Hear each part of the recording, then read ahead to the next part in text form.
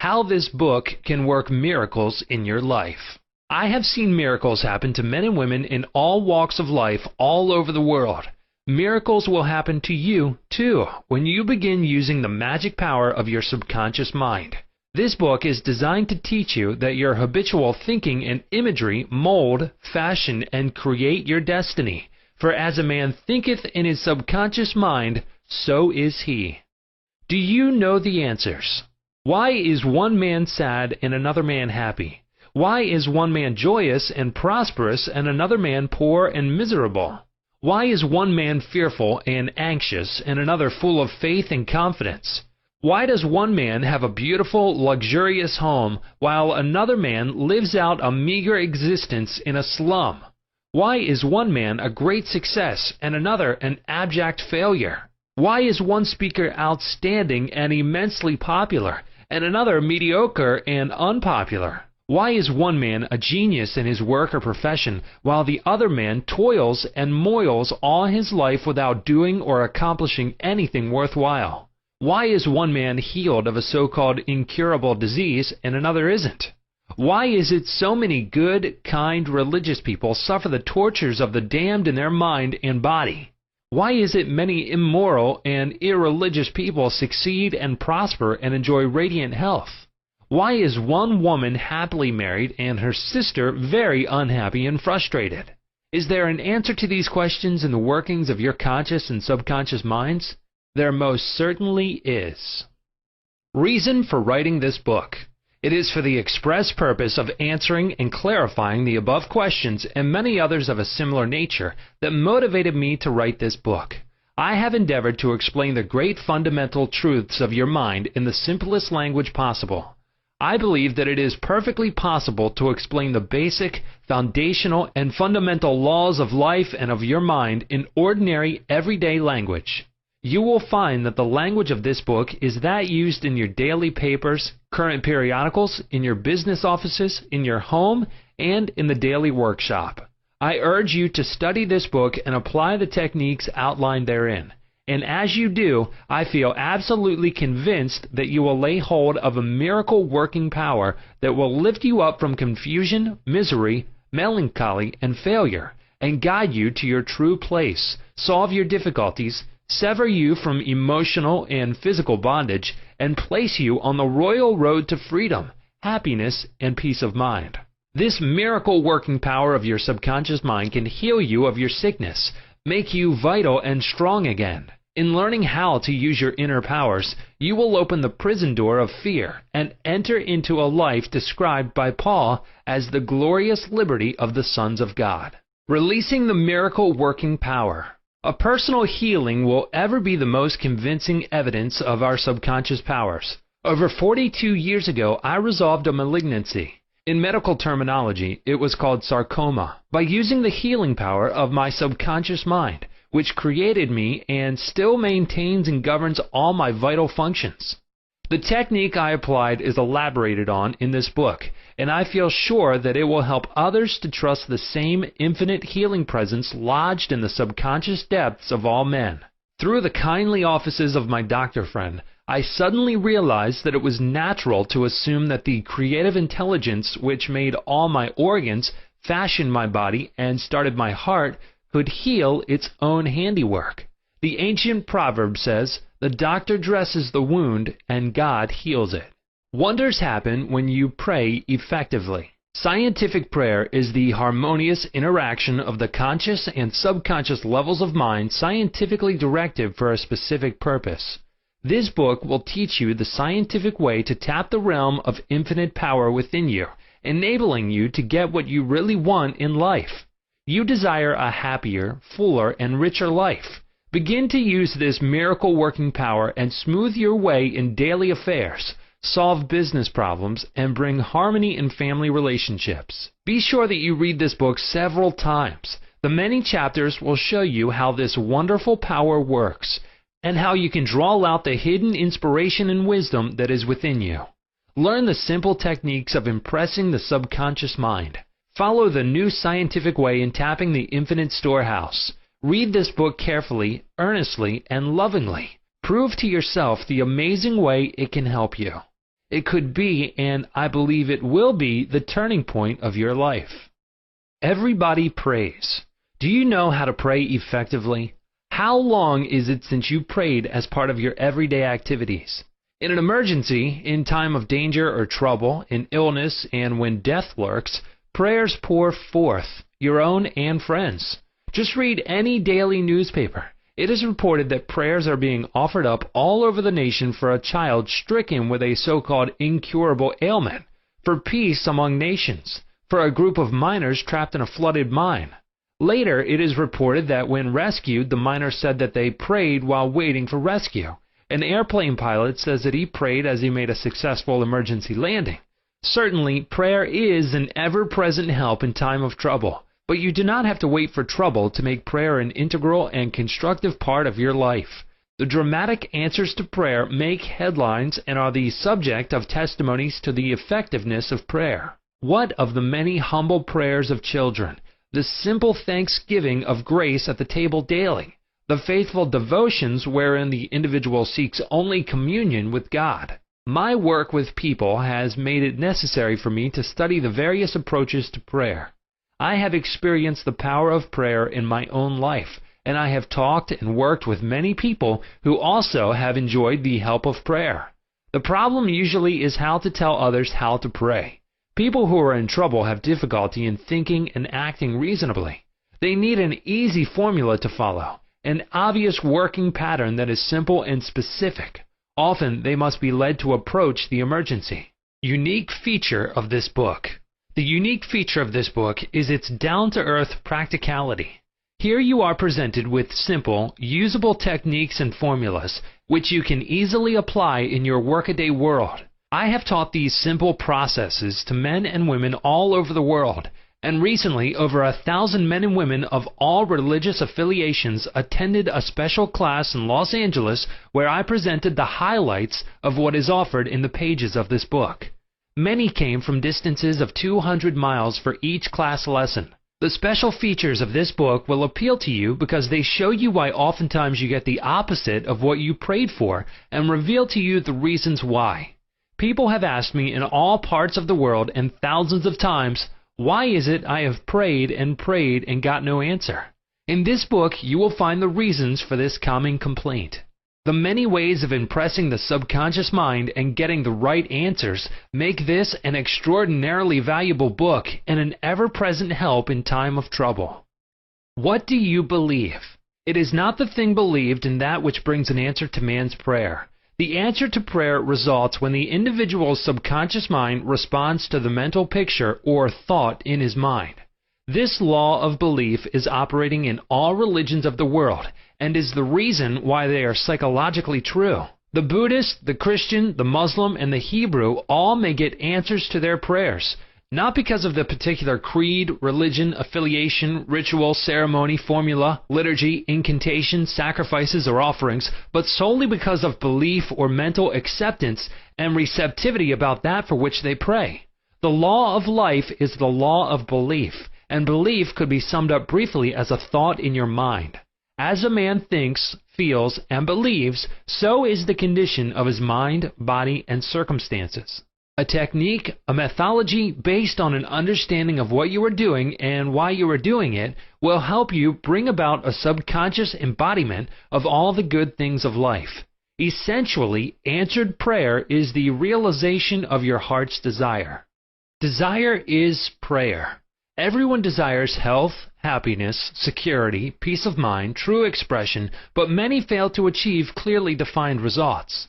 A university professor admitted to me recently, I know that if I changed my mental pattern and redirected my emotional life, my ulcers would not recur. But I do not have any technique, process, or modus operandi.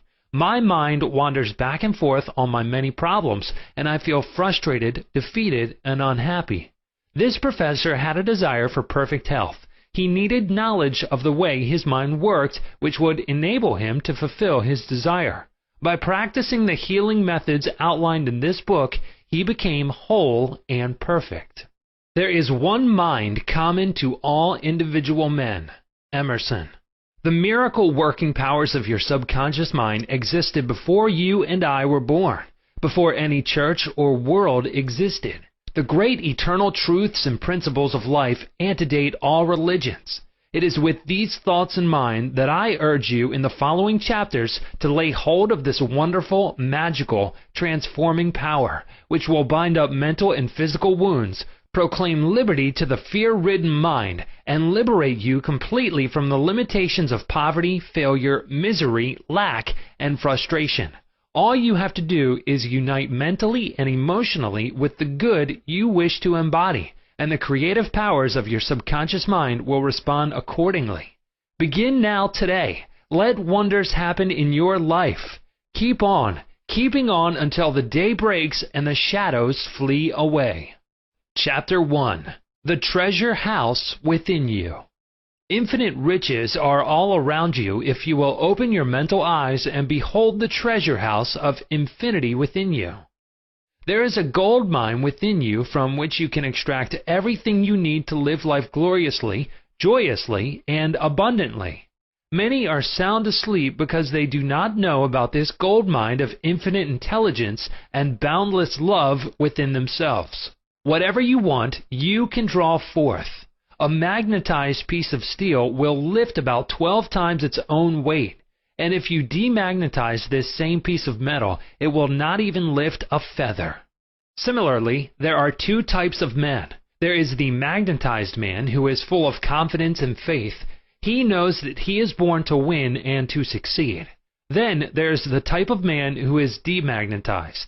He is full of fears and doubts. Opportunities come and he says, I might fail. I might lose my money. People will laugh at me. This type of man will not get very far in life because if he is afraid to go forward, he will simply stay where he is. Become a magnetized man and discover the master secret of the ages. The master secret of the ages. What, in your opinion, is the master secret of the ages? The secret of atomic energy, thermonuclear energy, the neutron bomb, interplanetary travel? No, not any of these. Then what is the master secret? Where can one find it, and how can it be contacted and brought into action? The answer is extraordinarily simple. This secret is the marvelous, miracle-working power found in your own subconscious mind, the last place that most people would seek it. The marvelous power of your subconscious. You can bring into your life more power, more wealth, more health, more happiness, and more joy by learning to contact and release the hidden power of your subconscious mind. You need not acquire this power, you already possess it, but you want to learn how to use it. You want to understand it so that you can apply it in all departments of your life. As you follow the simple techniques and processes set forth in this book, you can gain the necessary knowledge and understanding. A new light can inspire you, and you can generate a new force enabling you to realize your hopes and make all your dreams come true. Decide now to make your life grander, greater, richer, and nobler than ever before. Within your subconscious depths lie infinite wisdom, infinite power, and infinite supply of all that is necessary, which is waiting for development and expression. Begin now to recognize these potentialities of your deeper mind, and they will take form in the world without. The infinite intelligence within your subconscious mind can reveal to you everything you need to know at every moment of time and point of space, provided you are open-minded and receptive. You can receive new thoughts and ideas, enabling you to bring forth new inventions, make new discoveries, or write books and plays. Moreover, the infinite intelligence in your subconscious can impart to you wonderful kinds of knowledge of an ordinary nature. It can reveal to you and open the way for perfect expression and true place in your life. Through the wisdom of your subconscious mind, you can attract the ideal companion as well as the right business associate or partner. It can find the right buyer for your home and provide you with all the money you need and the financial freedom to be, do, and go as your heart desires. It is your right to discover this inner world of thought, feeling, and power, of light, love, and beauty. Though invisible, its forces are mighty. Within your subconscious mind, you will find the solution for every problem and the cause for every effect.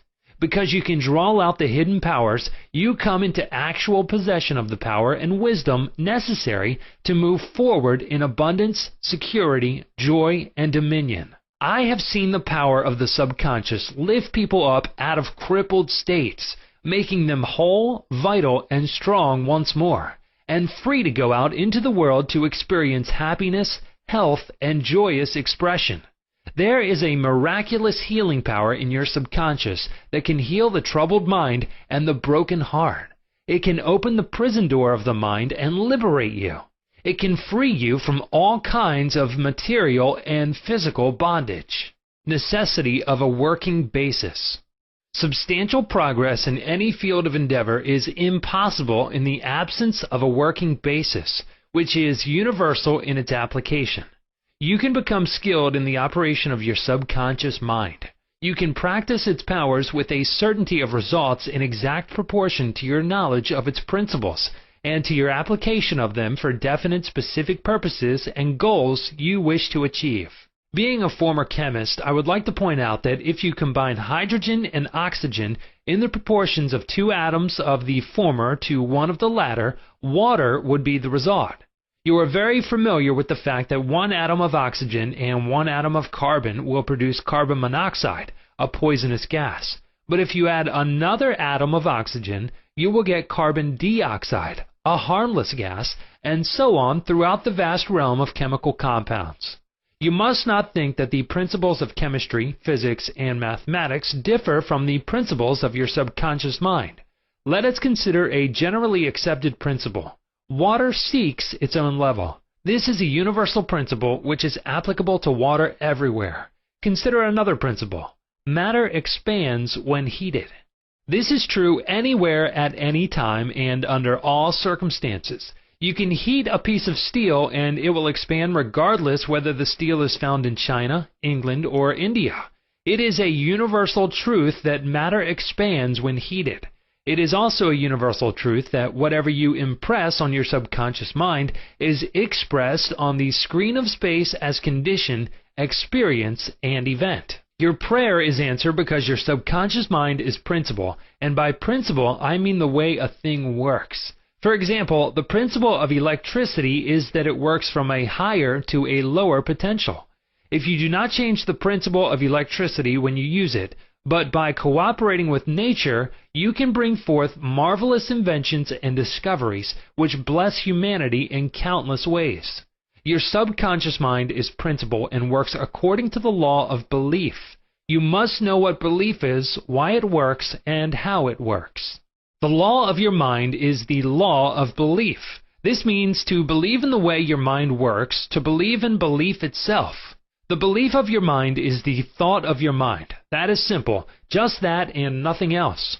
All your experiences, events, conditions, and acts are the reactions of your subconscious mind to your thoughts.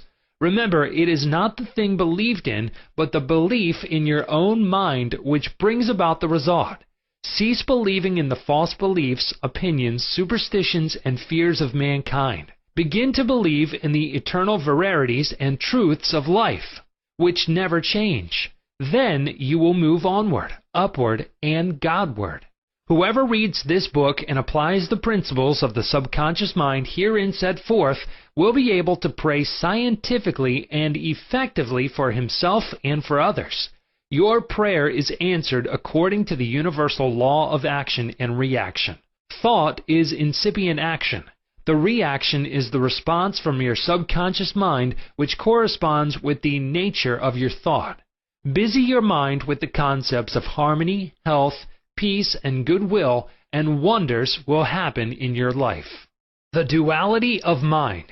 You have only one mind, but your mind possesses 2 distinctive characteristics. The line of demarcation between the two is well known to all thinking men and women today. The 2 functions of your mind are essentially unlike.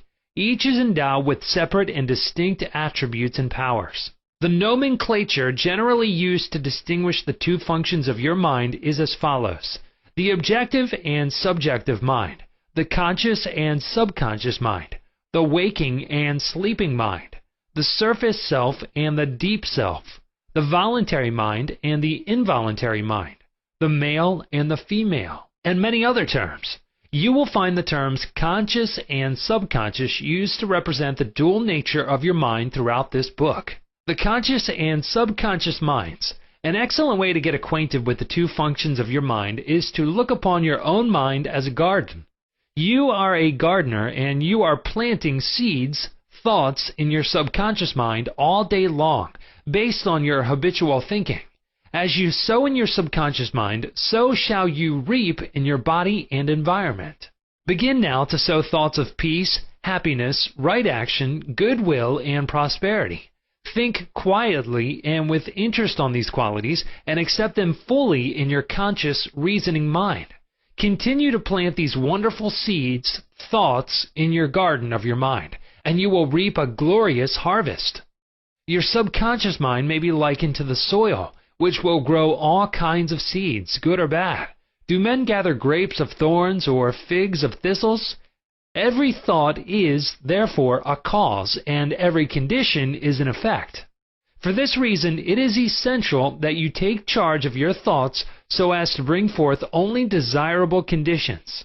When your mind thinks correctly, when you understand the truth, when the thoughts deposited in your subconscious mind are constructive, harmonious, and peaceful, the magic working power of your subconscious will respond and bring about harmonious conditions, agreeable surroundings, and the best of everything. When you begin to control your thought processes, you can apply the powers of your subconscious to any problem or difficulty. In other words, you will actually be consciously cooperating with the infinite power and omnipotent law which governs all things. Look around you wherever you live, and you will notice that the vast majority of mankind lives in the world without.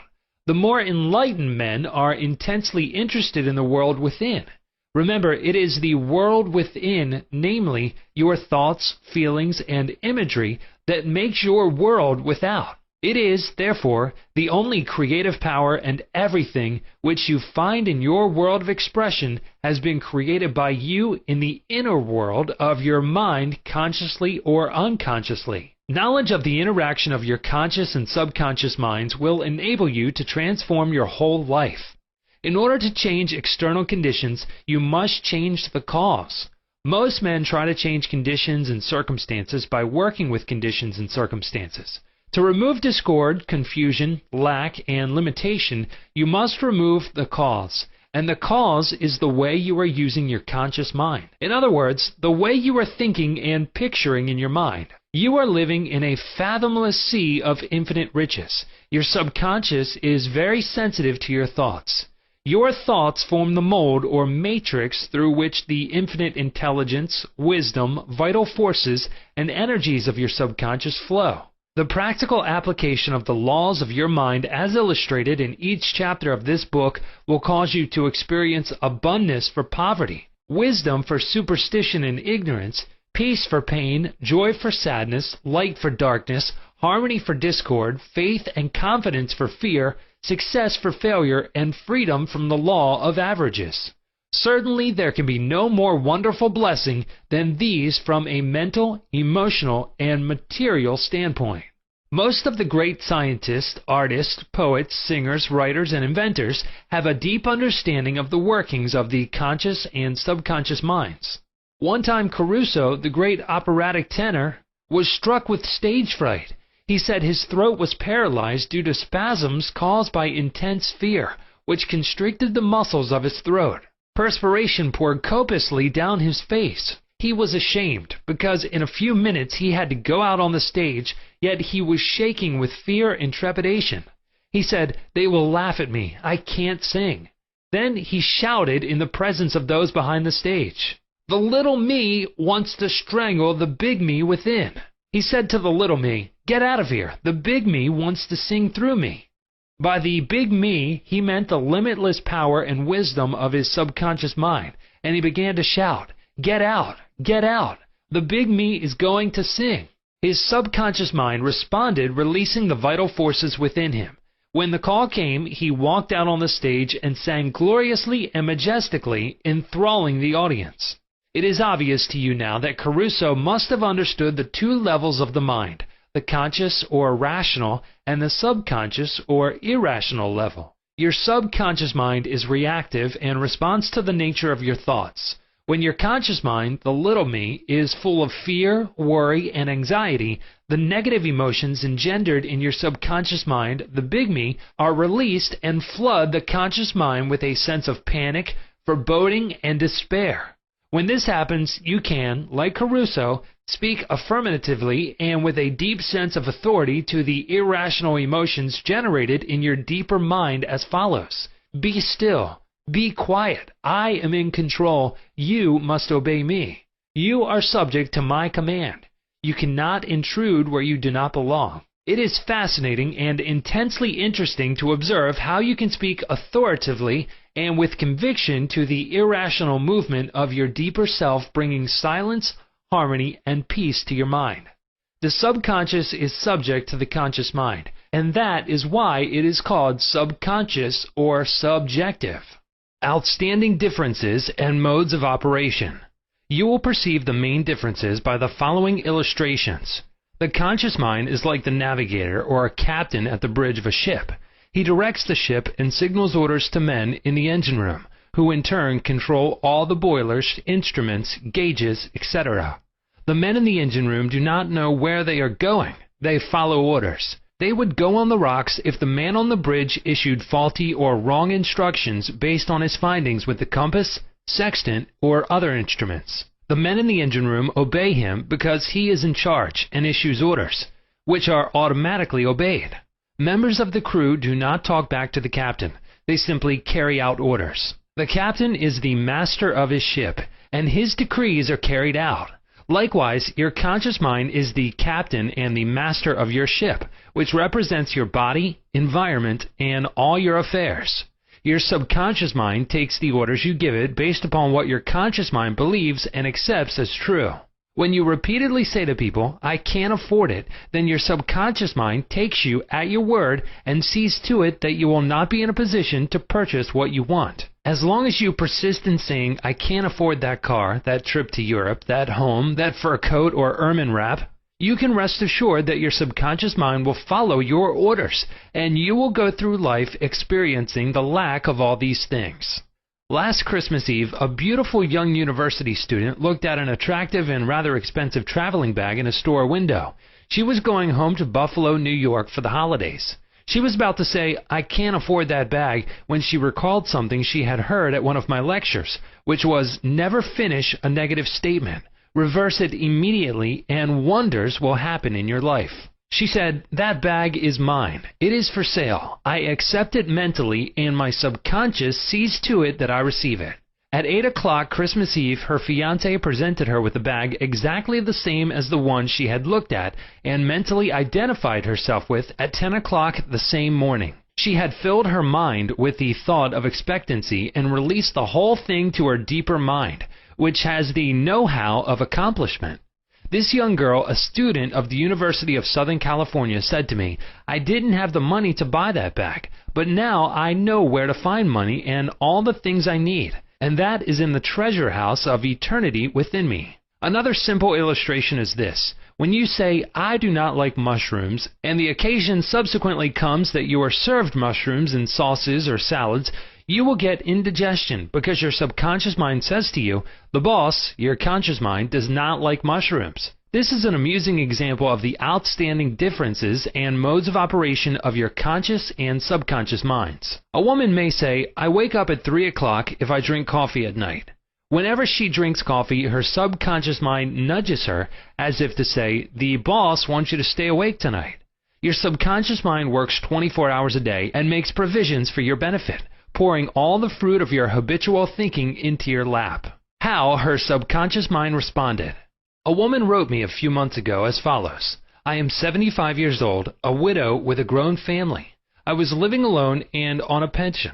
I heard your lectures on the powers of the subconscious mind, wherein you said that ideas could be conveyed to the subconscious mind by repetition, faith, and expectancy. I began to repeat frequently with feeling, 'I am wanted. I am happily married to a kind, loving, and spiritual-minded man.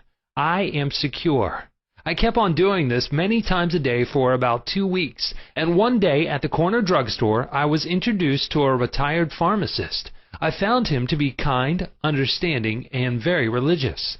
He was a perfect answer to my prayer. Within a week, he proposed to me, and now we are on our honeymoon in Europe. I know that the intelligence within my subconscious mind brought both of us together in divine order. This woman discovered that the treasure house was within her. Her prayer was felt as true in her heart, and her affirmation sank down by osmosis into her subconscious mind, which is the creative medium. The moment she succeeded in bringing about a subjective embodiment, her subconscious mind brought about the answer through the law of attraction. Her deeper mind, full of wisdom and intelligence, brought both of them together in divine order. Be sure that you think on whatsoever things are true, whatsoever things are honest, whatsoever things are just, whatsoever things are pure, whatsoever things are lovely, whatsoever things are of good report. If there be any virtue, and if there be any praise, think on these things. Chapter 2. How your own mind works. You have a mind, and you should learn how to use it. There are two levels of your mind, the conscious or rational level, and the subconscious or irrational level. You think with your conscious mind, and whatever you habitually think sinks down into your subconscious mind, which creates according to the nature of your thoughts. Your subconscious mind is the seat of your emotions, and is the creative mind.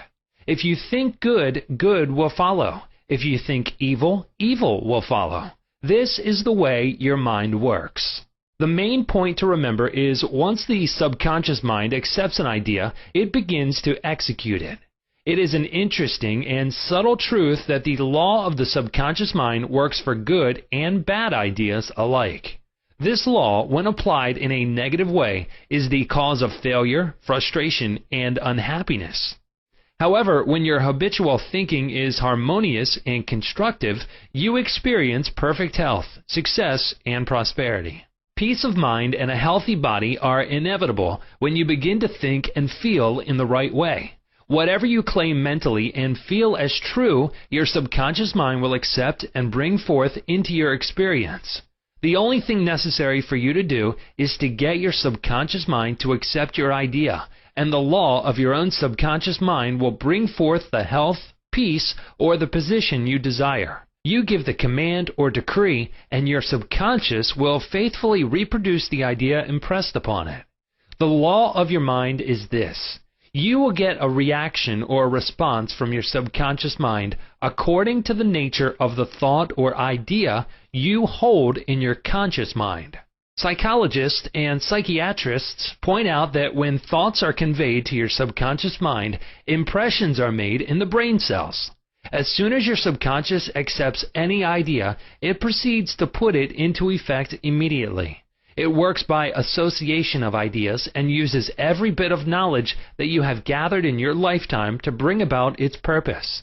It draws on the infinite power, energy, and wisdom within you. It lines up all the laws of nature to get its way. Sometimes it seems to bring about an immediate solution to your difficulties, but at other times it takes days, weeks, or longer. Its ways are past finding out. Conscious and subconscious terms differentiated. You must remember that these are not two minds. They are merely two spheres of activity within one mind. Your conscious mind is the reasoning mind. It is that phase of mind which chooses. For example, you choose your books, your home, and your partner in life. You make all your decisions with your conscious mind. On the other hand, without any conscious choice on your part, your heart is kept functioning automatically, and the process of digestion, circulation, and breathing are carried on by your subconscious mind through processes independent of your conscious control. Your subconscious mind accepts what is impressed upon it, or what you consciously believe. It does not reason things out like your conscious mind, and it does not argue with you controversially. Your subconscious mind is like the soil, which accepts any kind of seed, good or bad. Your thoughts are active and might be likened unto seeds. Negative, destructive thoughts continue to work negatively in your subconscious mind, and in due time will come forth into outer experience which corresponds with them.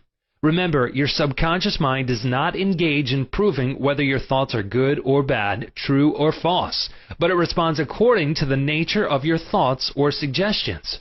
For example, if you consciously assume something is true, even though it may be false, your subconscious mind will accept it as true and proceed to bring about results, which must necessarily follow, because you consciously assumed it to be true. Experiments by psychologists. Innumerable experiments by psychologists and others on persons in the hypnotic state have shown that the subconscious mind is incapable of making selections and comparisons which are necessary for a reasoning process. They have shown repeatedly that your subconscious mind will accept any suggestions, however false. Having once accepted any suggestion, it responds according to the nature of the suggestion given.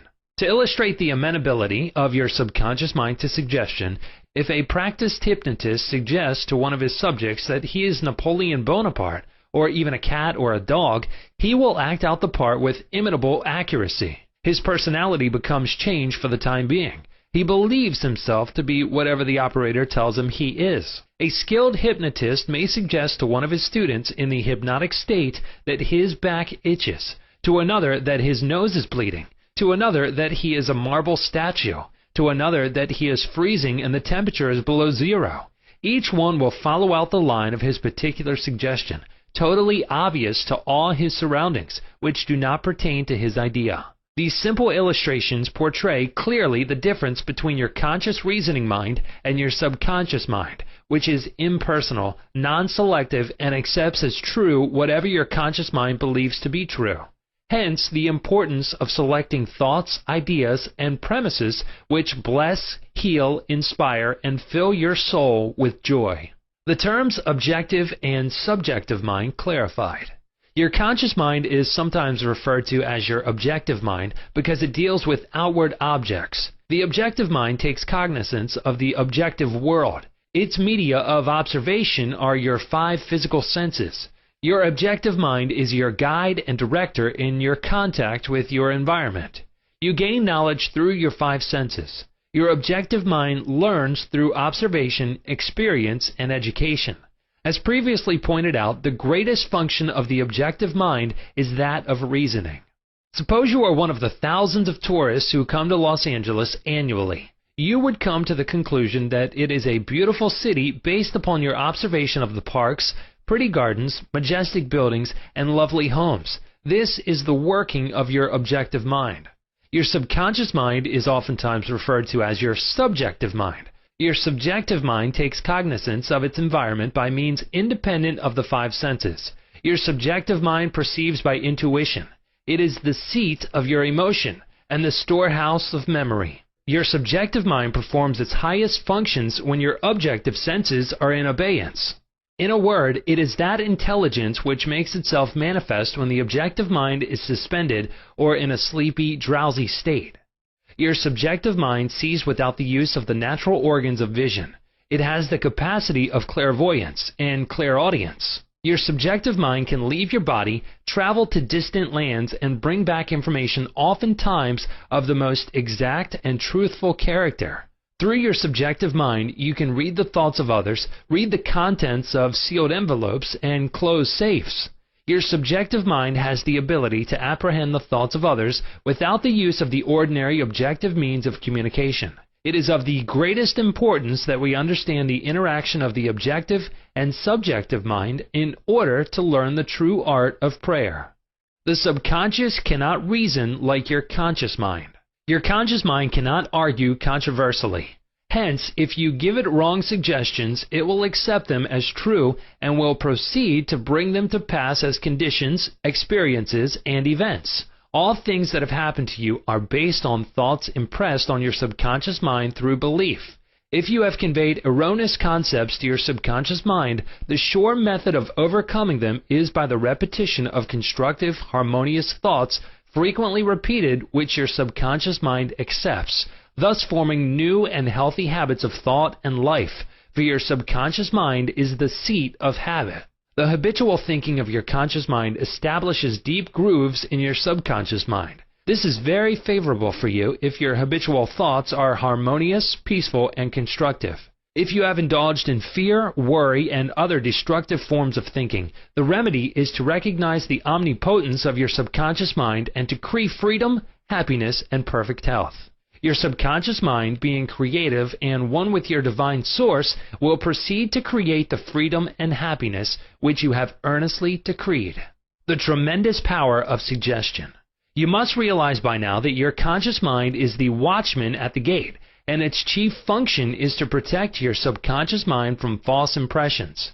You are now aware of one of the basic laws of mind. Your subconscious mind is amenable to suggestion.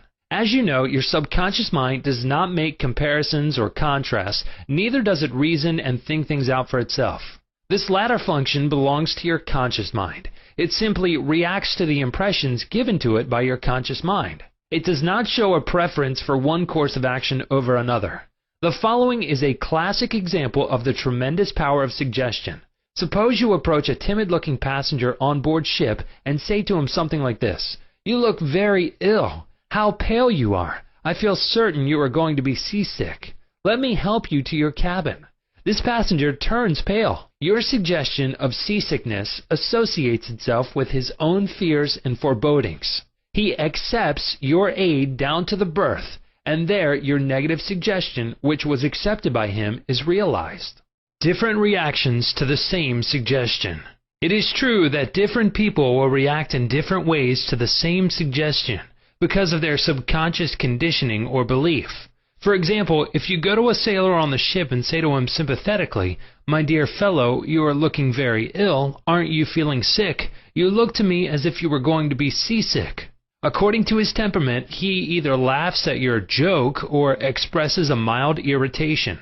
Your suggestion fell on deaf ears in this instance, because your suggestion of seasickness was associated in his mind with his own immunity from it.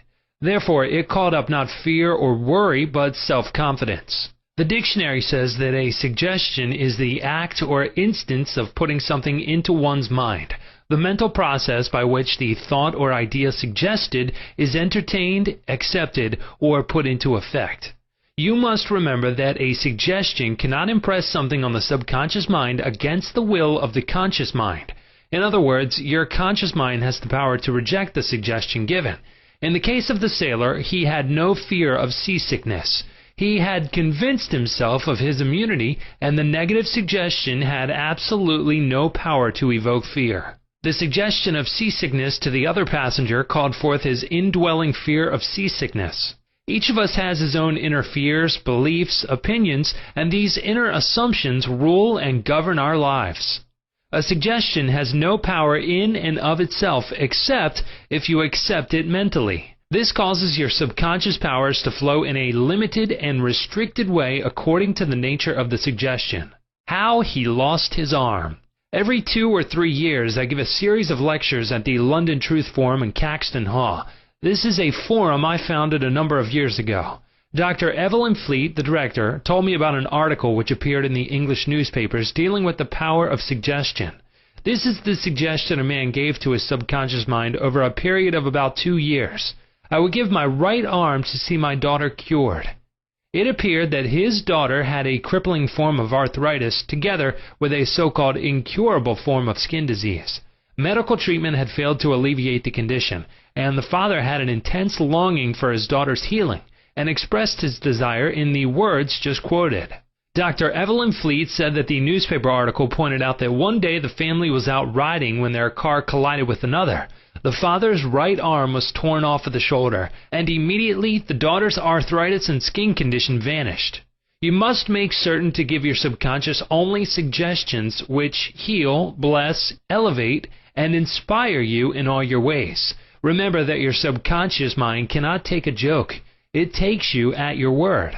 How autosuggestion banishes fear. Illustrations of autosuggestion. Autosuggestion means suggesting something definite and specific to oneself. Herbert Parkin, in his excellent manual of autosuggestion, records the following incident. It has its amusing side so that one remembers it. A New York visitor in Chicago looks at his watch, which is set an hour ahead of Chicago time, and tells a Chicago friend that it is 12 o'clock. The Chicago friend, not considering the difference in time between Chicago and New York, tells the New Yorker that he is hungry and that he must go to lunch. Autosuggestion may be used to banish various fears and other negative conditions. A young singer was invited to give an audition. She had been looking forward to the interview, but on 3 previous occasions she had failed miserably due to fear of failure. This young lady had a very good voice, but she had been saying to herself, when the time comes for me to sing, maybe they won't like me. I will try, but I'm full of fear and anxiety. Her subconscious mind accepted these negative autosuggestions as a request and proceeded to manifest them and bring them into her experience. The cause was an involuntary autosuggestion. Example, silent fear thoughts emotionalized and subjectified.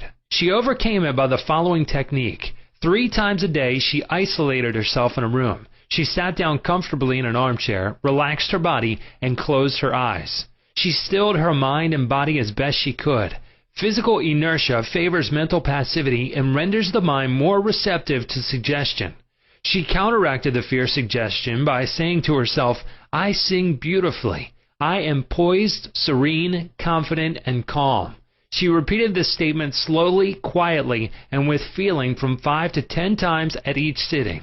She had 3 such sittings every day and 1 immediately prior to sleep. At the end of a week, she was completely poised and confident. When the invitation to audition came, she gave a remarkable, wonderful audition. How she restored her memory. A woman aged 75 was in the habit of saying to herself, I am losing my memory. She reversed the procedure and practiced inducing autosuggestion several times a day as follows. My memory from today on is improving in every department. I shall always remember whatever I need to know at every moment of time and point of space. The impressions received will be clearer and more definite. I shall retain them automatically and with ease. Whatever I wish to recall will immediately present itself in the correct form in my mind. I am improving rapidly every day, and very soon my memory will be better than it has ever been before. At the end of 3 weeks, her memory was back to normal, and she was delighted. How he overcame a nasty temper. Many men who complained of irritability and bad temper proved to be very susceptible to autosuggestion and obtained marvelous results by using the following statements 3 or 4 times a day, morning, noon, and at night prior to sleep for about a month. Henceforth, I shall grow more good-humored. Joy, happiness, and cheerfulness are now becoming my normal states of mind. Every day I am becoming more and more lovable and understanding. I am now becoming the center of cheer and goodwill to all those about me, infecting them with good humor. This happy, joyous, and cheerful mood is now becoming my normal, natural state of mind. I am grateful. The constructive and destructive power of suggestion. Some illustrations and comments on hereto suggestion. Heterosuggestion means suggestions from another person. In all ages, the power of suggestion has played a part in the life and thought of man in every period of time and in each country of the earth. In many parts of the world, it is the controlling power in religion. Suggestion may be used to discipline and control ourselves, but it can also be used to take control and command over others who do not know the laws of mind. In its constructive form, it is wonderful and magnificent. In its negative aspects, it is one of the most destructive of all the response patterns of the mind, resulting in patterns of misery, failure, suffering, sickness, and disaster. Have you accepted any of these? From infancy on, the majority of us have been given many negative suggestions. Not knowing how to thwart them, we unconsciously accepted them. Here are some of the negative suggestions. You can't. You'll never amount to anything. You mustn't. You'll fail. You haven't got a chance. You're all wrong. It's no use. It's not what you know, but who you know. The world is going to the dogs. What's the use? Nobody cares. It's no use trying so hard. You're too old now. Things are getting worse and worse. Life is an endless grind. Love is for the birds. You just can't win. Pretty soon, you'll be bankrupt. Watch out, you'll get the virus. You can't trust the soul, etc. Unless, as an adult, you use constructive autosuggestion, which is a reconditioning therapy, the impressions made on you in the past can cause behavior patterns that cause failure in your personal and social life. Autosuggestion is a means releasing you from the mass of negative verbal conditioning that might otherwise distort your life pattern. making the development of good habits difficult. You can counteract negative suggestions. Pick up the paper any day and you can read dozens of items that could sow the seeds of fertility, fear, worry, anxiety, and impending doom. If accepted by you, these thoughts of fear could cause you to lose the will for life. Knowing that you can reject all these negative suggestions by giving your subconscious mind constructive auto-suggestions, you counteract all these destructive ideas. Check regularly on the negative suggestions that people make to you. You do not have to be influenced by destructive heterosuggestion. All of us have suffered from it in our childhood and in our teens. If you look back, you can easily recall how parents, friends, relatives, teachers, and associates contributed in a campaign of negative suggestions. Study the things said to you, and you will discover much of it was in the form of propaganda. The purpose of much of what was said was to control you or instill fear into you. This heterosuggestion process goes on in every home, office, factory, and club. You will find that many of these suggestions are for the purpose of making you think, feel, and act as others want you to, and in ways that are to their advantage. How suggestion killed a man. Here's an illustration of heterosuggestion. A relative of mine went to a crystal gazer in India who told him that he had a bad heart and predicted that he would die at the next new moon. He began to tell all members of his family about this prediction, and he arranged his will. This powerful suggestion entered into his subconscious mind because he accepted it completely. My relative also told me that this crystal gazer was believed to have some strange occult powers, and he could do harm or good to a person. He died as predicted, not knowing that he was the cause of his own death. I suppose many of us have heard similar stupid, ridiculous, superstitious stories. Let us look at what happened in the light of our knowledge of the way the subconscious mind works. Whatever the conscious, reasoning mind of man believes, the subconscious mind will accept and act upon. My relative was happy, healthy, vigorous, and robust when he went to see the fortune teller. She gave him a very negative suggestion, which he accepted. He became terrified and constantly dwelt upon the fact that he was going to die at the next new moon. He proceeded to tell everyone about it, and he prepared for the end. The activity took place in his own mind, and his own thought was the cause. He brought about his own so-called death, or rather destruction of the physical body, by his fear and expectation of the end. The woman who predicted his death had no more power than the stones and sticks in the field. Her suggestion had no power to create or bring about the end she suggested.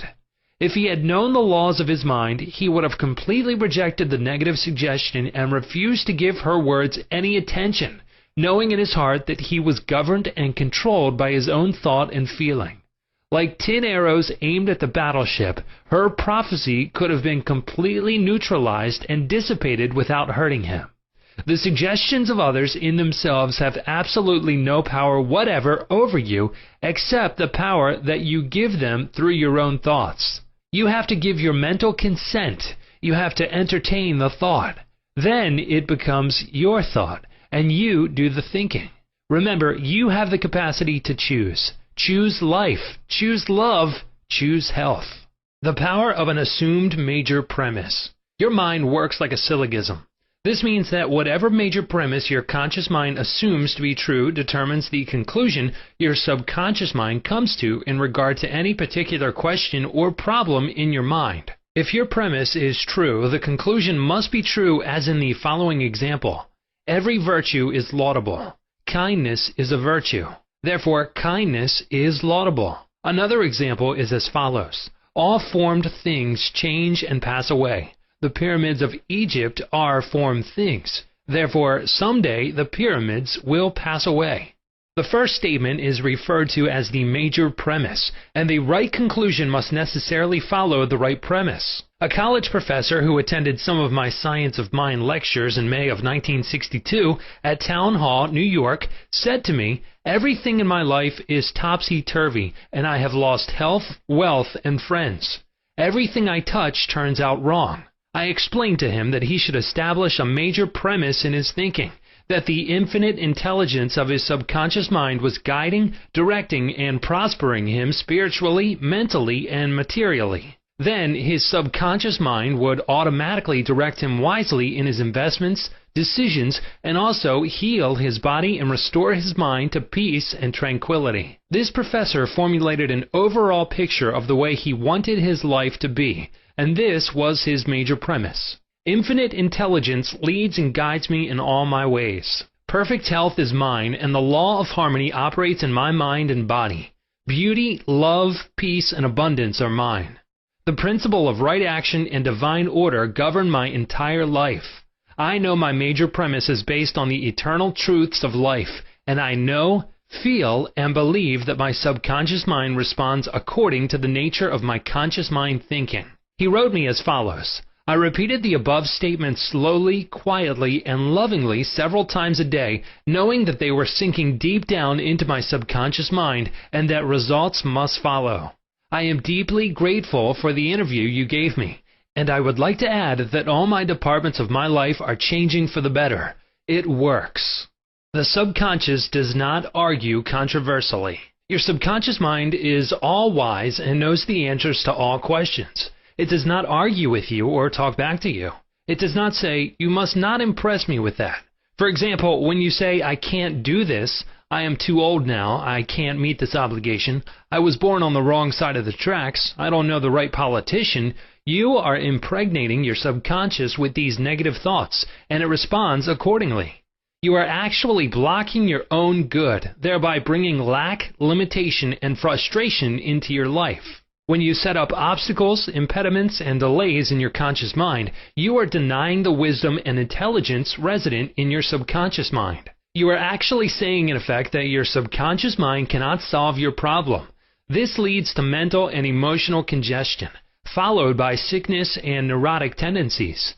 To realize your desire and overcome your frustration, affirm boldly several times a day, "The infinite intelligence which gave me this desire leads, guides, and reveals to me the perfect plan for the unfolding of my desire. I know the deeper wisdom of my subconscious is now responding, and what I feel and claim within is expressed in the without. There is a balance, equilibrium, and equanimity. If you say, 'There is no way out, I am lost, there is no way out of this dilemma, I am stymied and blocked,' you will get no answer or response from your subconscious mind. If you want the subconscious to work for you, give it the right request and attain its cooperation. It is always working for you. It is controlling your heartbeat this minute and also your breathing. It heals a cut on your finger, and its tendency is lifeward, forever seeking to take care of you and preserve you. Your subconscious has a mind of its own, but it accepts your patterns of thought and imagery. When you are seeking an answer to a problem, your subconscious will respond, but it expects you to come to a decision and to a true judgment in your conscious mind. You must acknowledge the answer is in your subconscious mind. However, if you say, "I don't think there is any way out, I am all mixed up and confused, why don't I get an answer?" you are neutralizing your prayer. Like the soldier marking time, you do not get anywhere. Still the wheels of your mind. Relax, let go, and quietly affirm, "My subconscious knows the answer. It is responding to me now. I give thanks because I know the infinite intelligence of my subconscious knows all things and is revealing the perfect answer to me now. My real conviction is now setting free the majesty and glory of my subconscious mind. I rejoice that it is so." Chapter 3. The Miracle Working Power of Your Subconscious. The power of your subconscious is enormous. It inspires you, it guides you, and it reveals to you names, facts, and scenes from the storehouse of memory. Your subconscious started your heartbeat, controls the circulation of your blood, and regulates your digestion, assimilation, and elimination. When you eat a piece of bread, your subconscious mind transmutes it into tissue, muscle, bone, and blood. This process is beyond the ken of the wisest man who walks the earth. Your subconscious mind controls all the vital processes and functions of your body and knows the answer to all problems. Your subconscious mind never sleeps, never rests. It is always on the job. You can discover the miracle-working power of your subconscious by plainly stating to your subconscious prior to sleep that you wish a certain specific thing accomplished. You will be delighted to discover that forces within you will be released, leading to the desired result. Here, then, is a source of power and wisdom which places you in touch with omnipotence, or the power that moves the world, guides the planets in their course, and causes the sun to shine. Your subconscious mind is the source of your ideals, aspirations, and altruistic urges. It was through the subconscious mind that Shakespeare perceived great truths hidden from the average man of his day. Undoubtedly, it was the response of his subconscious mind that caused the Greek sculptor Phidias to portray beauty, order, symmetry, and proportion in marble and bronze.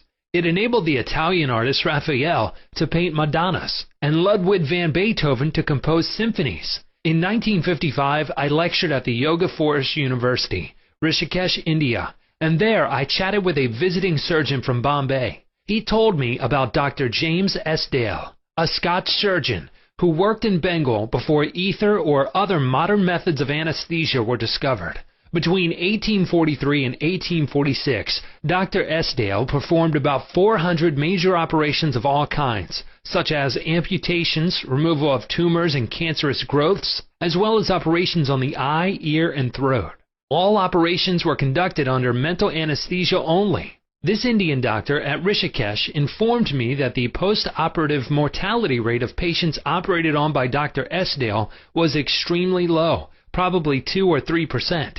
Patients felt no pain, and there were no deaths during the operations. Dr. S. Dale suggested to the subconscious minds of all his patients who were in a hypnotic state that no infection or septic condition would develop. You must remember that this was before Louis Pasteur, Joseph Lister, and others who pointed out the bacterial origin of disease and causes of infection due to unsterilized instruments and virulent organisms. This Indian surgeon said that the reason for the low mortality rate and the general absence of infection, which was reduced to a minimum, was undoubtedly due to the suggestions of Dr. Isdale to the subconscious minds of his patients. They responded according to the nature of his suggestion. It is simply wonderful when you conceive how a surgeon over 120 years ago discovered the miraculous wonder-working powers of the subconscious mind.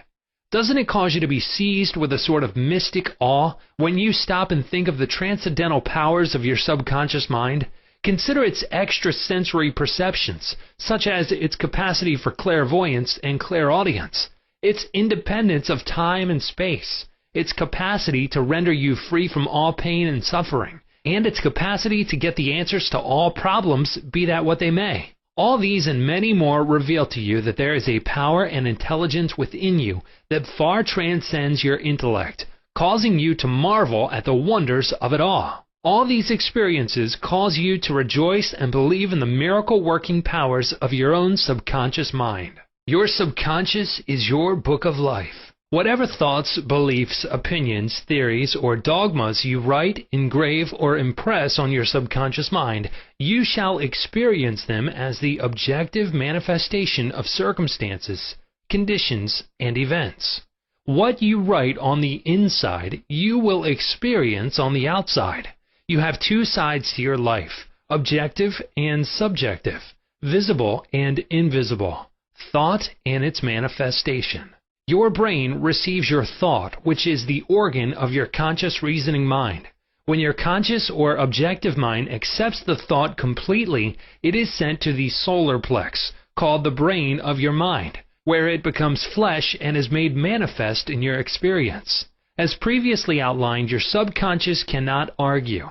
It acts only from what you write on it. It accepts your verdict or the conclusions of your conscious mind as final. This is why you are always writing on the book of life, because your thoughts become your experiences. The American essayist Ralph Waldo Emerson said, "Man is what he thinks all day long." What is impressed in the subconscious is expressed. William James, the father of American psychology, said that the power to move the world is in your subconscious mind. Your subconscious mind is one with infinite intelligence and boundless wisdom. It is fed by hidden springs and is called the law of life. Whatever you impress upon your subconscious mind, the latter will move heaven and earth to bring it to pass. You must, therefore, impress it with right ideas and constructive thoughts. The reason there is so much chaos and misery in the world is because people do not understand the interaction of their conscious and subconscious minds. When these two principles work in accord, in concord, in peace, and synchronously together, you will have health, happiness, peace, and joy. There is no sickness or discord when the conscious and subconscious work together harmoniously and peacefully. The tomb of Hermes was opened with great expectancy and a sense of wonder because people believed that the greatest secret of the ages was contained therein. The secret was as within, so without, as above, so below. In other words, whatever is impressed in your subconscious mind is expressed on the screen of space. This same truth was proclaimed by Moses, Isaiah, and all the illumined seers of the ages. Whatever you feel as true subjectively is expressed as conditions, experiences, and events. Motion and emotion must balance. As in heaven, your own mind, so on earth, in your body and environment. This is the great law of life. You will find throughout all nature the law of action and reaction, of rest and motion. These two must balance. Then there will be harmony and equilibrium. You are here to let the life principle flow through you rhythmically and harmoniously. The intake and the outgo must be equal. The impression and the expression must be equal. All your frustration is due to unfilled desire.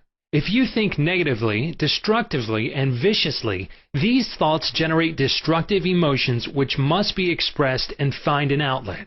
These emotions, being of a negative nature, are frequently expressed as ulcers, heart trouble, tensions, and anxieties. What is your idea or feeling about yourself now? Every part of your being expresses that idea. Your vitality, body, financial status, friends, and social status represent a perfect reflection of the idea you have of yourself. This is the real meaning of what is impressed in your subconscious mind, and which is expressed in all phases of your life. We injure ourselves by the negative ideas which we entertain. How often have you wounded yourself by getting angry, fearful, jealous, or vengeful?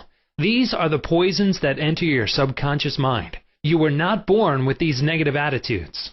Feed your subconscious mind life-giving thoughts and you will wipe out all the negative patterns lodged therein. As you continue to do this, all the past will be wiped out and remembered no more. The subconscious heals a malignancy of the skin. A person healing will ever be the most convincing evidence of the healing power of the subconscious mind. Over 40 years ago, I resolved a malignancy of skin through prayer. Medical therapy had failed to check the growth, and it was getting progressively worse.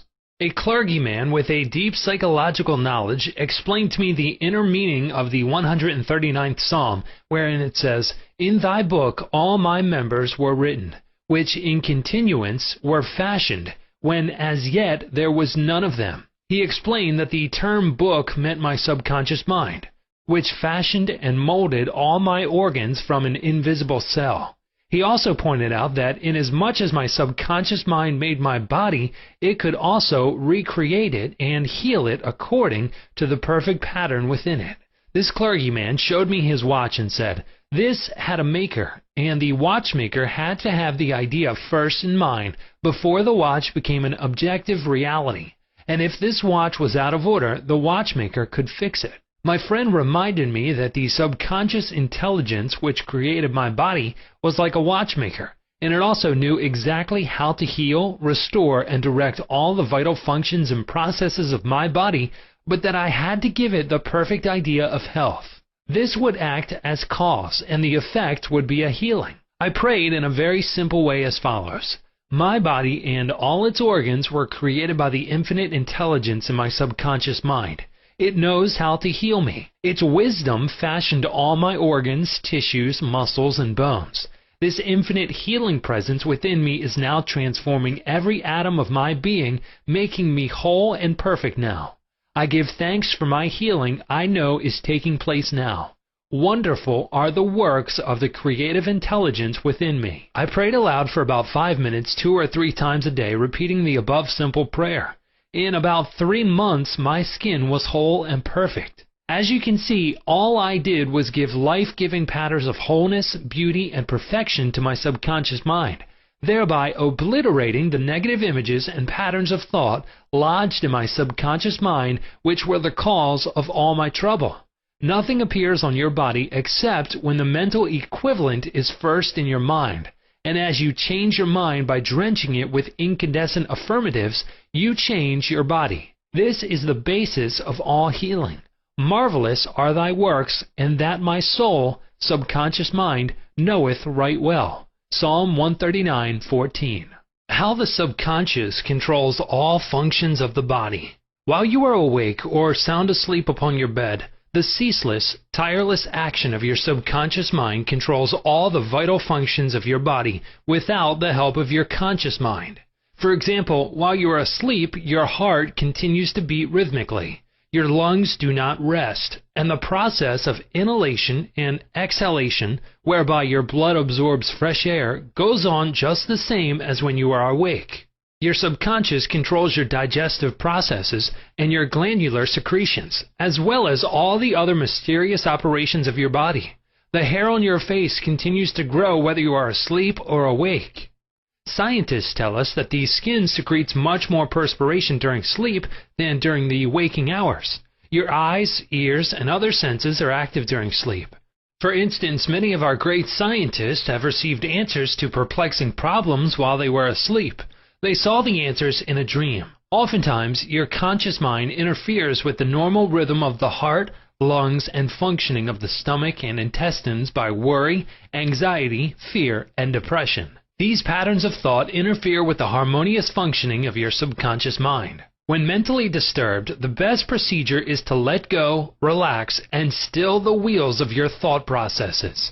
Speak to your subconscious mind, telling it to take over in peace, harmony, and divine order. You will find that all the functions of your body will become normal again. Be sure to speak to your subconscious mind with authority and conviction, and it will conform to your command. Your subconscious seeks to preserve your life and restore you to health at all costs.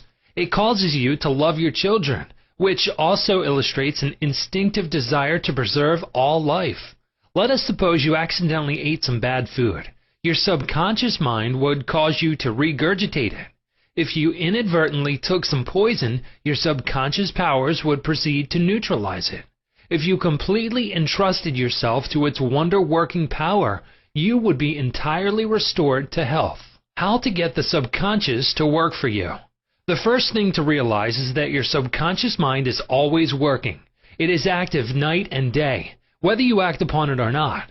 Your subconscious is the builder of your body, but you cannot consciously perceive or hear that inner silent process. Your business is with your conscious mind and not your subconscious mind. Just keep your conscious mind busy with the expectation of the best, and make sure the thoughts you habitually think are based on whatever things are lovely, true, just, and of good report. Begin now to take care of your conscious mind, knowing in your heart and soul that your subconscious mind is always expressing, reproducing, and manifesting according to your habitual thinking. Remember, just as water takes the shape of the pipe it flows through, the life principle in you flows through you according to the nature of your thoughts. Claim that the healing presence in your subconscious is flowing through you as harmony, health, peace, joy, and abundance. Think of it as a living intelligence, a lovely companion on the way. Firmly believe it is continually flowing through you, vivifying, inspiring, and prospering you. It will respond exactly this way. It is done unto you as you believe. Healing principle of the subconscious restores atrophied optic nerves. There is the well-known, duly authenticated case of Madame Bayer of France, recorded in the archives of the medical department of Lourdes, France. She was blind. The optic nerves were atrophied and useless. She visited Lourdes and had what she termed a miraculous healing. Ruth Cranston, a Protestant young lady who investigated and wrote about healings at Lourdes in McCall's magazine, November 1955, writes about Madame Bayer as follows. At Lourdes, she regained her sight incredibly, with the optic nerves still lifeless and useless, as several doctors could testify after repeated examinations. A month later, upon re-examination, it was found that the seeing mechanism had been restored to normal. But at first, so far as medical examination could tell, she was seeing with dead eyes. I have visited Lourdes several times where I, too, witnessed some healings. And of course, as we shall explain in the next chapter, there is no doubt that healings take place at many shrines throughout the world, Christian and non-Christian. The waters of the shrine did not heal Madame Bayer, to whom we just referred, but by her own subconscious mind which responded to her belief. The healing principle within her subconscious mind responded to the nature of her thought. Belief is a thought in the subconscious mind. It means to accept something as true. The thought accepted executes itself automatically. Undoubtedly, Madame Bayer went to the shrine with expectancy and great faith, knowing in her heart she would receive a healing. Her subconscious mind responded accordingly, releasing the ever-present healing forces. The subconscious mind, which created the eye, can certainly bring a dead nerve back to life. What the creative principle created, it can recreate. According to your belief is it done unto you. How to convey the idea of perfect health to your subconscious mind. A Protestant minister I knew in Johannesburg, South Africa, told me the method he used to convey the idea of perfect health to his subconscious mind. He had cancer of the lung. His technique, as given to me in his own handwriting, is exactly as follows. Several times a day, I would make certain that I was completely relaxed mentally and physically. I relaxed my body by speaking to it as follows. My feet are relaxed. My ankles are relaxed. My legs are relaxed. My abdominal muscles are relaxed. My heart and lungs are relaxed. My head is relaxed. My whole being is completely relaxed. After about 5 minutes, I would be in a sleepy, drowsy state, and then I affirmed the following truth. The perfection of God is now being expressed through me. The idea of perfect health is now filling my subconscious mind. The image God has of me is a perfect image, and my subconscious mind recreates my body in perfect accordance with the perfect image held in the mind of God. This minister had a remarkable healing. This is a simple, easy way of conveying the idea of perfect health to your subconscious mind. Another wonderful way to convey the idea of health to your subconscious is through disciplined or scientific imagination. I told a man who was suffering from functional paralysis to make a vivid picture of himself walking around in his office, touching the desk, answering the telephone, and doing all the things he ordinarily would do if he were healed. I explained to him that this idea and mental picture of perfect health would be accepted by his subconscious mind. He lived the role and actually felt himself back in the office. He knew that he was giving his subconscious mind something definite to work upon. His subconscious mind was the film upon which the picture was impressed. One day, after several weeks of frequent conditioning of the mind with this mental picture, the telephone rang by prearrangement and kept ringing while his wife and nurse were out. The telephone was about 12 feet away, but nevertheless he managed to answer it. He was healed at that hour. The healing power of his subconscious mind responded to his mental imagery, and a healing followed. This man had a mental block which prevented impulses from the brain reaching his legs. Therefore, he said he could not walk. When he shifted his attention to the healing power within him, the power flowed through, his focused attention enabling him to walk. Whatsoever ye shall ask in prayer, believing, ye shall receive. Chapter 4. Mental Healings in Ancient Times. Down through the ages, men of all nations have somehow instinctively believed that somewhere there resided a healing power which could restore to normal the functions and sensations of man's body. They believed that this strange power could be invoked under certain conditions, and that the alleviation of human suffering would follow. The history of all nations presents testimony in support of this belief. In the early history of the world, the power of secretly influencing men for good or evil, including the healing of the sick, was said to be possessed by the priests and holy men of all nations. Healing of the sick was supposed to be a power derived directly by them from God, and the procedures and processes of healing varied throughout the world. The healing processes took the form of supplications to God, attended by various ceremonies, such as the laying on of hands, incantations, the application of amulets, talismans, rings, relics, and images. For example, in the religions of antiquity, priests in the ancient temples gave drugs to the patient, and practiced hypnotic suggestions prior to the patient's sleep, telling him that the gods would visit him in his sleep and heal him. Many healings followed. Obviously, all this was the work of potent suggestions to the subconscious mind. After the performance of certain mysterious rites, the devotees of Hecate would see the goddess during sleep, provided that before going to sleep they had prayed to her according to weird and fantastic instructions. They were told to mix lizards with resin, frankincense, and myrrh, and pound all this together in the open air under the crescent moon. Healings were reported in many cases following this grotesque procedure. It is obvious that these strange procedures, as mentioned in the illustrations given, favored suggestion and acceptance by the subconscious mind of these people by making a powerful appeal to their imagination. Actually, in all these healings, the subconscious mind of the subject was the healer. In all ages, unofficial healers have obtained remarkable results in cases where authorized medical skill has failed. This gives cause for thought. How do these healers in all parts of the world effect their cures? The answer to all these healings is due to the blind belief of the sick person, which released the healing power resident in his subconscious mind. Many of the remedies and methods employed were rather strange and fantastic, which fired the imagination of the patients, causing an aroused emotional state. This state of mind facilitated the suggestion of health and was accepted both by the conscious and subconscious mind of the sick. This will be elaborated on further in the next chapter. Biblical accounts of the use of the subconscious powers. What things soever ye desire, when ye pray, believe that ye receive them, and ye shall have them. Note the difference in tenses. The inspired writer tells us to believe and accept as true the fact that our desire has already been accomplished and fulfilled, that it is already completed, and that its realization will follow as a thing in the future. The success of this technique depends on the confident conviction that the thought, the idea, the picture is already a fact in mind.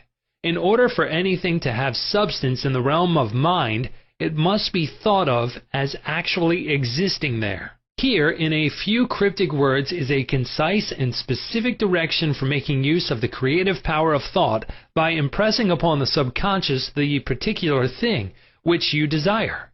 Your thought, idea, plan, or purpose is as real on its own plane as your hand or your heart.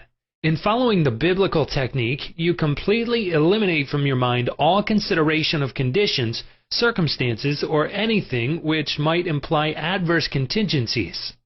You are planting a seed, a concept, in the mind which, if you leave it undisturbed, will infallibly germinate into external fruition. The prime condition is faith. Over and over again you read in the Bible, according to your faith is it done unto you. If you plant certain types of seeds in the ground, you have faith they will grow after their kind. This is the way of seeds, and trusting the laws of growth and agriculture, you know that these seeds will come forth after their kind. Faith, as mentioned in the Bible, is a way of thinking, an attitude of mind, an inner certitude, knowing that the idea you fully accept in your conscious mind will be embodied in your subconscious mind and made manifest. Faith is, in a sense, accepting as true what your reason and senses deny. For example, a shutting out of the little, rational, analytical, conscious mind and embracing an attitude of complete reliance on the inner power of your subconscious mind. Miracles at various shrines throughout the world. It is an established fact that cures have taken place at various shrines throughout the world, such as in Japan, India, Europe, and America. I have visited several of the famous shrines in Japan. At the world-famous shrine called Daibutsu is a gigantic divinity of bronze where Buddha is seated with folding hands, and the head is inclined in an attitude of profound contemplative ecstasy. It is 42 feet in height, and is called the Great Buddha. Here I saw young and old making offerings at its feet. Money, fruit, rice, and oranges were offered. Candles were lit, incense was burned, and prayers of petition recited. The guide explained the chant of a young girl as she murmured a prayer, bowed low, and placed 2 oranges as an offering. She also lit a candle. He said she had lost her voice and it was restored at the shrine. She was thanking Buddha for restoring her voice. She had the simple faith that Buddha would give her back her singing voice if she followed a certain ritual, fasted, and made certain offerings. All this helped to kindle faith and expectancy, resulting in a conditioning of her mind to the point of belief. Her subconscious mind responded to her belief. To illustrate further the power of imagination and blind belief, I will relate the case of a relative of mine who had tuberculosis. His lungs were badly diseased. His son decided to heal his father. He came home to Perth, Western Australia, where his father lived, and said to him that he had met a monk who had returned from one of the healing shrines in Europe. This monk sold him a piece of the true cross. He said that he gave the monk the equivalent of $500 for it. This young man had actually picked up a splinter of wood from the sidewalk, went to the jeweler's, and had it set in a ring so that it looked real. He told his father that just touching the ring or the cross healed many. He inflamed and fired his father's imagination to the point that the old gentleman snatched the ring from him, placed it over his chest, prayed silently, and went to sleep. In the morning he was healed. All the clinic's tests proved negative. You know, of course, it was not the splinter of wood from the sidewalk that healed him. It was his imagination aroused to an intense degree, plus the confident expectancy of a perfect healing. Imagination was joined to faith or subjective feeling, and the union of the two brought about a healing. The father never learned of the trick that had played upon him. If he had, he probably would have had a relapse. He remained completely cured and passed away 15 years later at the age of 89. One universal healing principle. It is a well-known fact that all of the various schools of healing effect cures of the most wonderful character. The most obvious conclusion, which strikes your mind, is that there must be some underlying principle which is common to them all, namely the subconscious mind, and the one process of healing is faith. It will now be in order to recall to your mind once more the following fundamental truths. First, that you must possess mental functions which have been distinguished by designating one of the conscious mind and the other the subconscious mind. Secondly, your subconscious mind is constantly amenable to the power of suggestion. Furthermore, your subconscious mind has complete control of the functions, conditions, and sensations of your body. I venture to believe that all the readers of this book are familiar with the fact that symptoms of almost any disease can be induced in hypnotic subjects by suggestion. For example, a subject in the hypnotic state can develop a high temperature, flushed face, or chills according to the nature of the suggestion given. By experiment, you can suggest to the person that he is paralyzed and cannot walk. It will be so. By illustration, you can hold a cup of cold water under the nose of the hypnotic subject and tell him, "This is full of pepper, smell it." He will proceed to sneeze. What do you think caused him to sneeze? The water or the suggestion? If a man says he is allergic to Timothy grass, you can place a synthetic flower or an empty glass in front of his nose when he is in a hypnotic state and tell him it is Timothy grass. He will portray the usual allergic symptoms. This indicates that the cause of the disease is in the mind.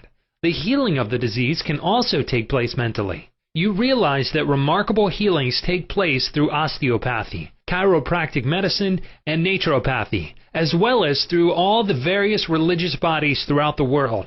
But it is obvious that all of these healings are brought about through the subconscious mind, the only healer there is. Notice how it heals a cut on your face caused by shaving. It knows exactly how to do it. The doctor dresses the wound and says, "Nature heals it." Nature refers to natural law, the law of the subconscious mind, or self-preservation, which is the function of the subconscious mind. The instinct of self-preservation is the first law of nature. Your strongest instinct is the most potent of all autosuggestions. Widely different theories. It would be tedious and unprofitable to discuss to any great extent the numerous theories advanced by different religious sects and prayer therapy groups. There are a great number who claim that because their theory produces results, it is, therefore, the correct one. This, as explained in this chapter, cannot be true. You are aware that there are all types of healings. Franz Anton Mesmer, an Australian physician from 1734 to 1815, who practiced in Paris, discovered that by applying magnets to the diseased body, he could cure that disease miraculously. He also performed cures with various other pieces of glass and metals. He discontinued this form of healing and claimed that his cures were due to animal magnetism, theorizing that his substance was projected from the healer to the patient. His method of treating disease from then on was by hypnotism, which was called mesmerism in his day. Other physicians said that all his healings were due to suggestion and nothing else. All of these groups, such as psychiatrists, psychologists, osteopaths, chiropractors, physicians, and all the churches are using the one universal power resident in the subconscious mind. Each may proclaim the healings are due to their theory. The process of all healing is a definite, positive mental attitude, an inner attitude, or a way of thinking called faith. Healing is due to a confident expectancy, which acts as a powerful suggestion to the subconscious mind, releasing its healing potency. One man does not heal by a different power than another. It is true he may have his own theory or method. There is only one process of healing, and that is faith. There is only one healing power, namely your subconscious mind. Select the theory and method you prefer. You can rest assured if you have faith, you shall get results. Views of Paracelsus. Philippus Paracelsus, a famous Swiss alchemist and physician who lived from 1493 to 1541, was a great healer in his day. He stated what is now an obvious scientific fact when he uttered these words: "Whether the object of your faith be real or false, you will nevertheless obtain the same effects." Thus, if I believed in St. Peter's statue as I should have believed in St. Peter himself, I shall obtain the same effects that I should have obtained from St. Peter. But that is superstition. Faith, however, produces miracles, and whether it is true or false faith, it will always produce the same wonders. The views of Paracelsus were also entertained in the 16th century by Pietro Pomponazzi, an Italian philosopher and contemporary of Paracelsus, who said, "We can easily conceive the marvelous effects which confidence and imagination can produce, particularly when both qualities are reciprocated between the subjects and the person who influences them. The cures attributed to the influence of certain relics are the effect of their imagination and confidence. Quacks and philosophers know that if the bones of any skeleton were put in place of the saint's bones, the sick would nonetheless experience beneficial effects, if they believed that they were veritable relics.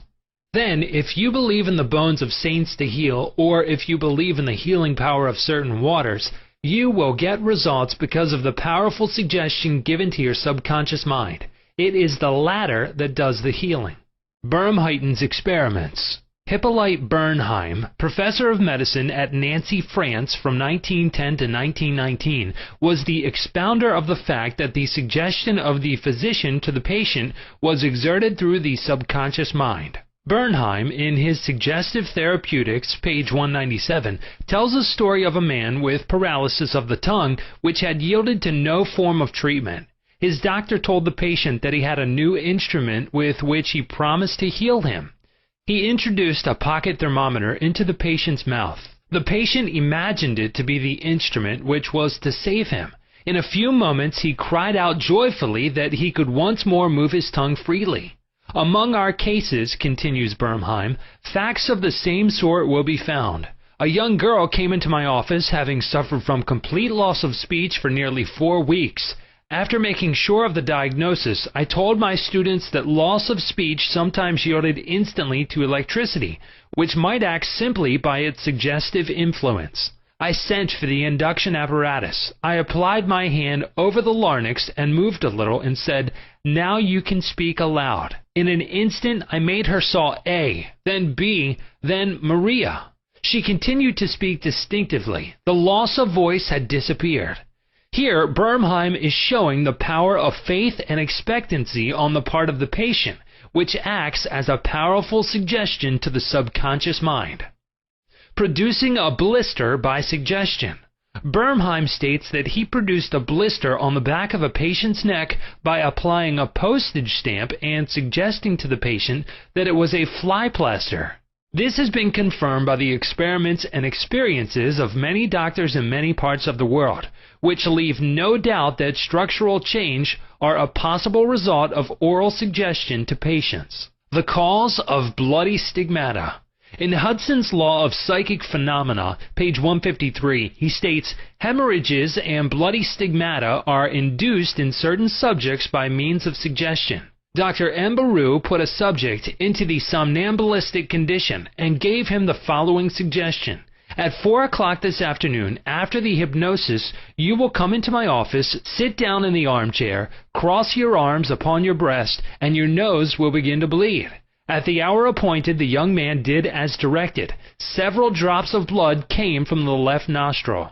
On another occasion, the same investigator traced the patient's name on both his forearms with the dull point of an instrument. Then, when the patient was in the somnambulistic condition, he said, at 4 o'clock this afternoon, you will go to sleep and your arms will bleed along the lines which I have traced, and your name will appear written on your arms in letters of blood.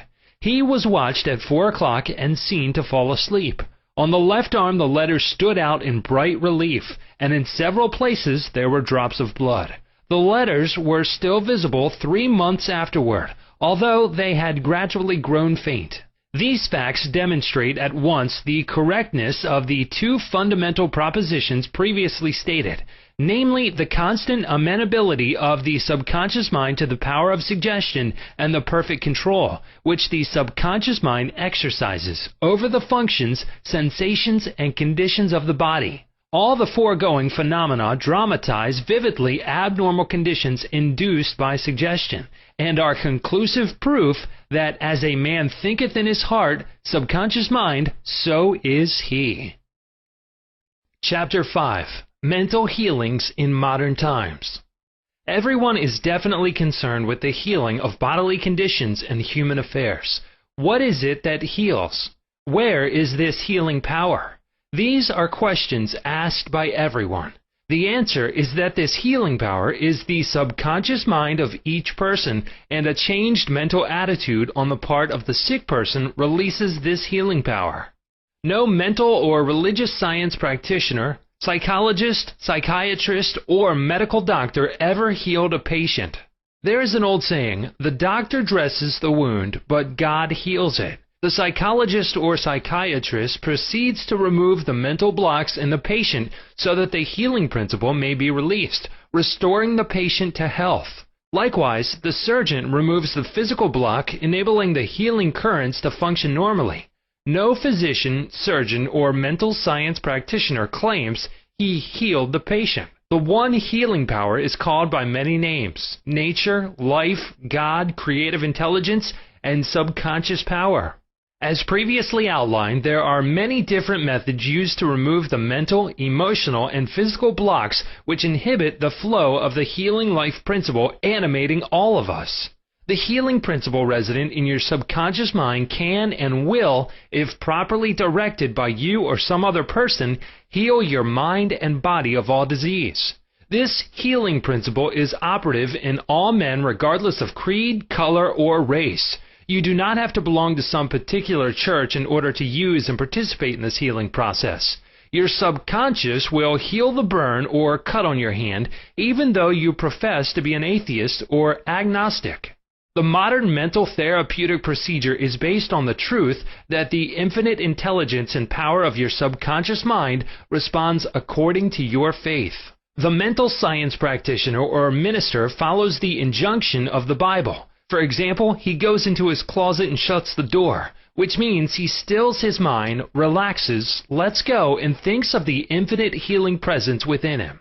He closes the door of his mind to all outside distractions as well as appearances, and then he quietly and knowingly turns over his request or desire to his subconscious mind, realizing that the intelligence of his mind will answer him according to his specific needs. The most wonderful thing to know is this: imagine the end desired and feel its reality. Then the infinite life principle will respond to your conscious choice and your conscious request. This is the meaning of believe you have received and you shall receive. This is what the modern mental scientist does when he practices prayer therapy. One process of healing.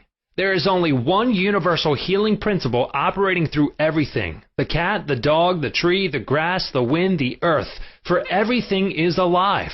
This life principle operates through the animal, vegetable, or mineral kingdoms as instinct and the law of growth.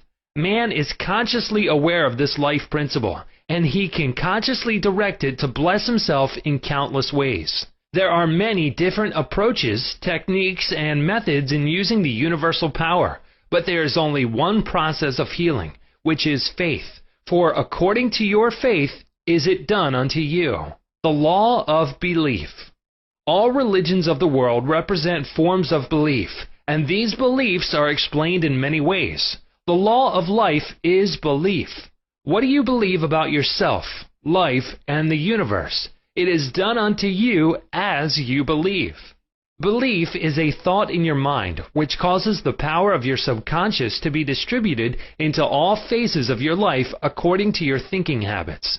You must realize the Bible is not talking about your belief in some ritual, ceremony, form, institution, man, or formula. It is talking about belief itself. The belief of your mind is simply the thought of your mind. If thou canst believe, all things are possible to him that believeth.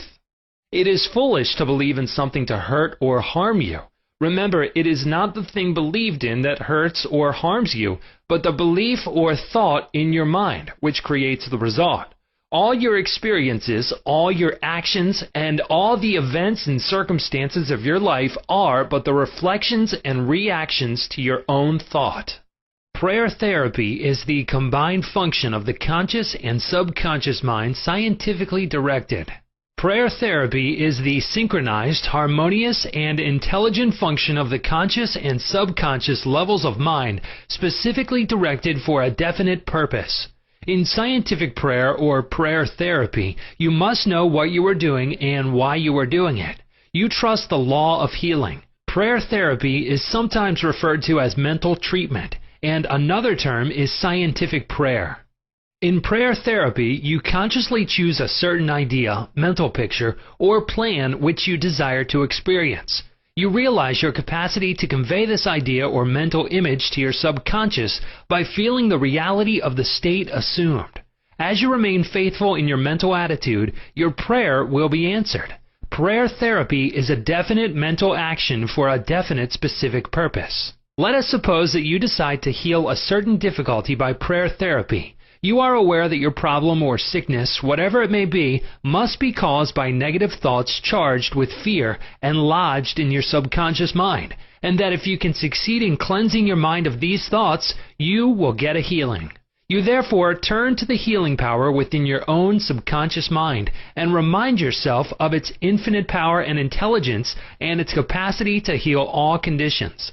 As you dwell on these truths, your fear will begin to dissolve, and your recollection of these truths also corrects the erroneous beliefs. You give thanks for the healing that you know will come, and then you keep your mind off the difficulty until you feel guided, after an interval, to pray again.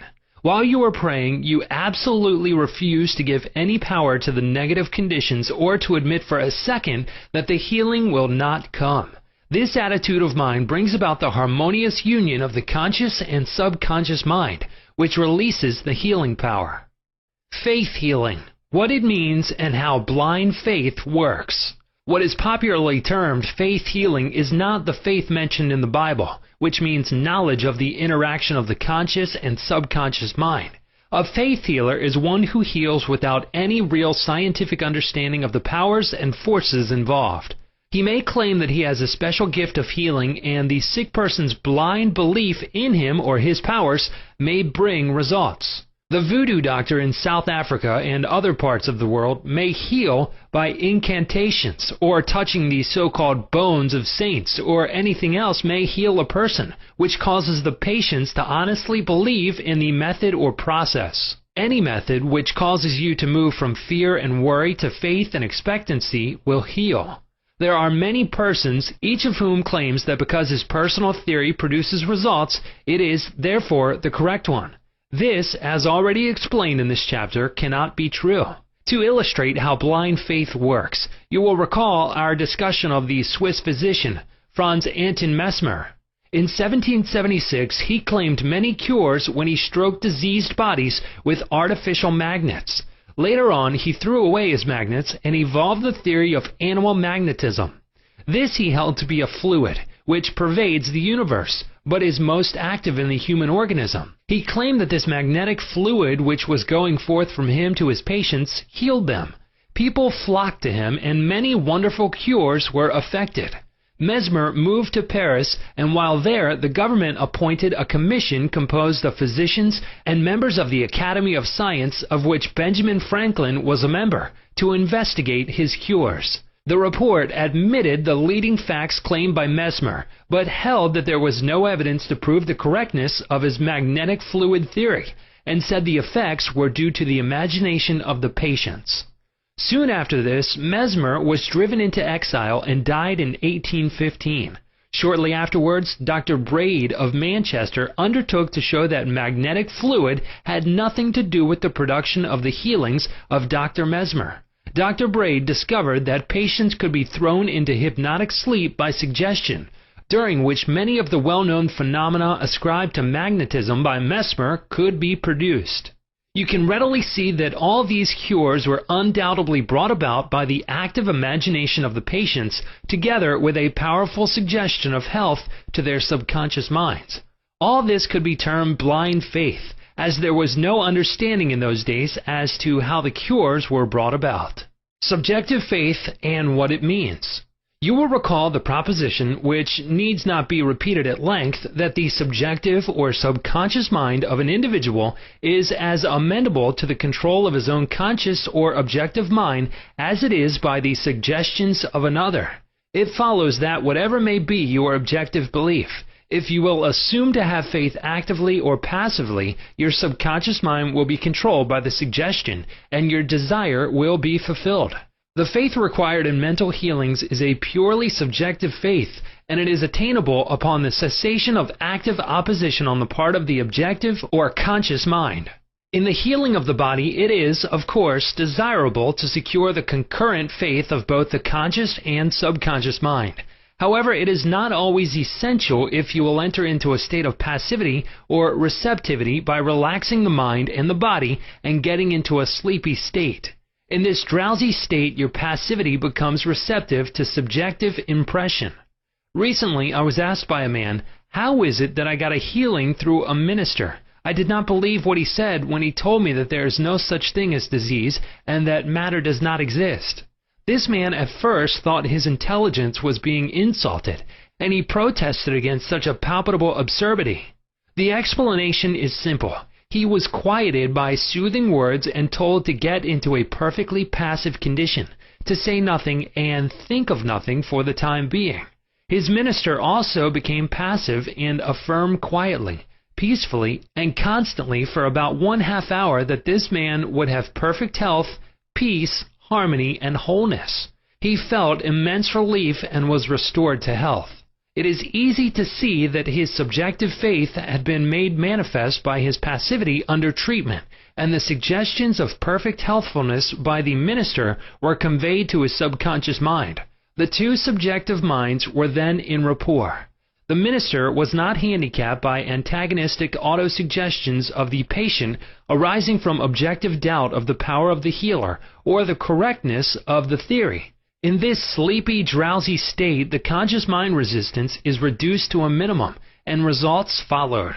The subconscious mind of the patient, being necessarily controlled by such suggestion, exercised its functions in accordance therewith, and a healing followed.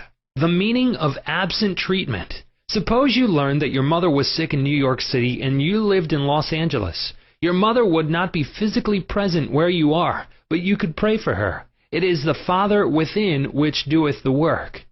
The creative law of mind, subconscious mind, serves you and will do the work. Its response to you is automatic. Your treatment is for the purpose of inducing an inner realization of health and harmony in your mentality. This inner realization acting through the subconscious mind operates through your mother's subconscious mind, as there is but one creative mind. Your thoughts of health, vitality, and perfection operate through the one universal subjective mind, and set a law in motion on the subjective side of life, which manifests through her body as a healing. In the mind principle, there is no time or space. It is the same mind that operates through your mother no matter where she may be. In reality, there is no absent treatment as opposed to present treatment, for the universal mind is omnipresent. You do not try to send out thoughts or hold a thought. Your treatment is a conscious movement of thought, and as you become conscious of the qualities of health, well-being, and relaxation, these qualities will be resurrected in the experience of your mother, and results will follow. The following is a perfect example of what is called absent treatment.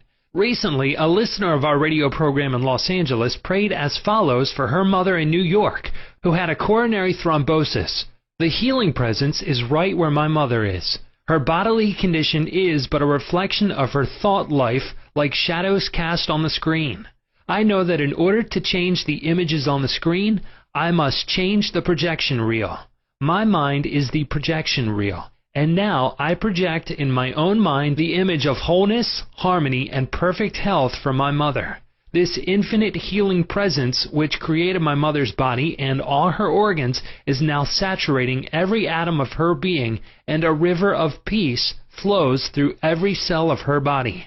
The doctors are divinely guided and directed, and whoever touches my mother is guided to do the right thing. I know that disease has no ultimate reality. If it had, no one could be healed. I now align myself with the infinite principle of love and life, and I know and agree that harmony, health, and peace are now being expressed in my mother's body. She prayed in the above manner several times daily, and her mother had a most remarkable recovery after a few days, much to the amazement of her specialist. He complimented her on her great faith in the power of God. The conclusion arrived at in the daughter's mind set the creative law of mind in motion on the subjective side of life, which manifested itself through her mother's body as perfect health and harmony. What the daughter felt as true about her mother was simultaneously resurrected in the experience of her mother, releasing the kinetic action of the subconscious mind. A psychologist friend of mine told me that one of his lungs was infected. X-rays and analysis showed the presence of tuberculosis.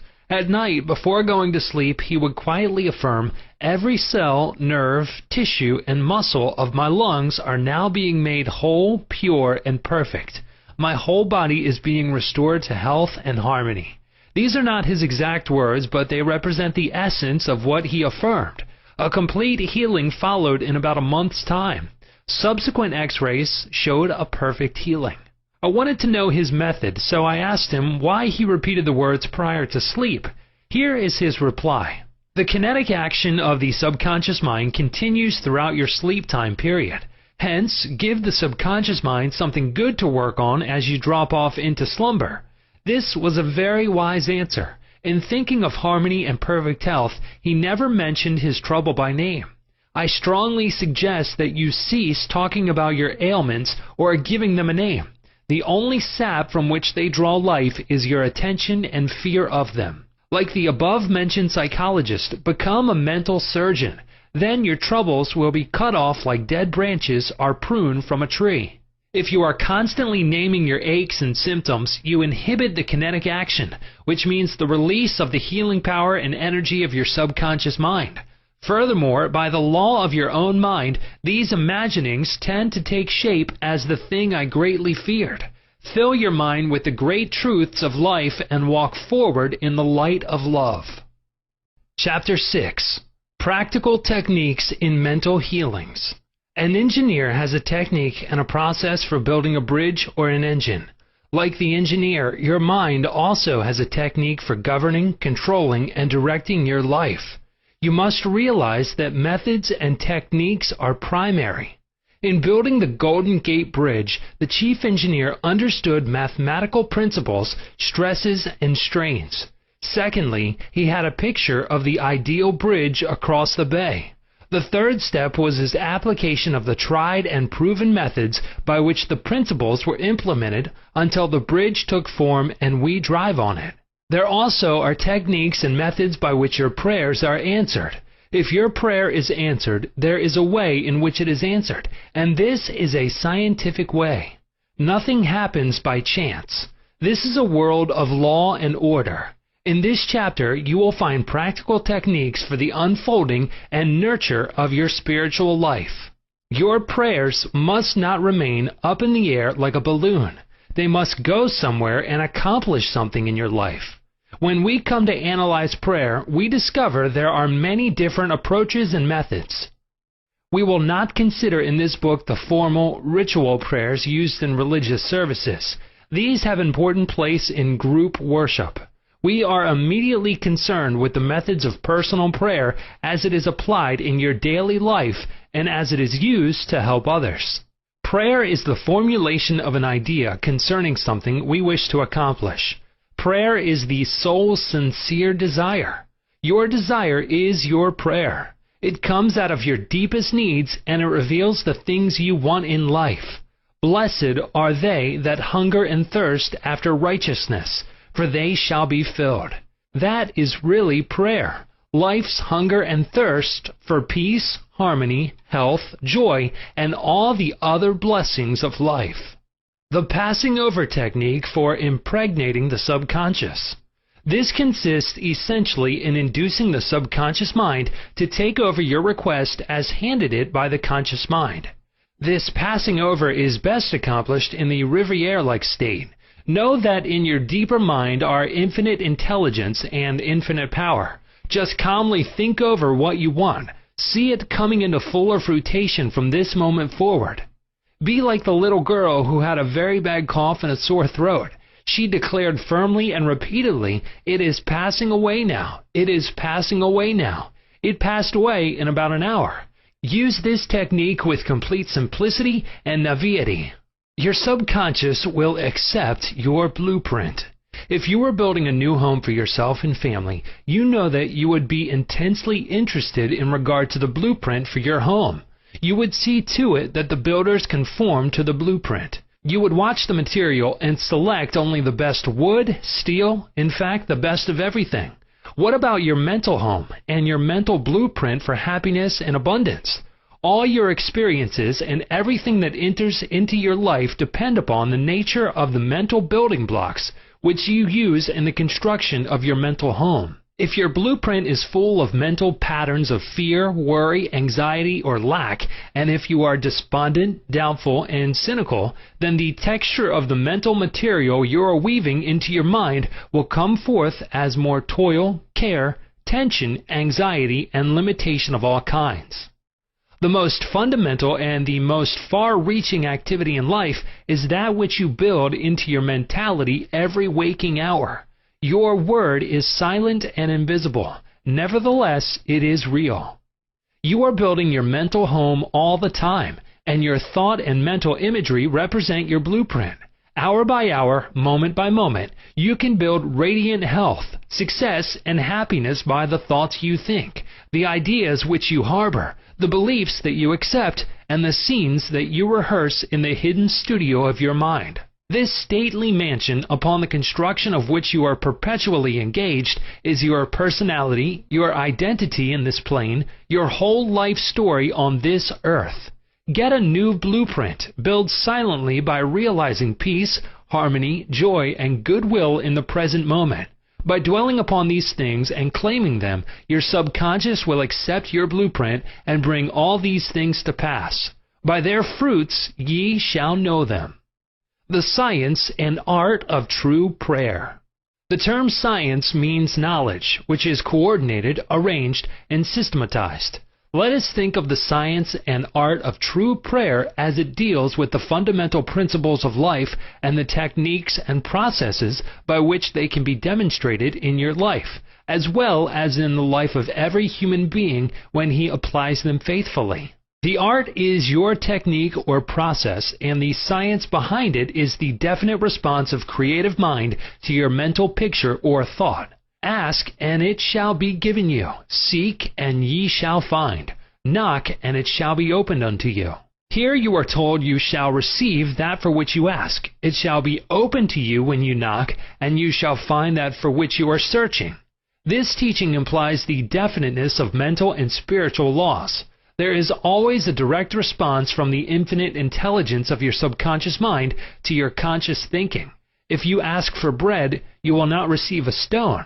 You must ask believing, if you are to receive. Your mind moves from the thought to the thing. Unless there is first an image in the mind, it cannot move, for there would be nothing for it to move toward. Your prayer, which is your mental act, must be accepted as an image in your mind before the power from your subconscious will play upon it and make it productive.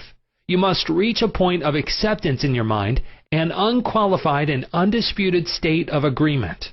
This contemplation should be accompanied by a feeling of joy and restfulness in foreseeing the certain accomplishment of your desire. The sound basis for the art and science of true prayer is your knowledge and complete confidence that the movement of your conscious mind will gain a definite response from your subconscious mind, which is one with boundless wisdom and infinite power.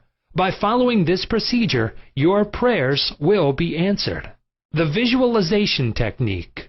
The easiest and most obvious way to formulate an idea is to visualize it, to see it in your mind's eye as vividly as if it were alive. You can see with the naked eye only what already exists in the external world. In a similar way, that which you can visualize in your mind's eye already exists in the invisible realms of your mind. Any picture which you have in your mind is the substance of things hoped for and the evidence of things not seen.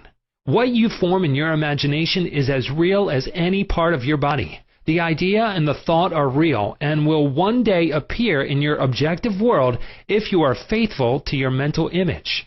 This process of thinking forms impressions in your mind.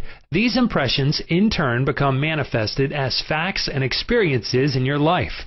The builder visualizes the type of building he wants. He sees it as he desires it to be completed. His imagery and thought processes become a plastic mold from which the building will emerge, a beautiful or an ugly one, a skyscraper or a very low one.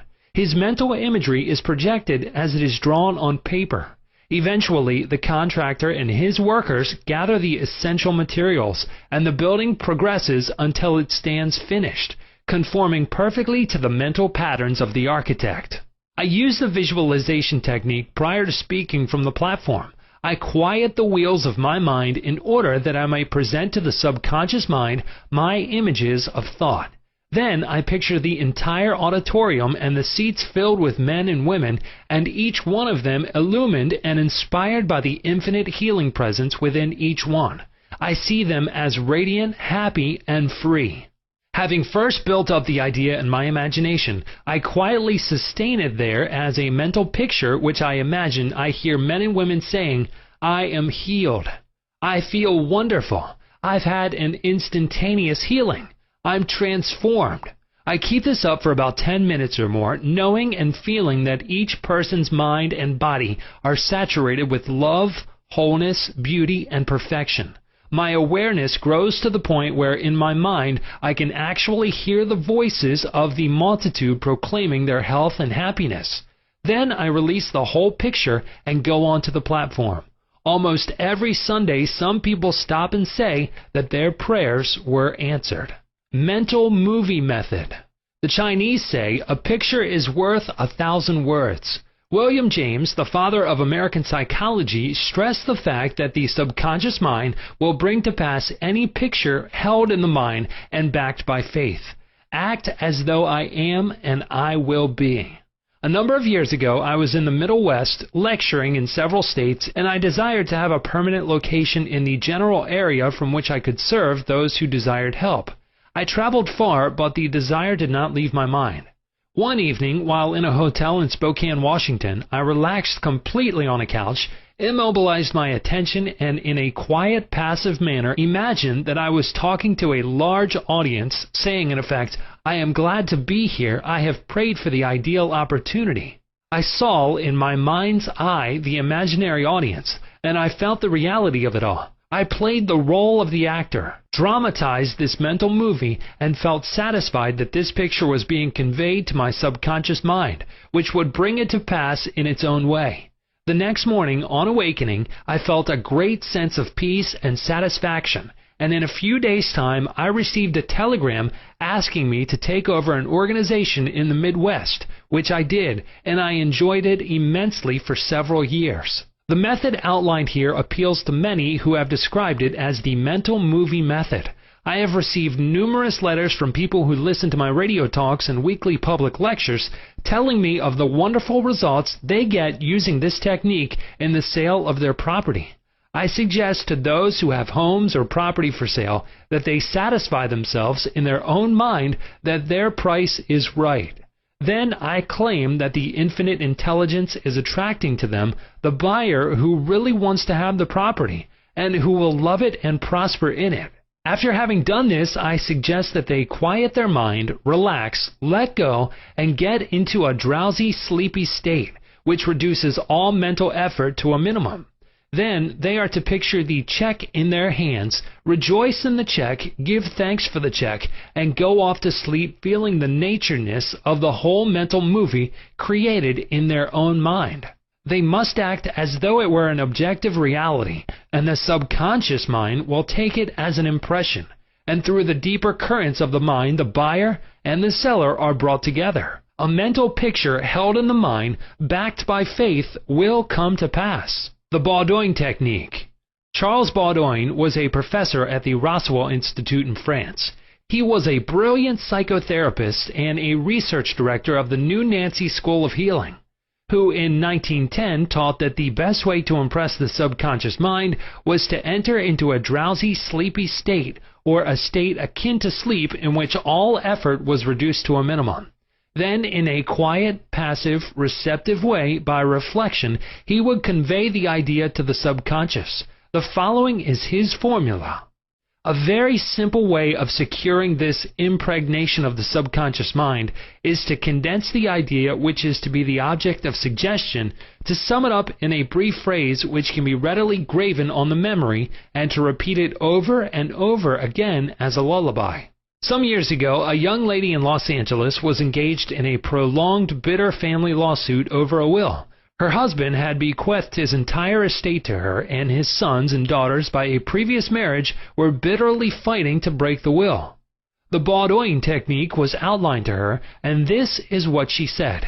She relaxed her body in an armchair, entered into the sleepy state, and, as suggested, condensed the idea of her need into a phrase consisting of 6 words easily graven on the memory. It is finished in divine order. The significance to her of these words meant that infinite intelligence, operating through the laws of her subconscious mind, would bring about a harmonious adjustment through the principle of harmony. She continued this procedure every night for about 10 nights. After she got into a sleepy state, she would affirm slowly, quietly, and feelingly the statement, "It is finished in divine order," over and over again, feeling a sense of inner peace and an all-pervading tranquility. Then she went off into her deep, normal sleep. On the morning of the 11th day following the use of the above technique, she awakened with a sense of well-being, a conviction that it was finished. Her attorney called her the same day, saying that the opposing attorney and his clients were willing to settle. A harmonious agreement was reached, and litigation was discontinued. The sleeping technique. By entering into a sleepy, drowsy state, effort is reduced to a minimum. The conscious mind is submerged to a great extent when in a sleepy state. The reason for this is that the highest degree of outcropping of the subconscious occurs prior to sleep and just after we awaken. In this state, the negative thoughts, which tend to neutralize your desire and so prevent acceptance by your subconscious mind, are no longer present. Suppose you want to get rid of a destructive habit. Assume a comfortable posture, relax your body, and be still. Get into a sleepy state, and in that sleepy state, say quietly over and over again as a lullaby, "I am completely free from this habit. Harmony and peace of mind reign supreme." Repeat the above slowly, quietly, and lovingly for 5 or 10 minutes night and morning. Each time you repeat the words, the emotional value becomes greater. When the urge comes to repeat the negative habit, repeat the above formula out loud by yourself. By this means you induce the subconscious to accept the idea, and a healing follows. The thank you technique. In the Bible, Paul recommends that we make known our request with praise and thanksgiving. Some extraordinary results follow this simple method of prayer. The thankful heart is always close to the creative forces of the universe, causing countless blessings to flow toward it by the law of reciprocal relationship based on a cosmic law of action and reaction. For instance, a father promises his son a car for graduation. The boy has not yet received the car, but he is very thankful and happy, and is as joyous as though he had actually received the car. He knows his father will fulfill his promise, and he is full of gratitude and joy even though he has not received the car, objectively speaking. He has, however, received it with joy and thankfulness in his mind. I shall illustrate how Mr. Broke applied this technique with excellent results. He said, "Bills are piling up. I am out of work. I have 3 children and no money. What shall I do?" Regularly, every night and morning for a period of about 3 weeks, he repeated the words, "Thank you, Father, for my wealth," in a relaxed, peaceful manner until the feeling or mood of thankfulness dominated his mind. He imagined he was addressing the infinite power and intelligence within him, knowing, of course, that he could not see the creative intelligence or infinite mind. He was seeing with the inner eye of spiritual perception, realizing that his thought image of wealth was the first cause relative to the money, position, and food he needed. His thought feeling was the substance of wealth, untrammeled by antecedent conditions of any kind. By repeating "Thank you, Father," over and over again, his mind and heart were lifted up to the point of acceptance, and when fear, thoughts of lack, poverty, and distress came into his mind, he would say, "Thank you, Father," as often as necessary. He knew that as he kept up the thankful attitude, he would recondition his mind to the idea of wealth, which is what happened. The sequel to his prayer is very interesting. After praying in the above-mentioned manner, he met a former employer of his on the street, whom had not seen him for 20 years. The man offered him a very lucrative position and advanced him $500 on a temporary loan. Today, Mr. Broke is vice president of the company for which he works. His recent remark to me was, "I shall never forget the wonders of 'Thank you, Father.' It has worked wonders for me." The affirmative method.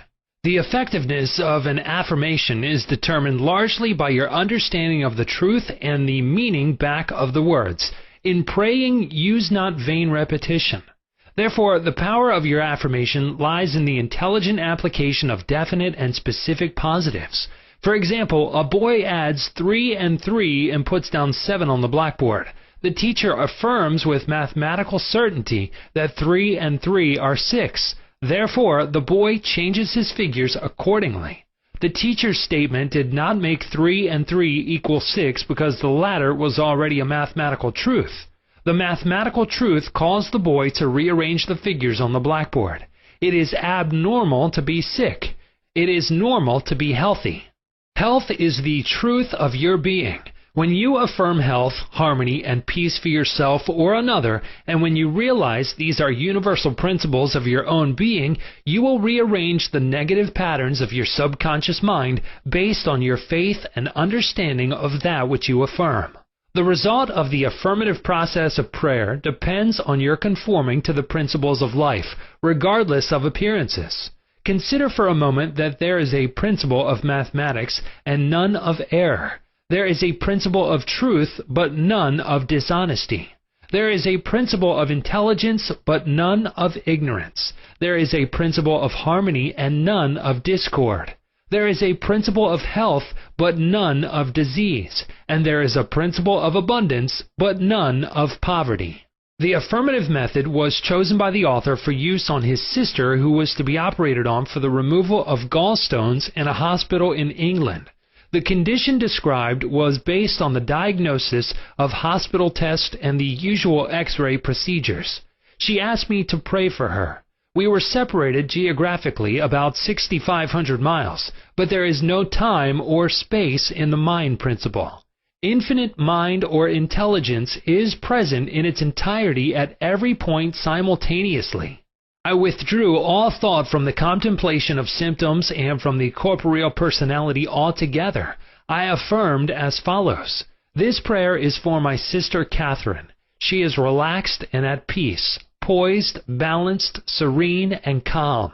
The healing intelligence of her subconscious mind, which created her body, is now transforming every cell, nerve, tissue, muscle, and bone of her being according to the perfect pattern of all organs lodged in her subconscious mind.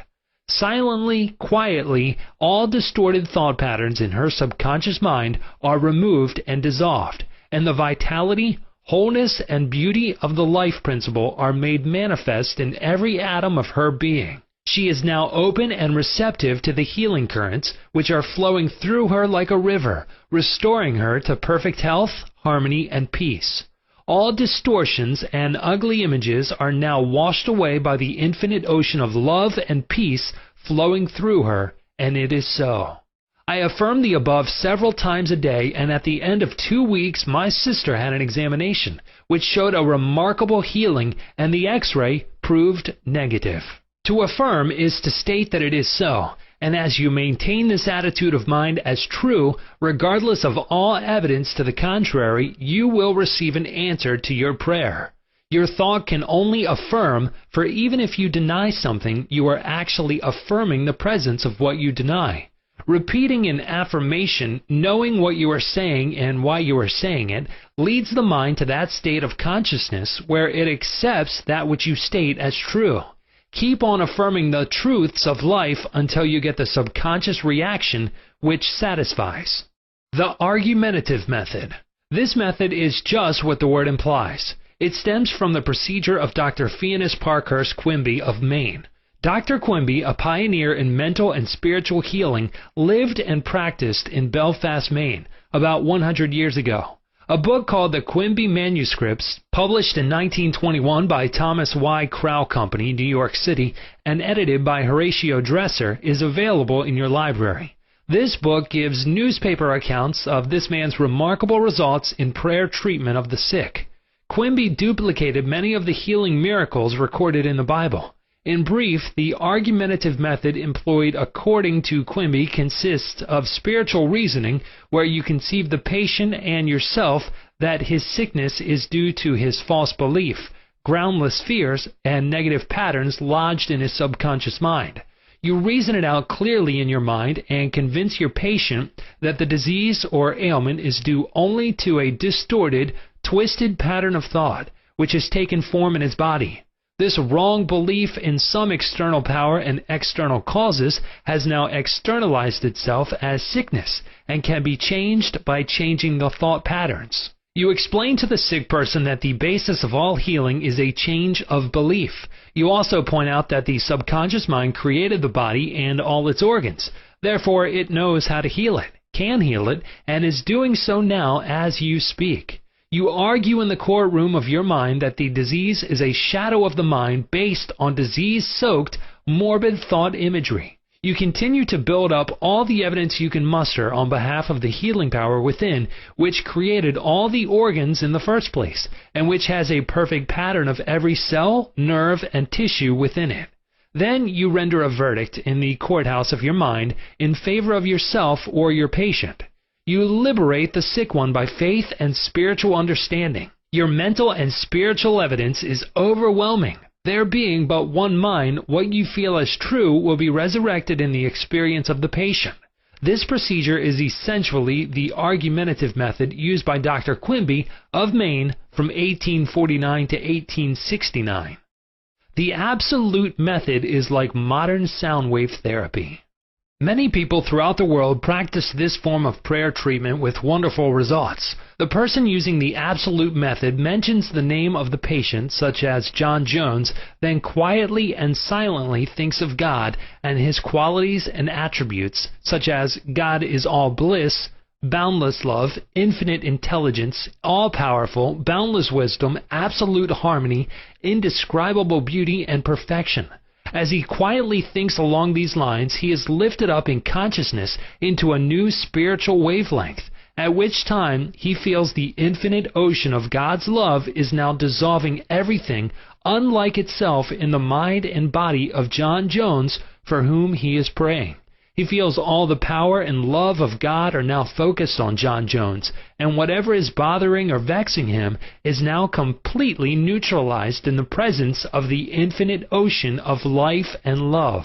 The absolute method of prayer might be likened to the sound wave or sonic therapy recently shown me by a distinguished physician in Los Angeles. He has an ultrasound wave machine which oscillates at a tremendous speed and sends sound waves to any area of the body to which it is directed. These sound waves can be controlled, and he told me of achieving remarkable results in dissolving arthritic calcareous deposits, as well as the healing and removal of other disturbing conditions. To the degree that we rise in consciousness by contemplating qualities and attributes of God, do we generate spiritual electronic waves of harmony, health, and peace. Many remarkable healings follow this technique of prayer. A cripple walks. Dr. Phineas Parkhurst Quimby, of whom we spoke previously in this chapter, used the absolute method in the latter years of his healing career. He was really the father of the psychosomatic medicine and the first psychoanalyst. He had the capacity to diagnose clairvoyantly the cause of the patient's troubles, pains, and aches. The following is a condensed account of the healing of a cripple as recorded in Quimby's manuscripts. Quimby was called on to visit a woman who was lame, aged, and bedridden. He states that her ailment was due to the fact that she was imprisoned by a creed so small and contracted that she would not stand upright and move about. She was living in the tomb of fear and ignorance. Furthermore, she was taking the Bible literally, and it frightened her. In this tomb, Quimby said, was the presence and power of God trying to burst the bands, break through the bonds, and rise from the dead. When she would ask others for an explanation of some passage of the Bible, the answer would be a stone. Then she would hunger for the bread of life. Dr. Quimby diagnosed her case as a mind cloudy and stagnated, due to the excitation and fear caused by the inability to see clearly the meaning of the passage of the Bible, which she had been reading. This showed itself in the body by her heavy and sluggish feeling, which would terminate as paralysis. Quimby traveled in his mind and contemplated the divine ideal. For example, the vitality, intelligence, harmony, and the power of God functioning in the sick person. This is why he said to the woman, "Therefore, where I go you cannot come, for you are in your narrow, restricted belief, and I am in health." This prayer and explanation produced an instantaneous sensation, and a change came over her mind. She walked without her crutches. Quimby said it was one of the most singular of all his healings. She was, as it were, dead to error, and to bring her to life or truth was to raise her from the dead. He also explained to her that the truth which she accepted was the angel or idea which rolled away the stone of fear, ignorance, and superstition, thereby releasing the healing power of God which made her whole. The decree method. Power goes into our word according to the feeling and faith behind it. When we realize the power that moves the world is moving on our behalf and is backing up our word, our confidence and assurance grow. You do not try and add power to power. Therefore, there must be no mental striving, coercion, force, or mental wrestling. A young girl used the decree method on a young man who was constantly phoning her, pressing her for dates, and meeting her at her place of business. She found it very difficult to get rid of him. She decreed as follows, "I release unto God. He is in his true place at all times. I am free and he is free. I now decree that my words go forth into infinite mind and it brings it to pass. It is so." She said he vanished and she never saw him since, adding, "It was as though the ground swallowed him up. Thou shalt decree a thing, and it shall be established unto thee, and the light shall shine upon thy ways." Job 22:28. Chapter 7. The tendency of our subconscious is life word. Over 90% of your mental life is subconscious. So men and women who fail to make use of this marvelous power live within very narrow limits. Your subconscious processes are always lifeward and constructive. Your subconscious is the builder of your body and maintains all its vital functions. It is on the job 24 hours a day and never sleeps. It is always trying to help and preserve you from harm. Your subconscious mind is in touch with infinite life and boundless wisdom, and its impulses and ideas are always lifeward. The great aspirations, inspirations, and visions from a grander and nobler life spring from the subconscious. Your profoundest convictions are those you cannot argue about rationally, because they do not come from your conscious mind. They come from your subconscious mind. Your subconscious speaks to you in intuitions, impulses, hunches, intimations, urges, and ideas, and it is always telling you to rise, transcend, grow, advance, adventure, and move forward to greater heights. The urge to love, to save the lives of others, comes from the depths of your subconscious.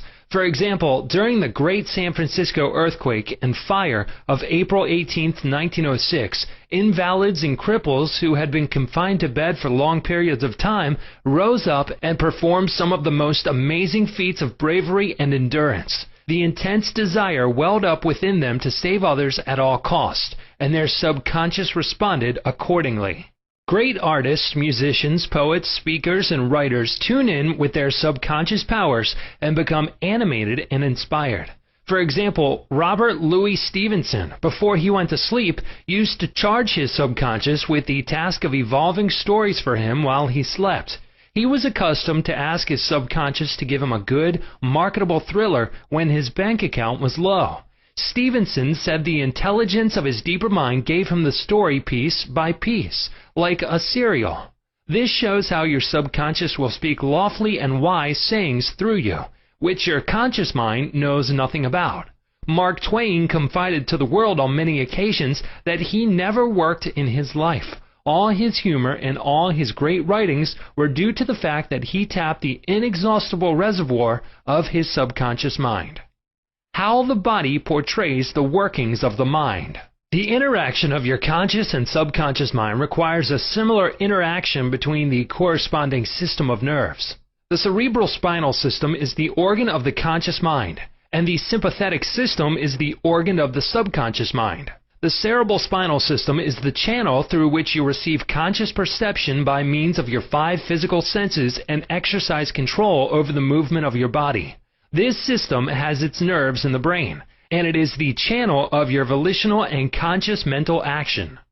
The sympathetic system, sometimes referred to as the involuntary nervous system, has its center in the ganglionic mass at the back of the stomach known as the solar plex, and is sometimes spoken of as the abdominal brain. It is the channel of that mental action which unconsciously supports the vital functions of the body. The two systems may work separately or synchronously. Judge Thomas Troward says, the vagus nerve passes out of the cerebral region as a portion of the voluntary system, and through it we control the vocal organs. Then it passes onward to the thorax, sending out branches to the heart and lungs. Finally, passing through the diaphragm, it loses the outer coating which distinguishes the nerves of the voluntary system, and becomes identified with those of the sympathetic system, so forming a connecting link between the two and making the man physically a single entity. Similarly, different areas of the brain indicate their connection with the objective and subjective activities of the mind respectively, and speaking in a general way, we may assign the frontal portion of the brain to the former and the posterior portion to the latter, while the intermediate portion partakes of the character of both. A rather simple way of looking at the mental and physical interaction is to realize that your conscious mind grasps an idea, which induces a corresponding vibration in your voluntary system of nerves. This, in turn, causes a similar current to be generated in your involuntary system of nerves, thus handing the idea over to your subconscious mind, which is the creative medium. This is how your thoughts become things. Every thought entertained by your conscious mind and accepted as true is sent by your brain to your solar plex, the brain of your subconscious mind, to be made into your flesh and to be brought forth into your world as a reality. There is an intelligence which takes care of the body. When you study the cellular system and the structure of the organs such as the eyes, ears, heart, liver, bladder, etc., You learn they consist of groups of cells which form a group intelligence whereby they function together and are able to take orders and carry them out in deductive function at the suggestion of the mastermind, conscious mind. A careful study of the single-celled organism shows you what goes on in your complex body.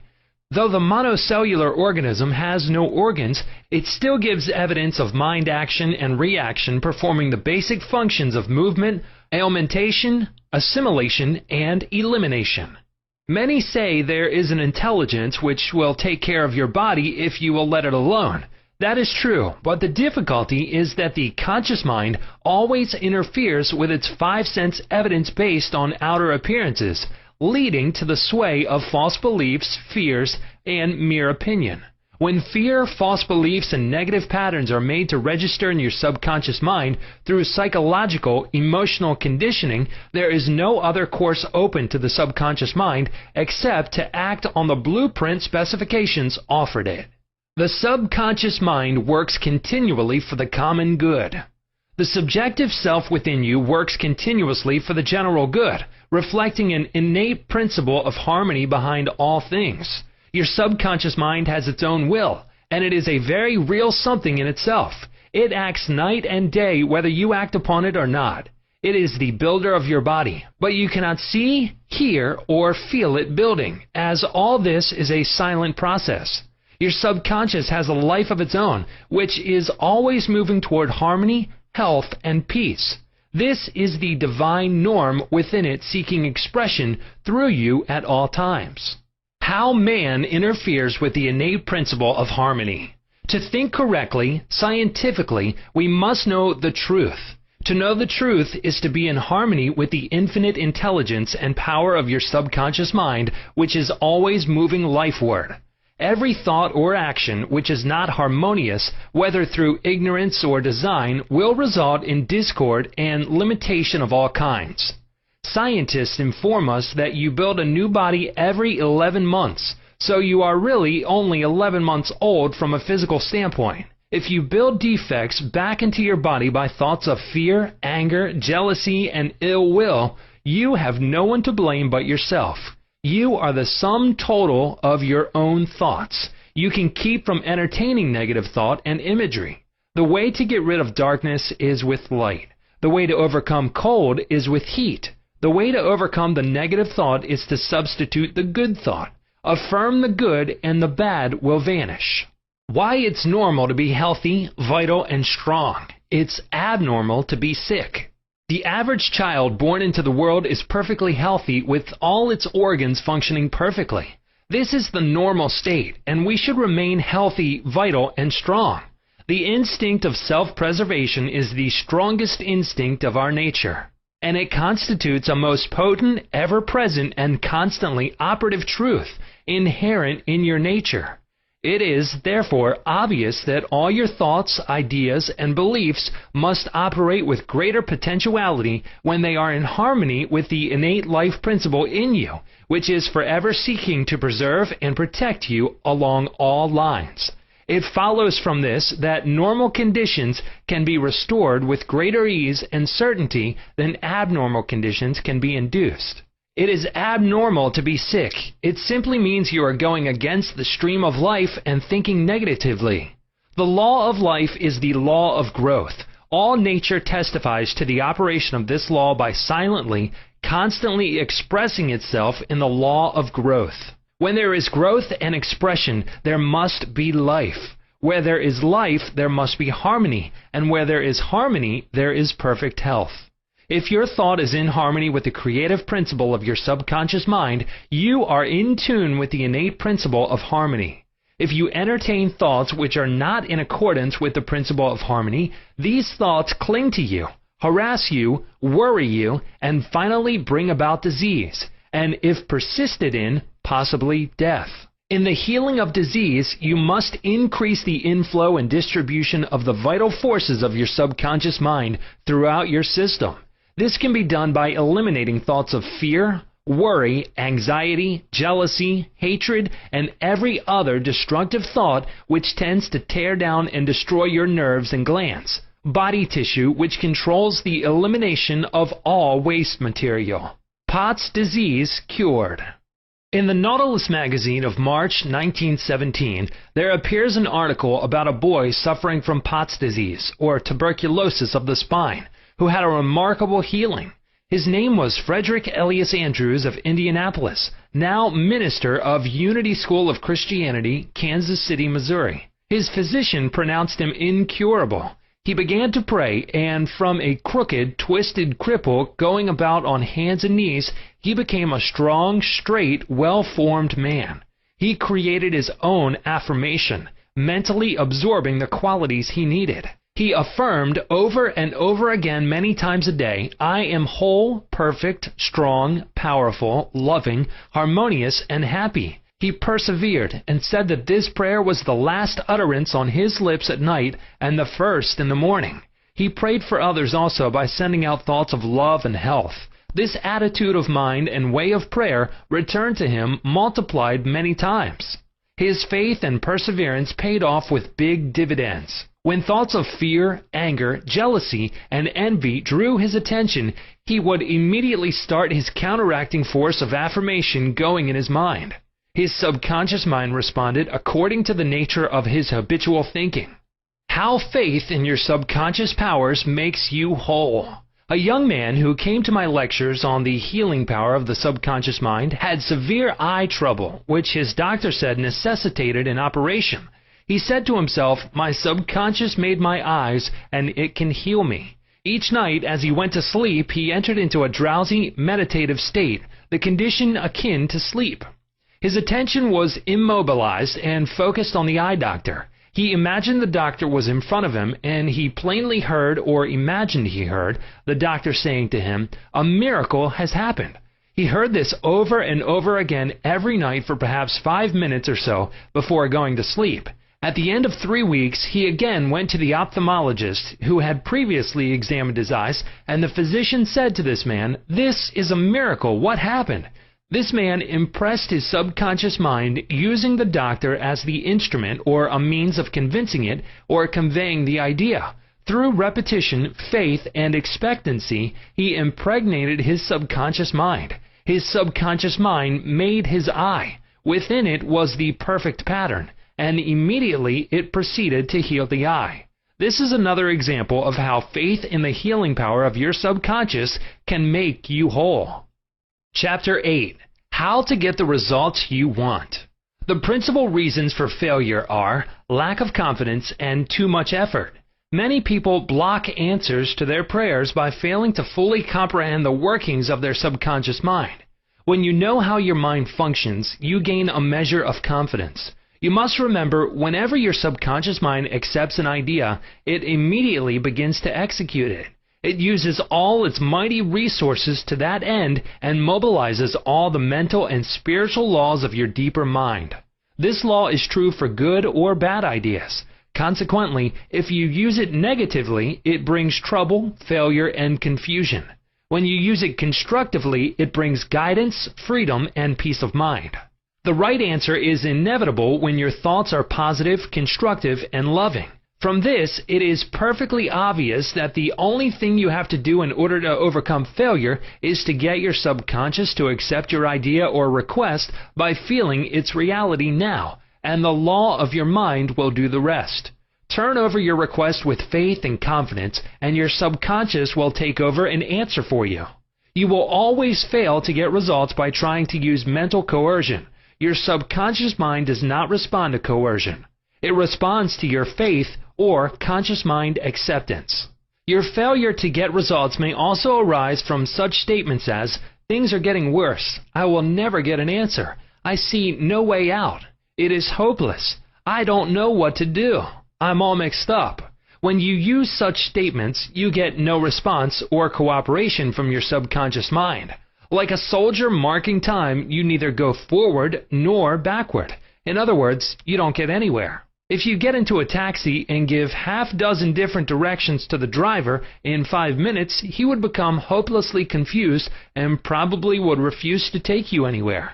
It is the same when working with your subconscious mind. There must be a clear-cut idea in your mind. You must arrive at the definite decision that there is a way out, a solution to the vexing problem in sickness. Only the infinite intelligence within your subconscious knows the answer. When you come to that clear-cut conclusion in your conscious mind, your mind is then made up, and according to your belief is it done unto you. Easy does it. A house owner once remonstrated with a furnace repairman for charging $200 for fixing the boiler. The mechanic said, "I charged 5 cents for the missing bolt and $199.95 for knowing what was wrong." Similarly, your subconscious mind is the master mechanic, the all-wise one, who knows ways and means of healing any organ of your body as well as your affairs. Decree health and your subconscious will establish it, but relaxation is the key. Easy does it. Do not be concerned with details and means, but know the end result. Get the feel of the happy solution to your problem, whether it is health, finances, or employment. Remember how you felt after you had recovered from a severe state of illness? Bear in mind that your feeling is the touchstone of all subconscious demonstration. Your new idea must be felt subjectively in a finished state, not the future, but as coming about now. Infer no opponent. Use imagination and not willpower. In using your subconscious mind, you infer no opponent. You use no willpower. You imagine the end and the freedom state. You will find your intellect trying to get in the way, but persist in maintaining a simple, childlike, miracle-making faith. Picture yourself without the ailment or problem. Imagine the emotional accompaniment of the freedom state you crave. Cut out all red tape from the process. The simple way is the best. How disciplined imagination works wonders. A wonderful way to get a response from your subconscious mind is through disciplined or scientific imagination. As previously pointed out, your subconscious mind is the builder of the body and controls all its vital functions. The Bible says, "Whatsoever ye shall ask in prayer, believing ye shall receive." To believe is to accept something as true, or to live in the state of being it.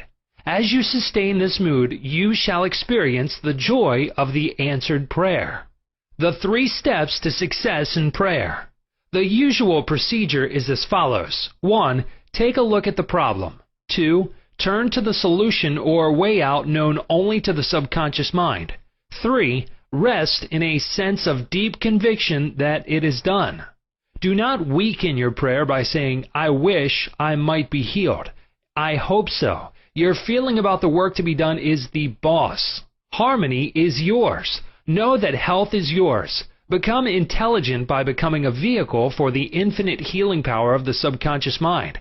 Pass on the idea of health to your subconscious mind to the point of conviction, then relax. Get yourself off your hands. Say to the condition and circumstance, "This too shall pass." Through relaxation, you impress your subconscious mind, enabling the kinetic energy behind the idea to take over and bring it into concrete realization. The law of reversed effort and why you get the opposite of what you pray for.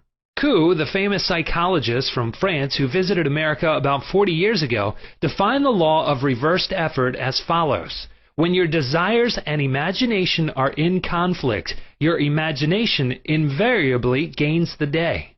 If, for example, you were asked to walk a plank on the floor, you would do so without question. Now suppose the same plank were placed 20 feet up in the air between 2 walls. Would you walk it? Your desire to walk it would be counteracted by your imagination or fear of falling. Your dominant idea, which would be the picture of falling, would conquer. Your desire, will, or effort to walk on the plank would be reversed, and the dominant idea of failure would be reinforced. Mental effort is invariably self-defeated, eventuating always in the opposite of what is desired. The suggestions of powerlessness to overcome the condition dominate the mind. Your subconscious is always controlled by the dominant idea. Your subconscious will accept the stronger of 2 contradictory propositions. The effortless way is the better. If you say, "I want a healing, but I can't get it. I try so hard. I force myself to pray. I use all the willpower I have," you must realize that your error lies in your effort. Never try to compel the subconscious mind to accept your idea by exercising willpower. Such attempts are doomed to failure, and you get the opposite of what you prayed for. The following is a rather common experience. Students, when taking examinations and reading through their papers, find that all their knowledge has suddenly deserted them. Their minds become appalling blanks, and they are unable to recall one relevant thought. The more they grit their teeth and summon the powers of the will, the further the answers seem to flee. But when they have left the examination room and the mental pressure relaxes, the answers they were seeking float tantalizingly back into their minds. Trying to force themselves to remember was the cause of their failure. This is an example of the law of reversed effort, whereby you get the opposite of what you asked or prayed for. The conflict of desire and imagination must be reconciled. To use mental force is to presuppose that there is opposition. When your mind is concentrated on the means to overcome a problem, it is no longer concerned with the obstacle. The harmonious union or agreement between your conscious and subconscious on any idea, desire, or mental image. When there is no longer any quarrel in either part of your mind, your prayer will be answered. The two agreeing may also be represented as you and your desire, your thought and feeling, your idea and emotion, your desire and imagination. You avoid all conflict between your desires and imagination by entering into a drowsy, sleepy state which brings all effort to a minimum. The conscious mind is submerged to a great extent when in a sleepy state. The best time to impregnate your subconscious is prior to sleep. The reason for this is that the highest degree of outcropping of the subconscious occurs prior to sleep and just after we awaken. In this state, the negative thoughts and imagery which tend to neutralize your desire and so prevent acceptance by your subconscious mind no longer present themselves. When you imagine the reality of the fulfilled desire and feel the thrill of accomplishment, your subconscious brings about the realization of your desire. A great many people solve all their dilemmas and problems by the play of their controlled, directed, and disciplined imagination, knowing that whatever they imagine and feel as true will and must come to pass. The following will clearly illustrate how a young girl overcame the conflict between her desire and her imagination. She desired a harmonious solution to her legal problem, yet her mental imagery was constantly on failure, loss, bankruptcy, and poverty. It was a complicated lawsuit, and there was one postponement after another with no solution in sight. At my suggestion, she got into a sleepy, drowsy state each night prior to sleep, and she began to imagine the happy ending, feeling it to the best of her ability. She knew that the image in her mind had to agree with her heart's desire. Prior to sleep, she began to dramatize as vividly as possible, her lawyer having an animated discussion with her regarding the outcome. She would ask him questions, and he would answer her appropriately. He would say to her over and over again, "There has been a perfect, harmonious solution. The case has been settled out of court."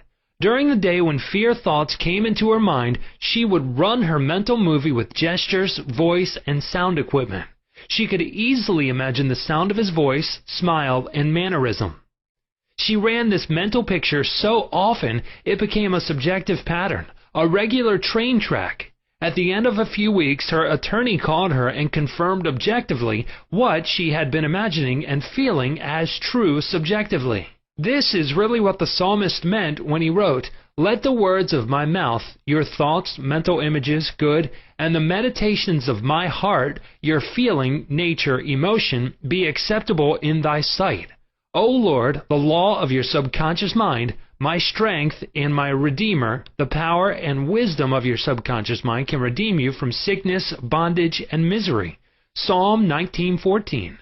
Chapter 9. How to use the power of your subconscious for wealth. If you're having financial difficulties, if you're trying to make ends meet, it means you have not convinced your subconscious mind that you will always have plenty and some to spare. You know men and women who work a few hours a week and make fabulous sums of money. They do not strive or slave hard. Do not believe the story that the only way you can become wealthy is by the sweat of your brow and hard labor. It is not so. The effortless way of life is the best. Do the thing you love to do, and do it for the joy and thrill of it. I know an executive in Los Angeles who receives a salary of $75,000 yearly. Last year, he went out on a 9-month cruise seeing the world and its beauty spots. He said to me that he had succeeded in convincing his subconscious mind that he is worth that much money. He told me that many men in his organization, getting about $100 a week, knew more about the business than he did and could manage it better. But they had no ambition, no creative ideas, and were not interested in the wonders of their subconscious mind. Wealth is of the mind. Wealth is simply a subconscious conviction on the part of the individual. You will not become a millionaire by saying, "I am a millionaire, I am a millionaire." You will grow into a wealth consciousness by building into your mentality the idea of wealth and abundance, your invisible means of support. The trouble with most people is that they have no invisible means of support. When business falls away, the stock market drops, or they lose their investments, they seem helpless. The reason for such insecurity is that they do not know how to tap the subconscious mind. They are unacquainted with the inexhaustible storehouse within. A man with a poverty-type mind finds himself in poverty-stricken conditions. Another man with a mind filled with ideas of wealth is surrounded with everything he needs. It is never intended that man should lead a life of indigence. You can have wealth, everything you need, and plenty to spare. Your words have power to cleanse your mind of wrong ideas and to instill right ideas in their place. The ideal method for building a wealth consciousness. Perhaps you are saying as you read this chapter, "I need wealth and success." This is what you do. Repeat for about 5 minutes to yourself 3 or 4 times a day, wealth, success. These words have tremendous power. They represent the inner power of the subconscious mind. Anchor your mind on this substantial power within you. Then conditions and circumstances corresponding to their nature and quality will be manifested in your life. You are not saying, "I am wealthy." You are dwelling on real powers within you. There is no conflict in the mind when you say wealth. Furthermore, the feeling of wealth will well up within you as you dwell on the idea of wealth. The feeling of wealth produces wealth. Keep this in mind at all times. Your subconscious mind is like a bank, a sort of universal financial institution. It magnifies whatever you deposit or impress upon it, whether it is the idea of wealth or of poverty. Choose wealth. Why your affirmations for wealth fail. I have talked to many people during the past 35 years whose usual complaint is, "I have said for weeks and months, I am wealthy, I am prosperous, and nothing has happened." I discovered that when they said, "I am prosperous, I am wealthy," they felt within that they were lying to themselves. One man told me, "I have affirmed that I am prosperous until I am tired. Things are now worse." I knew when I made the statement that it was obviously not true. His statements were rejected by the conscious mind, and the very opposite of what he outwardly affirmed and claimed was made manifest. Your affirmation succeeds best when it is specific and when it does not produce a mental conflict or argument. Hence, the statements made by this man made matters worse because they suggested his lack. Your subconscious accepts what you really feel to be true, not just idle words or statements. The dominant idea or belief is always accepted by the subconscious mind. How to avoid mental conflict. The following is the ideal way to overcome this conflict for those who have this difficulty. Make this practical statement frequently, particularly prior to sleep. By day and by night, I am being prospered in all my interests. This affirmation will not arouse any argument because it does not contradict your subconscious mind's impression of financial lack. I suggested to one businessman whose sales and finances were very low and who was greatly worried that he sit down in his office, become quiet, and repeat this statement over and over again.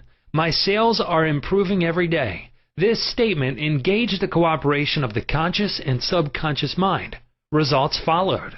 Don't sign blank checks. You sign blank checks when you make such statements as, "There is not enough to go around. There is a shortage. I will lose the house because of the mortgage," etc. If you are full of fear about the future, you are also writing a blank check and attracting negative conditions to you. Your subconscious mind takes your fear and negative statements as your request and proceeds in its own way to bring obstacles, delays, lack, and limitation into your life. Your subconscious gives you compound interest. To him that hath the feeling of wealth, more wealth shall be added. To him that hath the feeling of lack, more lack shall be added. Your subconscious multiplies and magnifies whatever you deposit in it. Every morning as you awaken, deposit thoughts of prosperity, success, wealth, and peace. Dwell upon these concepts. Busy your mind with them as often as possible. These constructive thoughts will find their way as deposits in your subconscious mind and bring forth abundance and prosperity. Why nothing happened? I can hear you saying, "Oh, I did that and nothing happened." You did not get results because you indulged in fear thoughts perhaps 10 minutes later and neutralized the good you had affirmed. When you place a seed in the ground, do not dig it up. You let it take root and grow. Suppose, for example, you are going to say, "I shall not be able to make that payment." Before you get further than "I shall," stop the sentence and dwell on a constructive statement such as, "By day and by night I am prospered in all my ways." True source of wealth. Your subconscious mind is never short of ideas. There are within it an infinite number of ideas ready to flow into your conscious mind and appear as cash in your pocketbook in countless ways. This process will continue to go on in your mind regardless of whether the stock market goes up or down, or whether the pound sterling or dollar drops in value. Your wealth is never truly dependent on bonds, stocks, or money in the bank. These are really only symbols, necessary and useful, of course, but only symbols.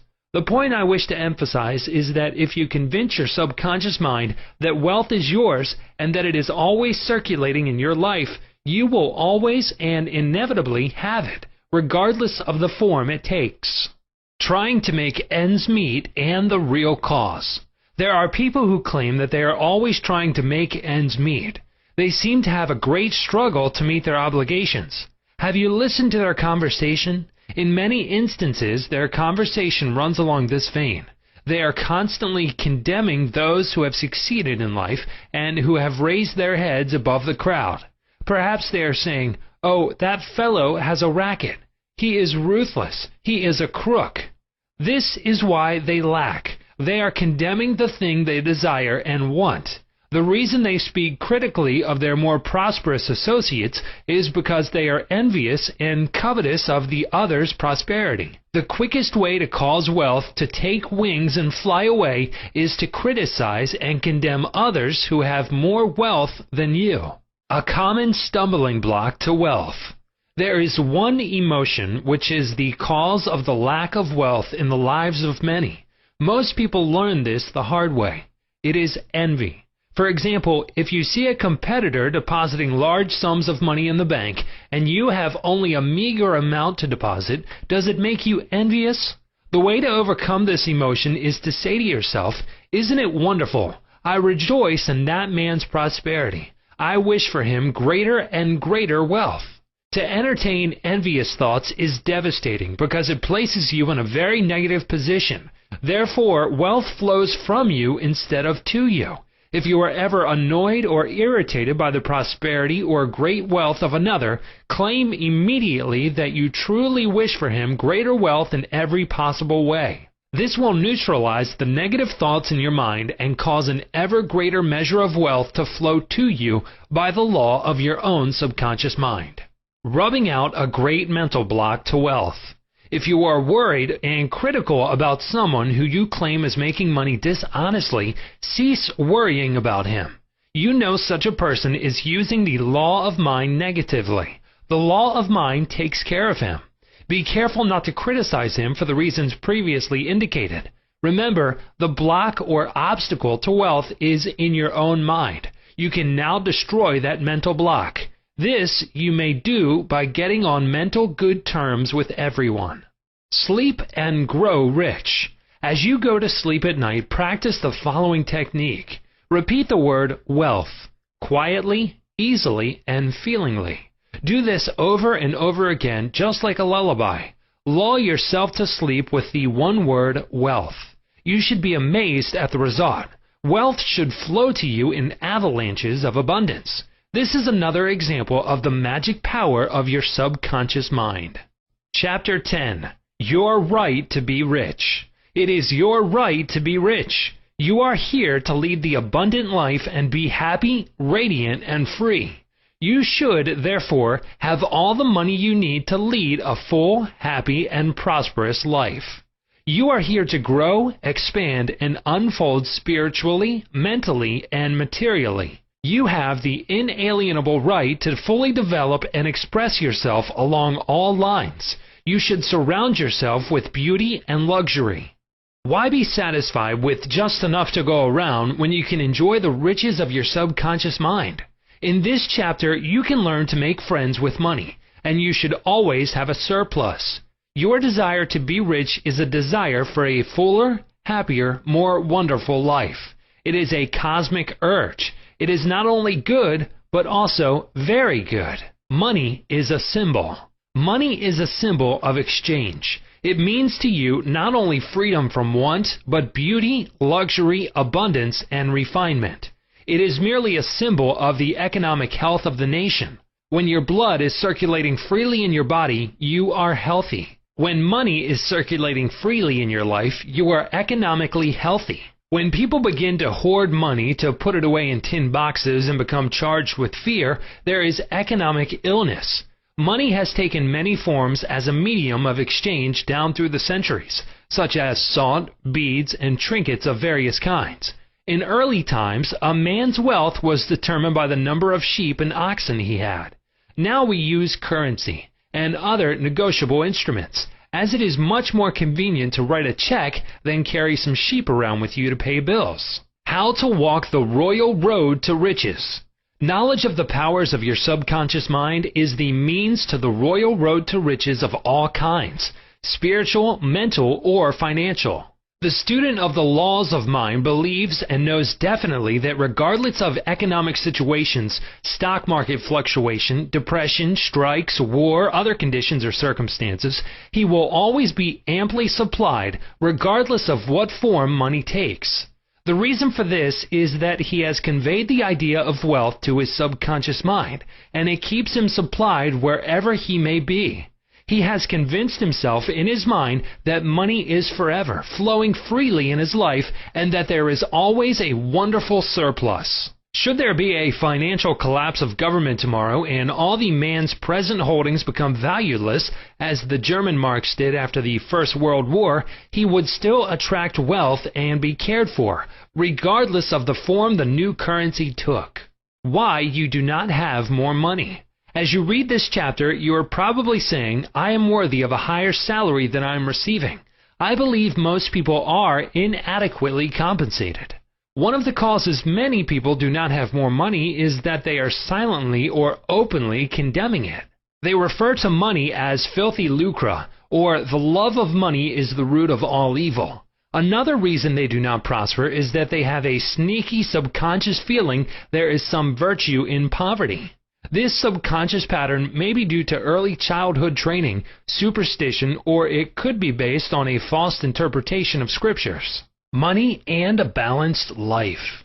One time a man said to me, I am broke. I do not like money. It is the root of all evil. These statements represent a confused, neurotic mind. Love of money to the exclusion of everything else will cause you to become lopsided and unbalanced. You are here to use your power and authority wisely. Some men crave power, others crave money.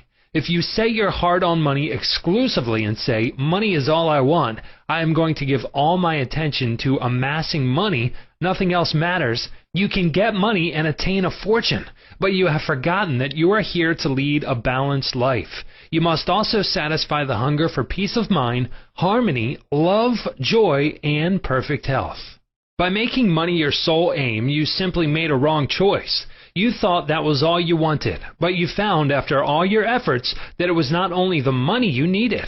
You also desired true expression of your hidden talents, true place in life, beauty, and the joy of contributing to the welfare and success of others.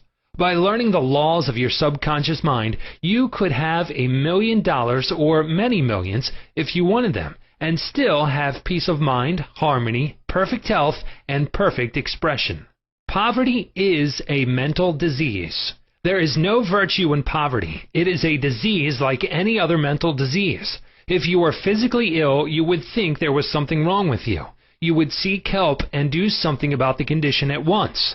Likewise, if you do not have money constantly circulating in your life, there is something radically wrong with you.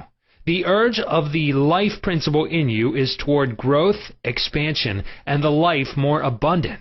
You are not here to live in a hovel, dress in rags, and go hungry. You should be happy, prosperous, and successful. Why you must never criticize money. Cleanse your mind of all weird and superstitious beliefs about money. Do not ever regard money as evil or filthy. If you do, you cause it to take wings and fly away from you. Remember that you lose what you condemn. You cannot attract what you criticize. Getting the right attitude toward money. Here is a simple technique you may use to multiply money in your experience. Use the following statements several times a day. I like money. I love it. I use it wisely, constructively, and judiciously. Money is constantly circulating in my life. I release it with joy, and it returns to me multiplied in a wonderful way. It is good and very good. Money flows to me in avalanches of abundance. I use it for good only, and I am grateful for my good and for the riches of my mind. How the scientific thinker looks at money. Suppose, for example, you found gold, silver, lead, copper, or iron in the ground. Would you pronounce these things evil? All evil comes from man's darkened understanding, from his ignorance, from his false interpretation of life, and from his misuse of his subconscious mind. Uranium, lead, or some other metal could have been used as a medium of exchange. We use paper bills, checks, nickel, and silver. Surely these are not evil. Physicists and chemists know today that the only difference between one metal and another is the number and rate of motion of electrons revolving around the central nucleus. They can now change one metal into another through a bombardment of atoms in the powerful cyclotron. Gold, under certain conditions, becomes mercury. I believe that our modern scientists in the near future will be able to make gold, silver, and other metals synthetically in the chemical laboratory. The cost may be prohibitive now, but it can be done. I cannot imagine any intelligent person seeing anything evil in electrons, neutrons, protons, and isotopes. The piece of paper in your pocket is composed of atoms and molecules with their electrons and protons arranged differently. Their number and rates of motion are different. That is the only way the paper differs from the silver in your pocket. How to attract the money you need. Many years ago, I met a young boy in Australia who wanted to become a physician and surgeon, but he had no money. I explained to him how a seed deposited in the soil attracts to itself everything necessary for its unfolding, and all that he had to do was take a lesson from the seed and deposit the required idea in his subconscious mind. For expenses, this young, brilliant boy used to clean out doctors' offices, wash windows, and do odd repair jobs. He told me that every night as he went to sleep, he used to picture in his mind's eye a medical diploma on a wall with his name on it in big, bold letters.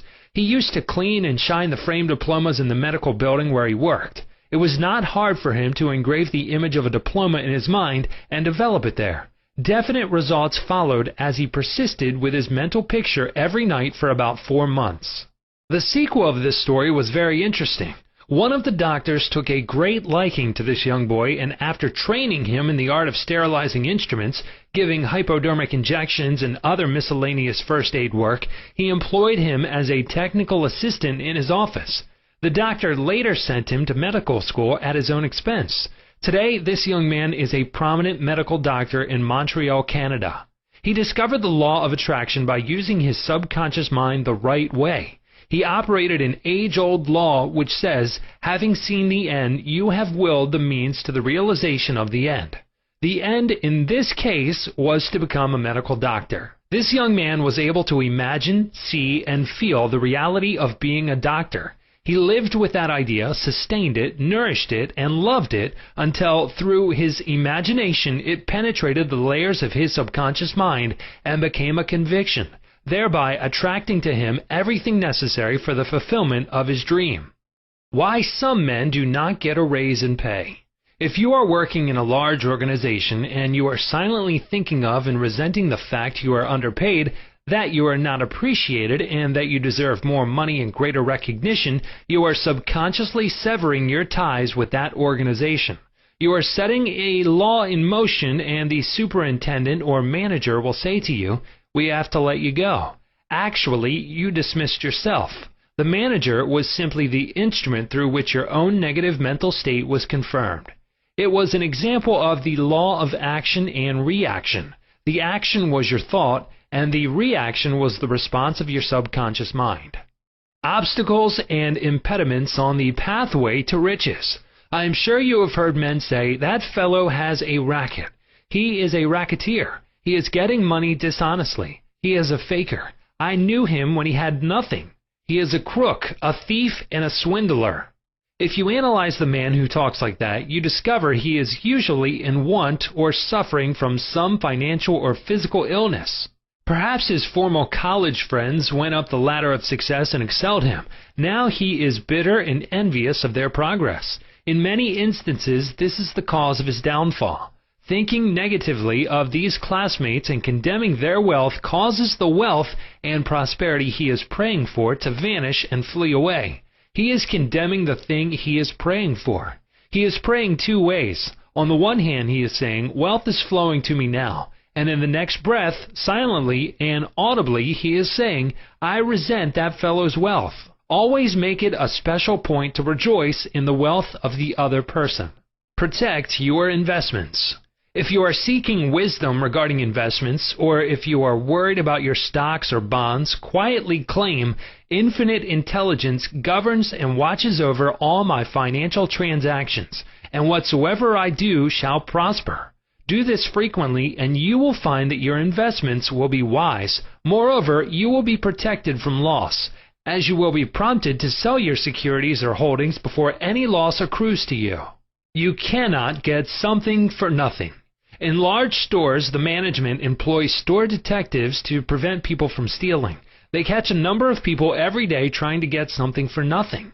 All such people are living in the mental atmosphere of lack and limitation, and are stealing from themselves peace, harmony, faith, honesty, integrity, goodwill, and confidence. Furthermore, they are attracting to themselves all manner of loss, such as loss of character, prestige, social status, and peace of mind. These people lack faith in the source of supply and the understanding of how their minds work. If they would mentally call on the powers of their subconscious mind and claim that they are guided to their true expression, they would find work and constant supply. Then, by honesty, integrity, and perseverance, they would become a credit to themselves and to society at large. Your constant supply of money. Recognizing the powers of your subconscious mind and the creative power of your thought or mental image is the way to opulence, freedom, and constant supply. Accept the abundant life in your own mind. Your mental acceptance and expectancy of wealth has its own mathematics and mechanics of expression. As you enter into the mood of opulence, all things necessary for the abundant life will come to pass. Let this be your daily affirmation. Write it in your heart. I am one with the infinite riches of my subconscious mind. It is my right to be rich, happy, and successful. Money flows to me freely, copiously, and endlessly. I am forever conscious of my true worth. I give of my talents freely, and I am wonderfully blessed financially. It is wonderful. Chapter 11. Your subconscious mind as a partner in success. Success means successful living. A long period of peace, joy, and happiness on this plane may be termed success. The real things of life, such as peace, harmony, integrity, security, and happiness, are intangible. They come from the deep self of man. Meditating on these qualities builds these treasures of heaven in our subconscious. The 3 steps to success. Let us discuss 3 steps to success. The first step to success is to find out the thing you love to do, then do it.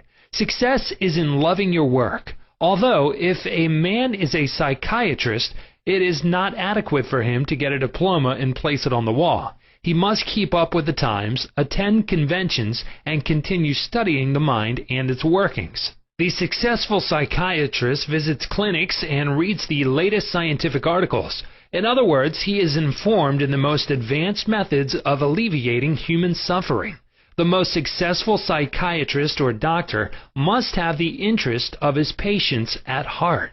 Someone may say, "How can I put the first step into operation? I do not know what I should do." In such a case, pray for guidance as follows. The infinite intelligence of my subconscious mind reveals to me my true place in life. Repeat this prayer quietly, positively, and lovingly to your deeper mind. As you persist with faith and confidence, the answer will come to you as a feeling, a hunch, or a tendency in a certain direction. It will come to you clearly and in peace, and as an inner silent awareness. The second step to success is to specialize in some particular branch of work and know more about it than anyone else. For example, if a young man chooses chemistry as his profession, he should concentrate on one of the many branches in this field. He should give all of his time and attention to this chosen specialty. He should become sufficiently enthusiastic to try to know all there is available about his field. If possible, he should know more than anyone else. The young man should become ardently interested in his work and should desire to serve the world. He that is greatest among you, let him become your servant. There is a great contrast in this attitude of mind in comparison to that of the man who only wants to make a living or just get by. Getting by is not true success. Man's motive must be greater, nobler, and more altruistic. He must serve others, thereby casting his bread upon the waters. The third step is the most important one. You must be sure that the thing you want to do does not redound to your success only. Your desire must not be selfish. It must benefit humanity. The path of a complete circuit must be formed. In other words, your idea must go forth with the purpose of blessing or serving the world.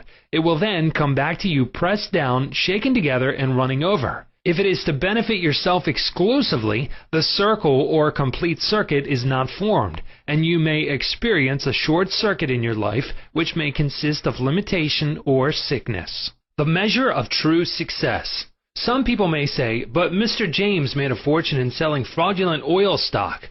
A man may seem to succeed for a while, but the money he obtained by fraud usually takes wings and flies away. When we rob from another, we rob from ourselves, because we are in a mood of lack and limitation which may manifest itself in our body, home life, and affairs. What we think and feel, we create. We create what we believe. Even though a man may have accumulated a fortune fraudulently, he is not successful. There is no success without peace of mind. What good is man's accumulated wealth if he cannot sleep nights, is sick, or has a guilt complex? I knew a man in London who told me of his exploits. He had been a professional pickpocket and had amassed a large amount of money. He had a summer home in France and lived in royal fashion in England. His story was that he was in constant dread of being arrested by Scotland Yard. He had many inner disorders, which were undoubtedly caused by his constant fear and deep-seated guilt complex. He knew he had done wrong. This deep sense of guilt attracted all kinds of trouble to him. Subsequently, he voluntarily surrendered to the police and served a prison sentence. After his release from prison, he sought psychological and spiritual counsel and became transformed. He went to work and became an honest, law-abiding citizen. He found what he loved to do and was happy. A successful person loves his work and expresses himself fully. Success is contingent upon a higher ideal than the mere accumulation of riches. The man of success is the man who possesses great psychological and spiritual understanding. Many of the great industrialists today depend upon the correct use of their subconscious minds for their success. There was an article published some years ago about Flagler, an oil magnate. He admitted that the secret of his success was his ability to see a project in its completion. For instance, in his case, he closed his eyes, imagined a big oil industry, saw trains running on tracks, heard whistles blowing, and saw smoke. Having seen and felt the fulfillment of his prayer, his subconscious mind brought about its realization. If you imagine an objective clearly, you will be provided with the necessities. in ways you know not of through the wonder-working power of your subconscious mind. In considering the 3 steps to success, you must never forget the underlying power of the creative forces of your subconscious mind. This is the energy in back of all steps in any plan of success. Your thought is creative. Thought fused with feeling becomes a subjective faith or belief, and according to your belief is it done unto you.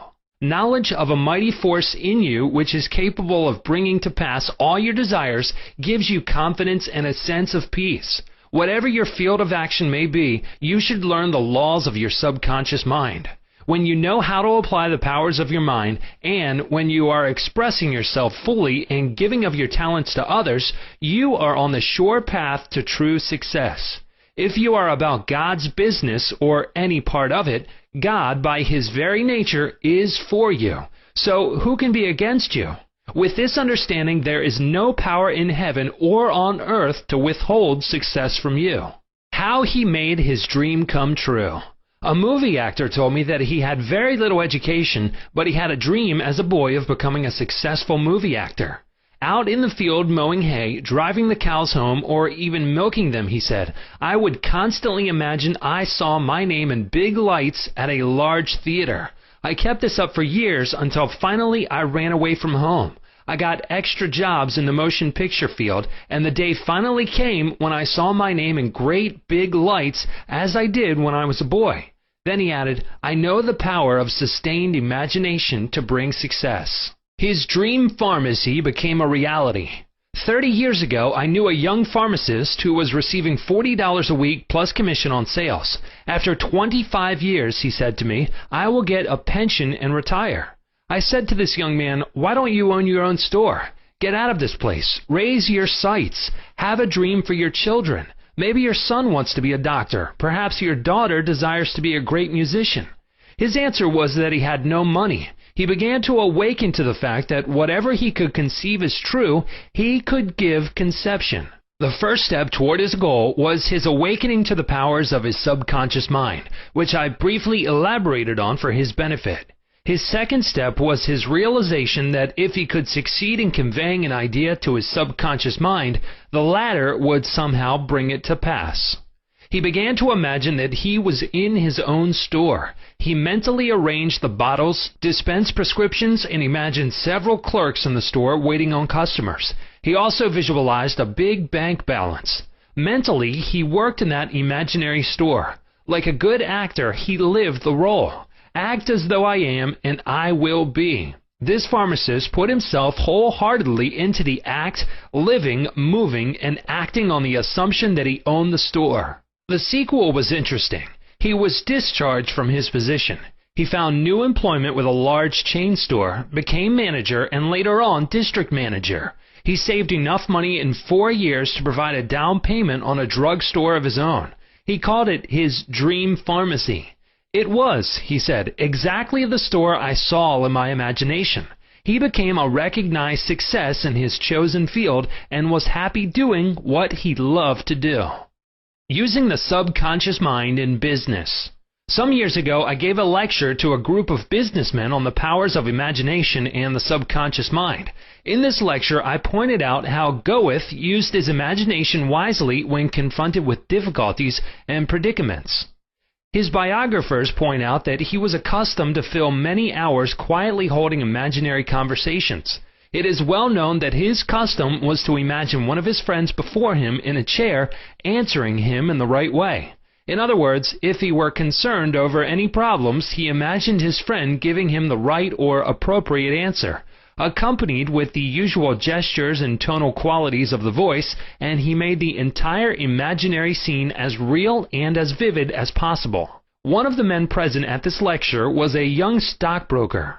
He proceeded to adopt the technique of Goethe. He began to have mental, imaginary conversations with a multi-millionaire banker friend of his who used to congratulate him on his wise and sound judgment and compliment him on his purchase of the right stocks. He used to dramatize this imaginary conversation until he had psychologically fixed it as a form of belief in his mind. This broker's inner talking and controlled imagination certainly agreed with his aim, which was to make sound investments for his clients. His main purpose in life was to make money for his clients and to see them prosper financially by his wise counsel. He is still using his subconscious mind in his business, and he is a brilliant success in his field of endeavor. Boy of 16 years turns failure into success. A young boy who was attending high school said to me, "I am getting very poor grades. My memory is failing. I do not know what is the matter." I discovered that the only thing wrong with this boy was his attitude, which was one of indifference and resentment towards some of his teachers and fellow students. I taught him how to use his subconscious mind and how to succeed in his studies. He began to affirm certain truths several times a day, particularly at night prior to sleep, and also in the morning after awakening. These are the best times to impregnate the subconscious mind. He affirmed as follows: "I realize that my subconscious mind is a storehouse of memory. It retains everything I read and hear from my teachers. I have a perfect memory, and the infinite intelligence in my subconscious mind constantly reveals to me everything I need to know at all my examinations, whether written or oral. I radiate love and goodwill to all my teachers and fellow students. I sincerely wish for them success in all good things." This young man is now enjoying a greater freedom than he has ever known. He is now receiving all A's. He constantly imagines the teachers and his mother congratulating him on his success in his studies. How to become successful in buying and selling. In buying and selling, remember that your conscious mind is the starter and your subconscious mind is the motor. You must start the motor to enable it to perform its work. Your conscious mind is the dynamo that awakens the power of your subconscious mind. The first step in conveying your clarified desire, idea, or image to the deeper mind is to relax, immobilize the attention, get still, and be quiet. This quiet, relaxed, and peaceful attitude of mind prevents extraneous matter and false ideas from interfering with your mental absorption of your ideal. Furthermore, in a quiet, passive, and receptive attitude of mind, effort is reduced to a minimum. The second step is to begin to imagine the reality of that which you desire. For example, you may wish to buy a home, and in your relaxed state of mind, affirm as follows: "The infinite intelligence of my subconscious mind is all-wise. It reveals to me now the ideal home, which is central, ideal, is in a lovely environment, meets with all my requirements, and is commensurate with my income. I am now turning this request over to my subconscious mind, and I know it responds according to the nature of my request. I release this request with absolute faith and confidence in the same way that a farmer deposits a seed in the ground, trusting implicitly in the laws of growth." The answer to your prayer may come through an advertisement in the paper, through a friend, or you may be guided directly to a particular home, which is exactly what you are seeking. There are many ways by which your prayer may be answered. The principal knowledge in which you may place your confidence is that the answer always comes, provided you trust the working of your deeper mind. You may wish to sell a home, land, or any kind of property. In private consultation with real estate brokers, I have told them of the way I sold my own home on Orlando Avenue in Los Angeles. Many of them have applied the technique I used with remarkable and speedy results. I placed a sign which read, "For sale by owner," in the garden in front of my home. The day after, I said to myself as I was going to sleep, "Supposing you sold your house, what would you do?" I answered my own question, and I said I would take that sign down and throw it in the garage.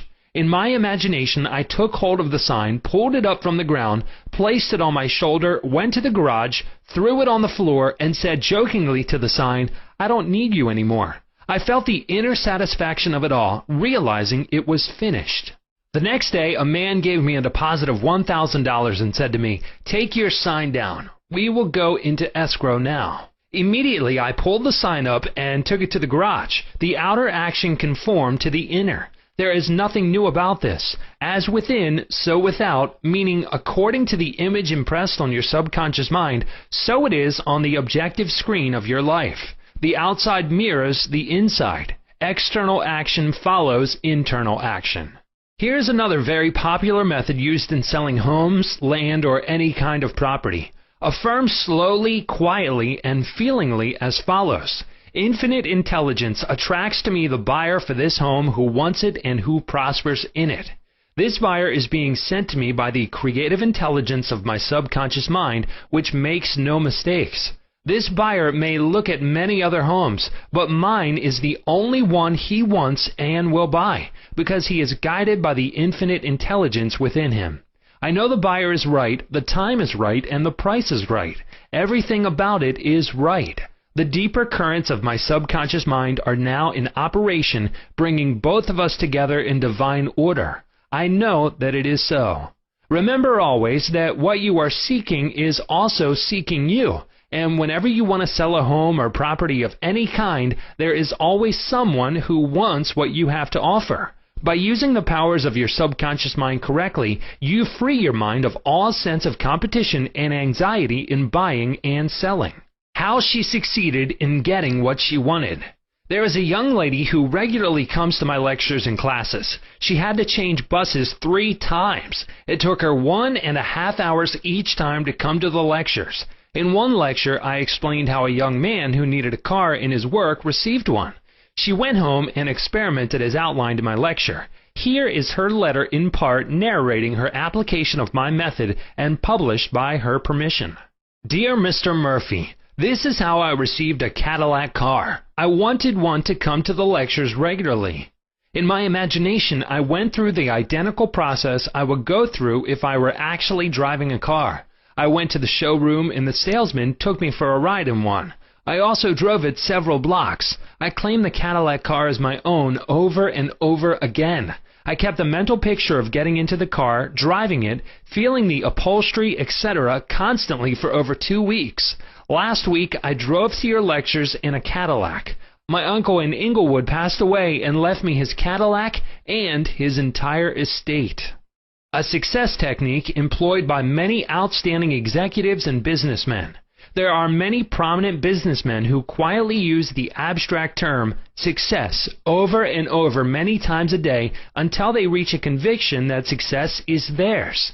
They know that the idea of success contains all the essential elements of success. Likewise, you can begin now to repeat the word success to yourself with faith and conviction. Your subconscious mind will accept it as true of you, and you will be under a subconscious compulsion to succeed.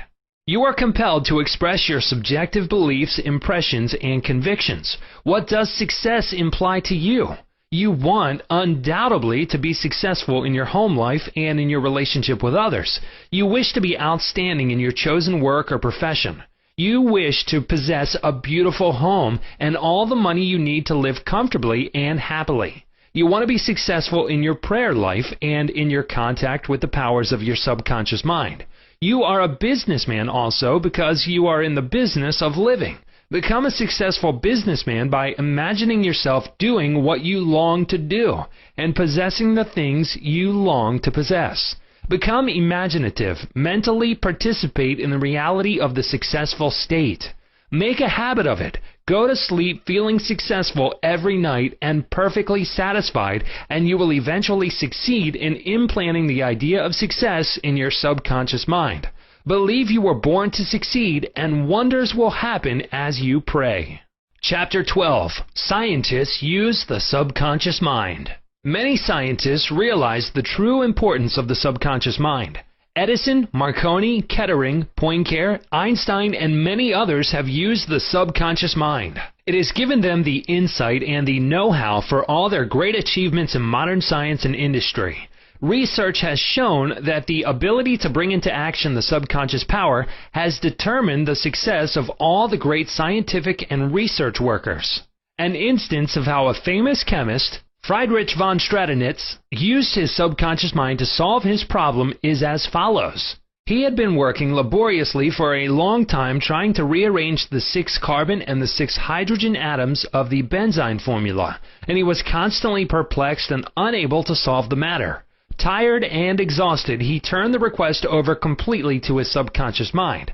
Shortly afterward, as he was about to board a London bus, his subconscious presented his conscious mind with a sudden flash of a snake biting its own tail and turning around like a pinwheel. This answer from his subconscious mind gave him the long-sought answer of the circular rearrangement of the atoms that is known as the benzene ring. How a distinguished scientist brought forth his inventions. Nikola Tesla was a brilliant electrical scientist who brought forth the most amazing innovations. When an idea for a new invention came into his mind, he would build it up in his imagination, knowing that his subconscious mind would reconstruct and reveal to his conscious mind all the parts needed for its manufacture in concrete form. Through quietly contemplating every possible improvement, he spent no time in correcting defects, and was able to give the technicians the perfect product of his mind. He said, "Invariably, my device works as I imagined it should. In 20 years, there has not been a single exception." How a famous naturalist solved his problem. Professor Agassiz, a distinguished American naturalist, discovered the indefatigable activities of his subconscious mind while he slept. His widow, in her biography of her famous husband, has reported the following. He had been for 2 weeks striving to decipher the somewhat obscure impression of a fossil fish on the stone slab in which it was preserved. Weary and perplexed, he put his work aside at last and tried to dismiss it from his mind. Shortly after, he waked one night persuaded that while asleep he had seen his fish with all the missing features perfectly restored. But when he tried to hold and make fast the image, it escaped him. Nevertheless, he went early to the Jardin des Plantes, thinking that on looking anew at the impression, he should see something which would put him back on the track of his vision. In vain, the blurred record was as black as ever. The next night he saw the fish again, but with no more satisfactory result. When he awoke, it disappeared from his memory as before. Hoping that the same experience might be repeated on the third night, he placed a pencil and paper beside his bed before going to sleep. Accordingly, toward morning the fish reappeared in his dream. Confusedly at first, but at last with such distinctness that he had no longer any doubt as to its zoological characters. Still half dreaming in perfect darkness, he traced these characters on the sheet of paper at the bedside. In the morning he was surprised to see in his nocturnal sketch features which he thought it impossible the fossil itself should reveal. He hastened to the Jardin des Plantes and, with his drawing as a guide, succeeded in chiseling away the surface of the stone under which portions of the fish proved to be hidden. When wholly expressed, it corresponded with his dream and his drawing, and he succeeded in classifying it with ease. An outstanding physician solved the problem of diabetes. Some years ago, I received a clipping from a magazine describing the origin of the discovery of insulin. This is the essence of the article as I recall it. About 40 years ago or more, Dr. Frederick Banting, a brilliant Canadian physician and surgeon, was concentrating his attention on the ravages of diabetes. At that time, medical science offered no effective method of arresting the disease. Dr. Banting spent considerable time experimenting and studying the international literature on the subject. One night he was exhausted and fell asleep. While asleep, his subconscious mind instructed him to extract the residue from the degenerated pancreatic duct of dogs. This was the origin of insulin, which has helped millions of people. You will note that Dr. Banting had been consciously dwelling on the problem for some time, seeking a solution, a way out, and his subconscious responded accordingly. It does not follow that you will always get an answer overnight. The answer may not come for some time. Do not be discouraged. Keep on turning the problem over every night to the subconscious mind prior to sleep as if you had never done it before.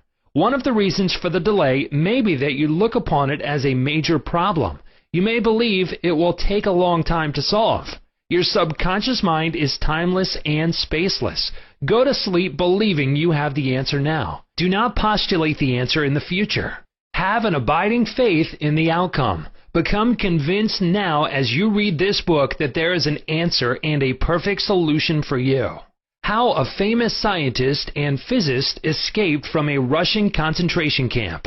Dr. Lothar van Blank-Schmidt, a member of the Rocket Society and an outstanding research electronic engineer, gives the following condensed summary of how he used his subconscious mind to free himself from certain death at the hands of brutal guards in a Russian prison camp coal mine.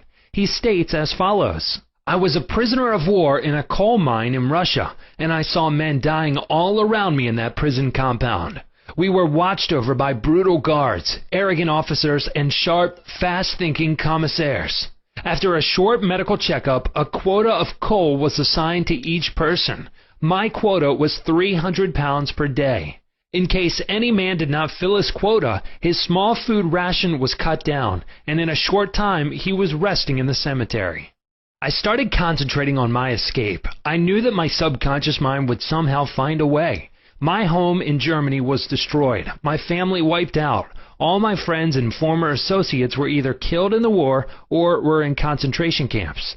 I said to my subconscious mind, I want to go to Los Angeles and you will find the way. I had seen pictures of Los Angeles and I remembered some of the boulevards very well as some of the buildings. Every day and night I would imagine I was walking down Wilshire Boulevard with an American girl whom I met in Berlin prior to the war. She is now my wife. In my imagination, we would visit the stores, ride buses, and eat in the restaurants.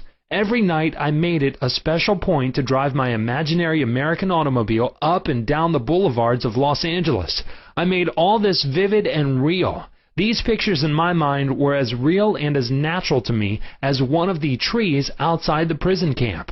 Every morning the chief guard would count the prisoners as they were lined up. He would call out 1, 2, 3, etc. And when 17 was called out, which was my number in sequence, I stepped aside. In the meantime, the guard was called away for a minute or so, and on his return, he started by mistake on the next man as number 17.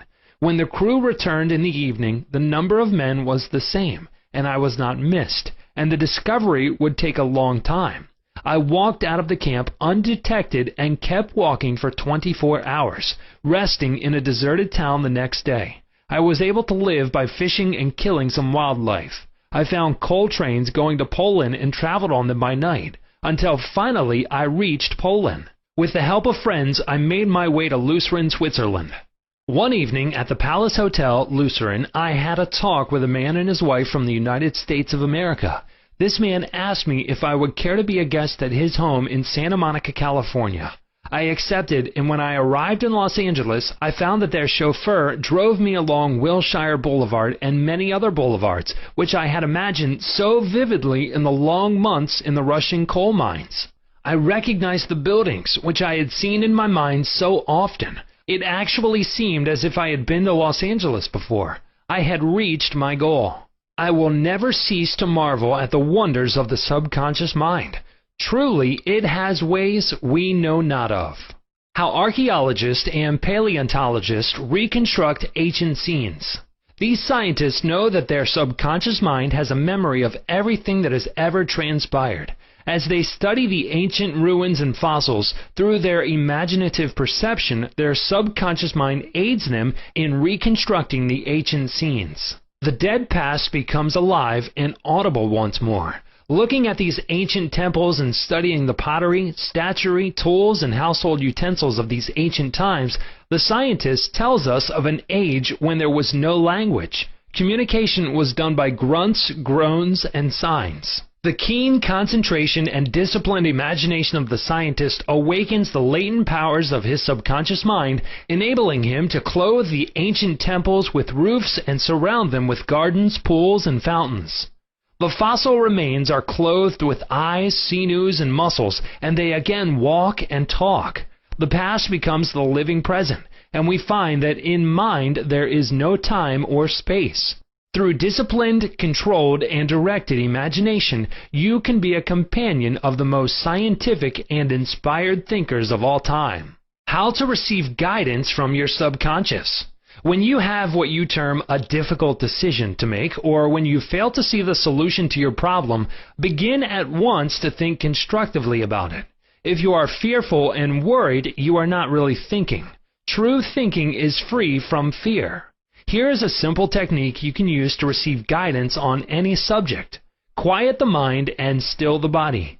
Tell the body to relax. It has to obey you. It has no volition, initiative, or self-conscious intelligence. Your body is an emotional disk which records your beliefs and impressions. Mobilize your attention, Focus your thought on the solution to your problem. Try to solve it with your conscious mind. Think how happy you would be about the perfect solution. Sense the feeling you would have if the perfect answer were yours now. Let your mind play with this mood in a relaxed way. Then drop off to sleep. When you awaken and you do not have the answer, get busy about something else. Probably when you are preoccupied with something else, the answer will come into your mind like toast pops out of the toaster. In receiving guidance from your subconscious mind, the simple way is the best. This is an illustration. I once lost a valuable ring which was an heirloom. I looked everywhere for it and could not locate it. At night, I talked to the subconscious in the same manner that I would talk to anyone. I said to it prior to dropping off to sleep, "You know all things. You know where that ring is, and you now reveal to me where it is." In the morning, I awoke suddenly with the words ringing in my ear, "Ask Robert." I thought it very strange that I should ask Robert, a young boy about 9 years of age. However, I followed the inner voice of intuition. Robert said, "Oh yes, I picked it up in the yard while I was playing with the boys. I placed it on the desk in my room. I did not think it worth anything, so I did not say anything about it." The subconscious mind will always answer you if you trust it. His subconscious revealed the location of his father's will. A young man who attends my lectures had this experience. His father died and apparently left no will. However, this man's sister told him that their father had confided to her that a will had been executed which was fair to all. Every attempt to locate the will failed. Prior to sleep, he talked to his deeper mind as follows. I now turn this request over to the subconscious mind. It knows just where that will is and reveals it to me. Then he condensed his request down to one word, answer, repeating it over and over again as a lullaby. He lulled himself to sleep with the word answer. The next morning, this young man had an overpowering hunch to go to a certain bank in Los Angeles where he found a safe deposit vault registered in the name of his father, the contents of which solved all his problems. Your thought as you go to sleep arouses the powerful latency which is within you. For example, let us suppose you are wondering whether to sell your home, buy a certain stock, sever partnership, move to New York, or stay in Los Angeles, dissolve the present contract, or take a new one. Do this. Sit quietly in your armchair or at the desk in your office. Remember that there is a universal law of action and reaction. The action is your thought. The reaction is the response from your subconscious mind. The subconscious mind is reactive and reflexive. This is its nature. It rebounds, rewards, and repays. It is the law of correspondence. It responds by corresponding. As you contemplate right action, you will automatically experience a reaction or response in yourself which represents the guidance or answer of your subconscious mind. In seeking guidance, you simply think quietly about right action, which means that you are using the infinite intelligence residence in your subconscious mind to the point where it begins to use you. From there on, your course of action is directed and controlled by the subjective wisdom within you, which is all-wise and omnipotent. Your decision will be right. There will only be right action because you are under a subjective compulsion to do the right thing. I use the word compulsion because the law of the subconscious is compulsion. The secret of guidance. The secret of guidance or right action is to mentally devote yourself to the right answer until you find its response in you. The response is a feeling, an inner awareness, and an overpowering hunch whereby you know that you know. You have used the power to the point where it begins to use you. You cannot possibly fail or make one false step while operating under the subjective wisdom within you. You will find that all your ways are pleasantness and all your paths are peace. Chapter 13. Your Subconscious and the Wonders of Sleep. You spend about 8 out of every 24 hours, or 1/3 of your entire life, in sleep. This is an inexorable law of life. This also applies to the animal and vegetable kingdoms. Sleep is a divine law, and many answers to our problems come to us when we are sound asleep upon the bed. Many people have advocated the theory that you get tired during the day, that you go to sleep to rest the body, and that a reparative process takes place while you sleep. Nothing rests in sleep. Your heart, your lungs, and all your vital organs function while you're asleep. If you eat prior to sleep, the food is digested and assimilated. Also, your skin secretes perspiration and your nails and hair continue to grow. Your subconscious mind never rests or sleeps. It is always active, controlling all your vital forces. The healing process takes place more rapidly while you are asleep as there is no interference from your conscious mind. Remarkable answers are given to you while you are asleep. Why we sleep. Dr. John Bigelow, a famous research authority on sleep, demonstrated that at night while asleep you receive impressions showing that the nerves of the eyes, ears, nose, and taste buds are active during sleep, and also that the nerves of your brain are quite active. He says that the main reason we sleep is because the nobler part of the soul is united by abstraction to our higher nature and becomes a participant in the wisdom and foreknowledge of the gods. Dr. Bigelow states also, the results of my studies have not only strengthened my convictions that the supposed exemption from customary toils and activities was not the final purpose of sleep, but have also made clear to my mind the conviction that no part of a man's life deserves to be considered more indispensable to its symmetrical and perfect spiritual development than while he is separated from the phenomenal world in sleep. Prayer, a form of sleep. Your conscious mind gets involved with vexations, strife, and contentions of the day, and it is very necessary to withdraw periodically from sense evidence and the objective world and commune silently with the inner wisdom of your subconscious mind. By claiming guidance, strength, and greater intelligence in all phases of your life, you will be enabled to overcome all difficulties and solve your daily problems. This regular withdrawal from sense evidence and the noise and confusion of everyday living is also a form of sleep. For example, you become asleep to the world of the senses and alive to the wisdom and power of your subconscious mind. Startling effects of sleep deprivation. Lack of sleep can cause you to become irritable, moody, and depressed. Dr. George Stevenson of the National Association for Mental Health says, I believe it can be safely said that all human beings need a minimum of 6 hours sleep to be healthy. Most people need more. Those who think they can get along on less are fooling themselves. Medical research scholars investigating sleep processes and deprivation of sleep point out that severe insomnia has preceded psychologic breakdown in some instances. Remember, you are spiritually recharged during sleep, and adequate sleep is essential to produce joy and vitality in life.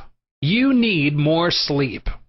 Robert O'Brien, in an article, Maybe You Need More Sleep, in an issue of the Reader's Digest, reports the following experiment on sleep. For the last 3 years, experiments have been in progress at Walter Reed Army Institute of Research in Washington, D.C. Subjects, more than 100 military and civilian volunteers, have been kept awake for as long as 4 days. Thousands of tests have measured the effects of their behavior and personality. Results of these tests have given scientists astonishingly new insights into the mysteries of sleep. They now know that a tired brain apparently craves sleep so hungrily that it will sacrifice anything to get it. After only a few hours of sleep loss, fleeting stolen naps called lapses or microsleep occurred at the rate of 3 or 4 an hour. As in sleep, eyelids dropped, heartbeat slowed. Each lapse lasted just a fraction of a second. Sometimes the lapses were periods of blankness, sometimes they were filled with images, wisps of dreams. As hours of sleep loss mounted, the lapses took place more often and lasted longer, perhaps 2 or 3 seconds. Even if the subjects had been piloting an airliner in a thunderstorm, they still couldn't have resisted microsleeps for those few priceless seconds. And it can happen to you, as many who have fallen asleep at the wheel of a car can testify. Another startling effect of sleep deprivation was its attack on human memory and perception. Many sleep-deprived subjects were unable to retain information long enough to relate it to the tasks they were supposed to perform.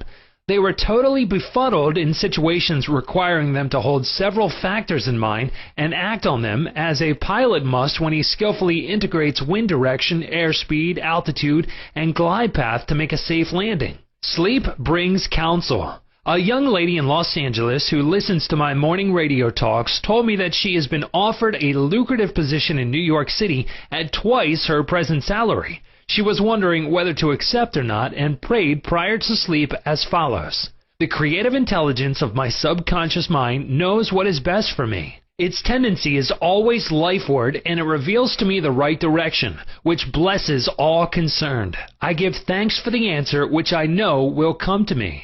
She repeated this simple prayer over and over again as a lullaby prior to sleep, and in the morning she had a persistent feeling that she should not accept the offer. She rejected the offer, and subsequent events verified her inward sense of knowing, because the company went bankrupt in a few months following their offer of employment to her. The conscious mind may be correct on the facts objectively known, but the intuitive faculty of her subconscious mind saw the failure of the concern in question and prompted her accordingly. Saved from certain disaster. I will illustrate how the wisdom of your subconscious mind can instruct you and protect you relative to your request for right action as you go to sleep. Many years ago, before the Second World War, I was offered a very lucrative assignment in the Orient, and I prayed for guidance and the right decision as follows. Infinite intelligence within me knows all things, and the right decision is revealed to me in divine order. I will recognize the answer when it comes. I repeated this simple prayer over and over again as a lullaby prior to sleep, and in a dream came the vivid realization of things to come 3 years hence. An old friend appeared in the dream and said, "Read these headlines. Do not go." The headlines of the newspaper which appeared in the dream related to war and attack on Pearl Harbor. Occasionally, the writer dreams literally. The aforementioned dream was undoubtedly a dramatization of the subconscious mind which projected a person whom I trusted and respected. To some, a warning may come in the form of a mother who appears in a dream. She tells the person not to go here or there and the reason for the warning. Your subconscious mind is all-wise. It knows all things. Oftentimes, it will speak to you only in a voice that your conscious mind will immediately accept as true. Sometimes your subconscious will warn you in a voice which sounds like that of your mother or some loved one, which may cause you to stop on the street, and you find, if you had gone another foot, a falling object from a window might have struck you on the head. My subconscious mind is one with the universe subconscious, and it knew the Japanese were planning a war, and it also knew when the war would start. Dr. Ryan, director of the Department of Psychology at Duke University, has gathered together a vast amount of evidence showing that a great number of people all over the world see events before they happen, and in many instances are, therefore, able to avoid the tragic event which was foreseen vividly in a dream. The dream which I had showed clearly the headlines in the New York Times about 3 years prior to the tragedy of Pearl Harbor. In consequence of this dream, I immediately canceled the trip as I felt a subconscious compulsion to do so. 3 years later, the Second World War proved the truth of the inner voice of intuition. Your future is in your subconscious mind. Remember that the future, the result of your habitual thinking, is already in your mind except when you change it through prayer. The future of a country, likewise, is in the collective subconscious of the people of that nation. There is nothing strange in the dream I had wherein I saw the headlines of the New York newspapers long before the war began.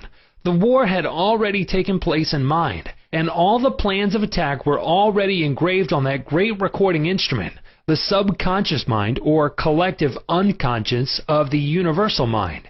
Tomorrow's events are in your subconscious mind. So are next week's and next month's, and they may be seen by a highly psychic or clairvoyant person. No disaster or tragedy can happen to you if you decide to pray. Nothing is predetermined or foreordained. Your mental attitude, for example, the way you think, feel, and believe, determines your destiny. You can, through scientific prayer, which is explained in a previous chapter, mold, fashion, and create your own future. Whatsoever a man soweth, that shall he also reap. A catnap gets him $15,000. One of my students mailed me a newspaper clipping 3 or 4 years ago about a man called Ray Hammerstrom, a roller at the steelworks in Pittsburgh operated by Jones and Laughlin Steel Corporation. He received $15,000 for his dream. According to the article, the engineers could not fix a faulty switch in a newly installed bar mill which controlled the delivery of straight bars to the cooling beds. The engineers worked on the switch about 11 or 12 times to no avail. Hammerstrom thought a lot about the problem and tried to figure out a new design which might work. Nothing worked. One afternoon, he lay down for a nap, and prior to sleep, he began to think about the answer to the switch problem. He had a dream in which a perfect design for the switch was portrayed. When he awoke, he sketched his new design according to the outline of his dream. This visionary catnap won Hammerstrom a check for $15,000, the largest award the firm ever gave an employee for a new idea. How a famous professor solved his problem in sleep. Dr. H.V. Helprich, professor of Assyrian at the University of Pennsylvania, wrote as follows: "One Saturday morning I had been wearying myself in the vain attempt to decipher two small fragments of a gate which were supposed to belong to the finger rings of some Babylonians. About midnight, weary and exhausted, I went to bed and dreamed the following remarkable dream. A tall, thin priest of Nippur, about 40 years of age, led me to the treasure chamber of the temple, a small, low-ceilinged room without windows, while scrapes of a gate and lapazula lay scattered on the floor. Here he addressed me as follows: the two fragments which you have published separately on page 22 and 26 belong together, are not finger rings. The first two rings served as earrings for the statue of the god. The two fragments you have are the portions of them. If you will put them together, you will have confirmation of my words." I awoke at once, I examined the fragments, and to my astonishment found the dream verified. The problem was then, at last, solved. This demonstrates clearly the creative manifestation of his subconscious mind, which knew the answer to all his problems. How the subconscious works for a famous writer while he slept.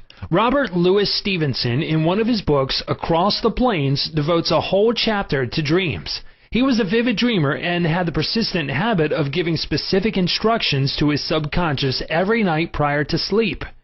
He would request his subconscious to evolve stories for him while he slept. For example, if Stevenson's funds were at low ebb, his command to his subconscious would be something like this: "Give me a good, thrilling novel which will be marketable and profitable." His subconscious responded magnificently. Stevenson says, "These little brownies, the intelligences and powers of his subconscious, can tell me a story piece by piece, like a serial, and keep me, its supposed creator, all the while in total ignorance of where they aim."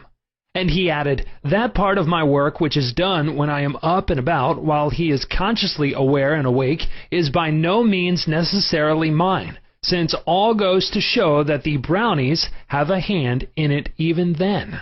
Sleep in peace and wake in joy. To those who suffer from insomnia, you will find the following prayer very effective. Repeat it slowly, quietly, and lovingly prior to sleep. My toes are relaxed. My ankles are relaxed. My abdominal muscles are relaxed. My heart and lungs are relaxed. My hands and arms are relaxed. My neck is relaxed. My brain is relaxed. My face is relaxed. My eyes are relaxed. My whole mind and body are relaxed. I fully and freely forgive everyone, and I sincerely wish for them harmony, health, peace, and all the blessings of me. I am at peace. I am poised, serene, and calm. I rest in security and in peace. A great stillness steals over me, and a great calm quiets my whole being as I realize the divine presence within me. I know that the realization of life and love heals me. I wrap myself in the mantle of love and fall asleep filled with goodwill for all. Throughout the night, peace remains with me, and in the morning I shall be filled with life and love. A circle of love is drawn around me. I will fear no evil, for thou art with me. I sleep in peace. I wake in joy, and in him I live, move, and have my being. Chapter 14. Your subconscious mind and marital problems. Ignorance of the functions and powers of the mind is the cause of all marital trouble. Each using the law of mind correctly can solve friction between husband and wife. By praying together, they stay together. The contemplation of divine ideals, the study of the laws of life, the mutual agreement on a common purpose and plan, and the enjoyment of personal freedom bring about that harmonious marriage, that wedded bliss, that sense of oneness where the two become one. The best time to prevent divorce is before marriage. It is not wrong to try to get out of a very bad situation. But why get into the bad situation in the first place? Would it not be better to give attention to the real cause of marital problems? In other words, to really get at the root of the matter involved. As with all other problems of men and women, the problems of divorce, separation, annulment, and endless litigation are directly traceable to lack of knowledge of the working and interrelationship of the conscious and subconscious mind. The meaning of marriage. Marriage, to be real, must first be on a spiritual basis. It must be of the heart, and the heart is the chalice of love. Honesty, sincerity, kindness, and integrity are also forms of love. Each partner should be perfectly honest and sincere with the other. It is not a true marriage when a man marries a woman for her money, social position, or to lift his ego, because this indicates a lack of sincerity, honesty, and true love. Such a marriage is a farce, a sham, and a masquerade. When a woman says, "I am tired of working, I want to get married because I want security," her premise is false. She is not using the laws of mind correctly. Her security depends upon her knowledge of the interaction of the conscious and subconscious mind and its application. For example, a woman will never lack for wealth or health if she applies the techniques outlined in the respective chapters of this book. Her wealth can come to her independent of her husband, father, or anyone else. A woman is not dependent on her husband for health, peace, joy, inspiration, guidance, love, wealth, security, happiness, or anything in the world. Her security and peace of mind come from her knowledge of the inner powers within her and from the constant use of the laws of her own mind in a constructive fashion. How to attract the ideal husband. You are now acquainted with the way your subconscious mind works. You know that whatever you impress upon it will be experienced in your world. Begin now to impress your subconscious mind with the qualities and characteristics you desire in a man. The following is an excellent technique. Sit down at night in your armchair, close your eyes, let go, relax the body, become very quiet, passive, and receptive. Talk to your subconscious mind and say to it, "I am now attracting a man into my experience who is honest, sincere, loyal, faithful, peaceful, happy, and prosperous. These qualities which I admire are sinking down into my subconscious mind now. As I dwell upon these characteristics, they become a part of me and are embodied subconsciously. I know there is an irresistible law of attraction and that I attract to me a man according to my subconscious belief. I attract that which I feel to be true in my subconscious mind. I know I can contribute to his peace and happiness. He loves my ideals, and I love his ideals. He does not want to make me over, neither do I want to make him over. There is mutual love, freedom, and respect." Practice this process of impregnating your subconscious mind. Then you will have the joy of attracting to you a man possessing the qualities and characteristics you mentally dwelt upon. Your subconscious intelligence will open up a pathway whereby both of you will meet according to the irresistible and changeless flow of your own subconscious mind. Have a keen desire to give the best that is in you of love, devotion, and cooperation. Be receptive to this gift of love, which you have given to your subconscious mind. How to attract the ideal wife. Affirm as follows: I now attract the right woman who is in complete accord with me. This is a spiritual union because it is divine love functioning through the personality of someone with whom I blend perfectly. I know I can give to this woman love, light, peace, and joy. I feel and believe I can make this woman's life full, complete, and wonderful. I now decree that she possesses the following qualities and attributes. She is spiritual, loyal, faithful, and true. She is harmonious, peaceful, and happy. We are irresistibly attracted to each other. Only that which belongs to love, truth, and beauty can enter my experience. I accept my ideal companion now. As you think quietly and with interest on the qualities and attributes which you admire in the companion you seek, you will build the mental equivalent into your mentality. Then the deeper currents of your subconscious mind will bring both of you together in divine order. No need for third mistake. Recently, a teacher said to me, I have had 3 husbands and all 3 have been passive, submissive, and dependent on me to make all decisions and govern everything. Why do I attract such type men? I asked her whether she had known that her second husband was the effeminate type, and she replied, of course not. Had I known, I would not have married him. Apparently, she had not learned anything from the first mistake. The trouble was with her personality makeup. She was very masculine, domineering, and unconsciously wanted someone who would be submissive and passive so that she could play the dominant role. All this was unconscious motivation, and her subconscious picture attracted to her what she subjectively wanted. She had to learn to break the pattern by adopting the right prayer process. How she broke the negative pattern. The above-mentioned woman learned a simple truth. When you believe you can have the type of man you idealize, it is done unto you as you believe. The following is the specific prayer she used to break the old subconscious pattern and attract to her the ideal mate. I am building into my mentality the type of man I deeply desire. The man I attract for a husband is strong, powerful, loving, very masculine, successful, honest, loyal, and faithful. He finds love and happiness with me. I love to follow where he leads. I know he wants me, and I want him. I am honest, sincere, loving, and kind. I have wonderful gifts to offer him. They are goodwill, a joyous heart, and a healthy body. He offers me the same. It is mutual. I give and I receive. Divine intelligence knows where this man is, and the deeper wisdom of my subconscious mind is now bringing both of us together in its own way, and we recognize each other immediately. I release this request to my subconscious mind, which knows how to bring my request to pass. I give thanks for the perfect answer. She prayed in the above manner night and morning, affirming these truths and knowing that through frequent occupation of the mind, she would reach the mental equivalent of that which she sought. The answer to her prayer.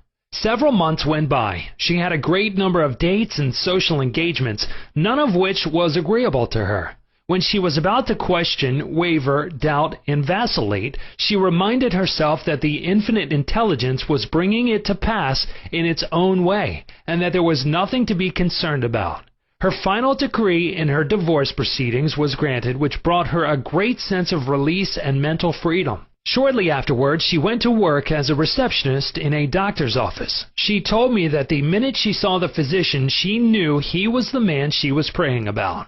Apparently, he knew it too, because he proposed to her the first week she was in the office, and their subsequent marriage was ideally happy.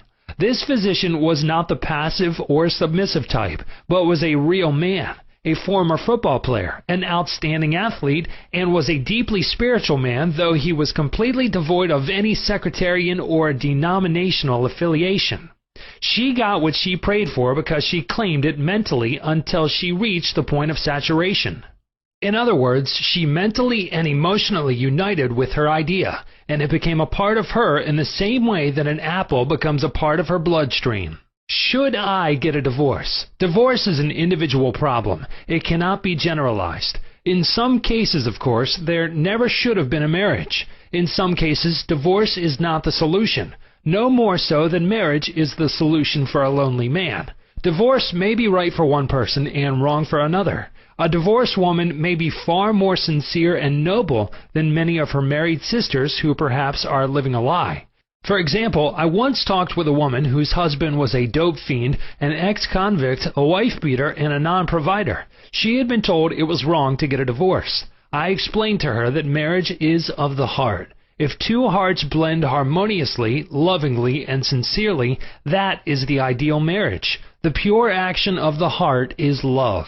Following this explanation, she knew what to do. She knew in her heart that there is no divine law which compelled her to be browbeaten, intimidated, and beaten because someone said, "I pronounce you man and wife."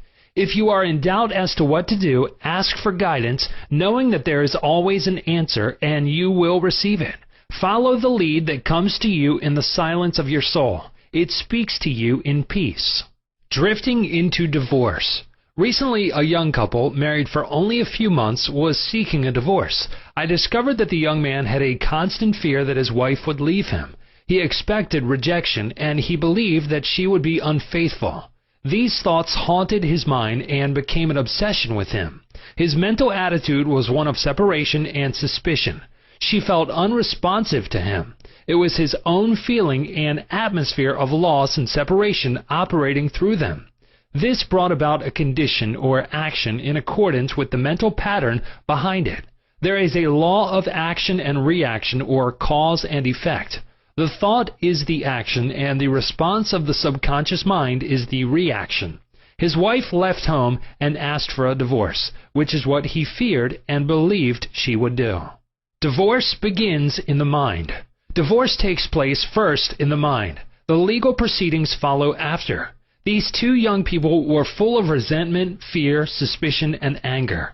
These attitudes weaken, exhaust, and debilitate the whole being. They learned that hate divides and that love unites. They began to realize what they had been doing with their minds. Neither one of them knew the law of mental action, nor they were misusing their minds and bringing on chaos and misery.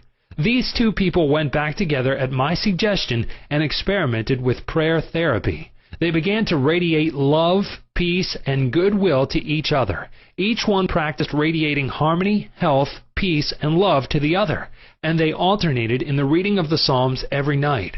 Their marriage is growing more beautiful every day. The nagging wife. Many times the reason the wife nags is because she gets no attention. Oftentimes it is a craving for love and affection. Give your wife attention and show your appreciation. Praise and exalt all her many good points. There is also the nagging type of woman who wants to make the man conform to her particular pattern. This is about the quickest way in the world to get rid of a man. The wife and the husband must cease being scavengers, always looking at the petty faults or errors in each other. Let each give attention and praise for the constructive and wonderful qualities in the other. The brooding husband. If a man begins to brood, grows morbid against his wife because of the things she said or did, he is, psychologically speaking, committing adultery. One of the meanings of adultery is idolatry. Example, giving attention to or uniting mentally with that which is negative and destructive. When a man is silently resenting his wife and is full of hostility towards her, he is unfaithful. He is not faithful to his marriage vows, which are to love, cherish, and honor her all the days of his life. The man who is brooding, bitter, and resentful can swallow his sharp remarks, abate his anger, and he can go to great lengths to be considerate, kind, and courteous. He can deftly skirt the differences. Through praise and mental effort, he can get out of the habit of antagonism. Then he will be able to get along better, not only with his wife, but with his business associates also. Assume the harmonious state, and eventually you will find peace and harmony. The great mistake. A great mistake is to discuss your marital problems or difficulties with neighbors and relatives. Suppose, for example, a wife says to the neighbor, "John never gives me any money. He treats my mother abominably, drinks to excess, and is constantly abusive and insulting."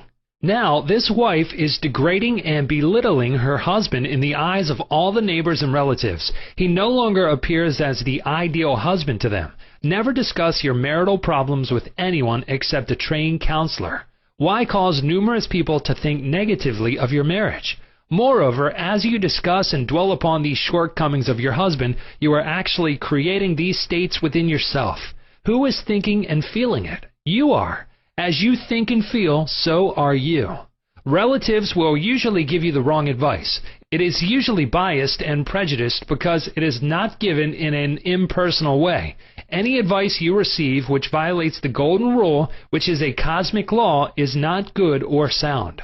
It is well to remember that no two human beings ever live beneath the same roof without clashes of temperament, periods of hurts and strain. Never display the unhappy side of your marriage to your friends. Keep your quarrels to yourself. Refrain from criticism and condemnation of your partner. Don't try to make your wife over. A husband must not try to make his wife over into a second edition of himself. The tactless attempt to change her in many ways is foreign to her nature. These attempts are always foolish, and many times result in dissolution of the marriage.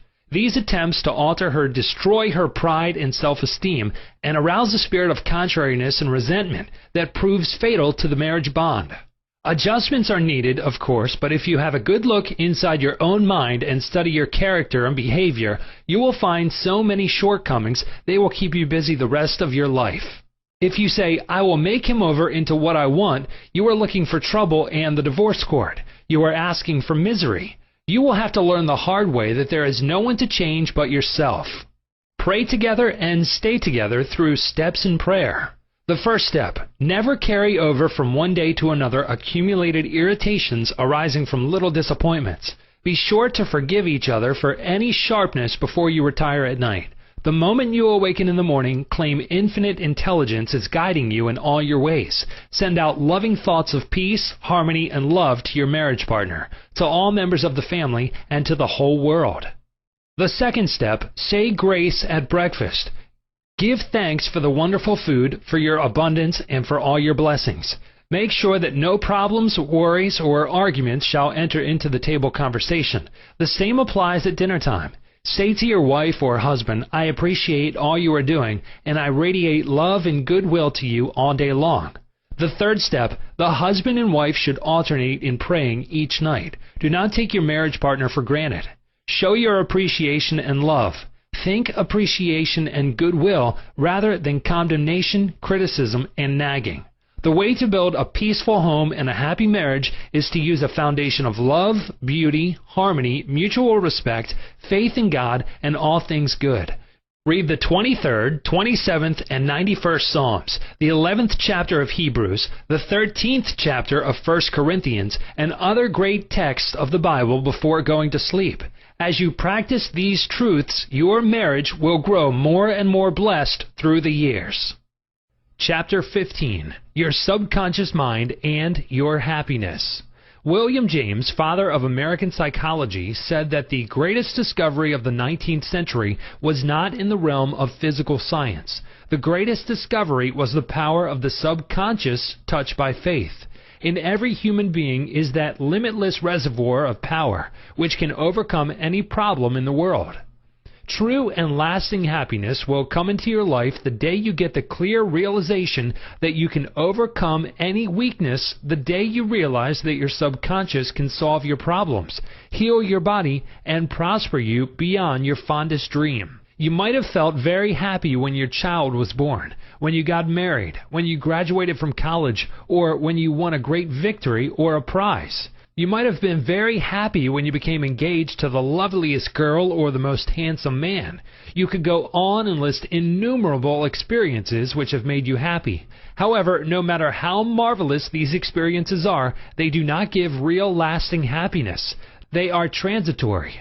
The book of Proverbs gives the answer. Whosoever trusteth in the Lord, happy is he.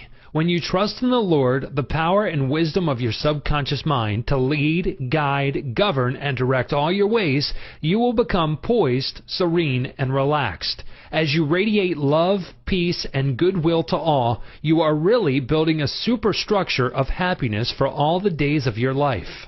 You must choose happiness. Happiness is a state of mind. There is a phrase in the Bible which says, "Choose ye this day whom ye will serve." You have the freedom to choose happiness. This may seem extraordinarily simple, and it is. Perhaps this is why people stumble over the way to happiness. They do not see the simplicity of the key to happiness. The great things of life are simple, dynamic, and creative. They produce well-being and happiness. St. Paul reveals to you how you can think your way into a life of dynamic power and happiness in these words.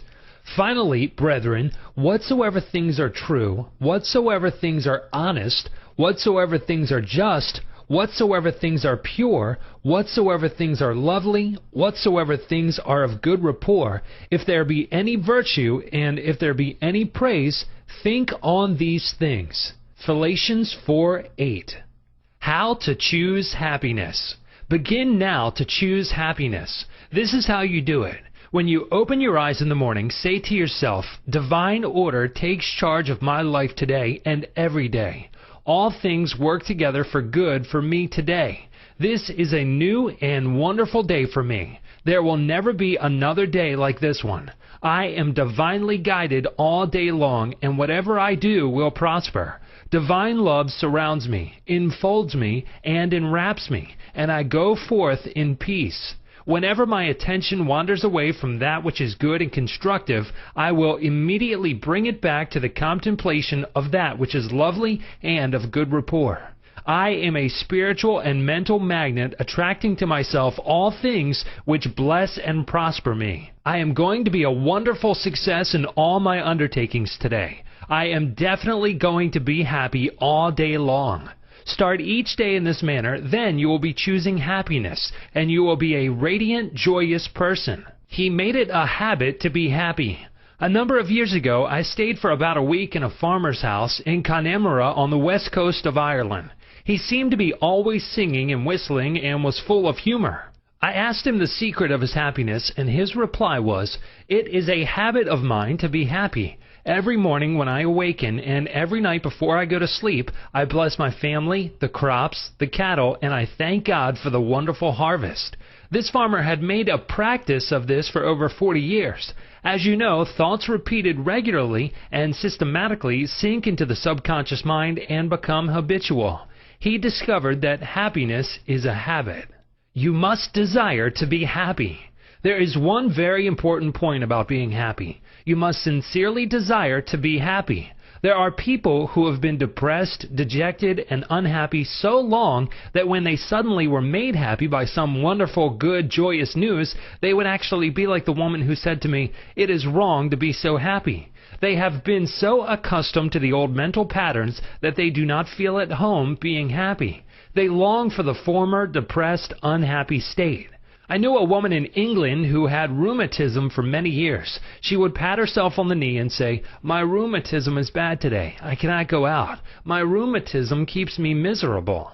This dear elderly lady got a lot of attention from her son, daughter, and the neighbors. She really wanted her rheumatism. She enjoyed her misery, as she called it. This woman did not really want to be happy.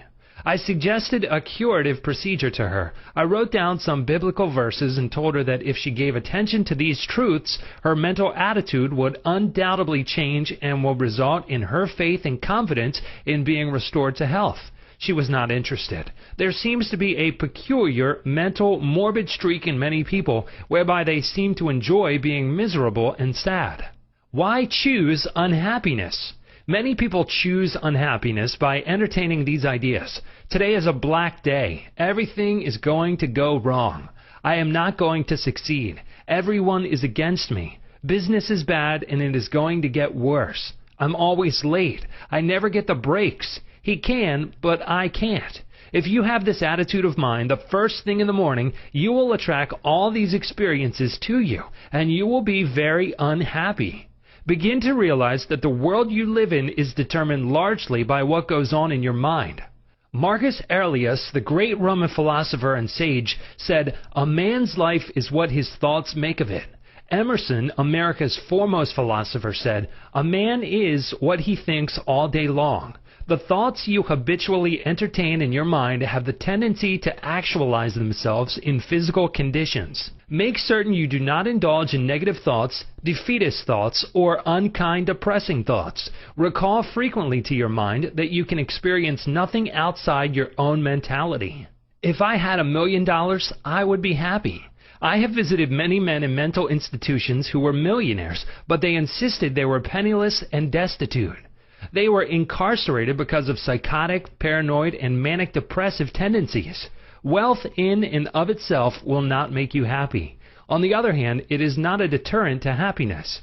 Today, there are many people trying to buy happiness through the purchase of radios, television sets, automobiles, a home in the country, a private yacht, and a swimming pool. But happiness cannot be purchased or procured in that way. The kingdom of happiness is in your thought and feeling. Too many people have the idea that it takes something artificial to produce happiness.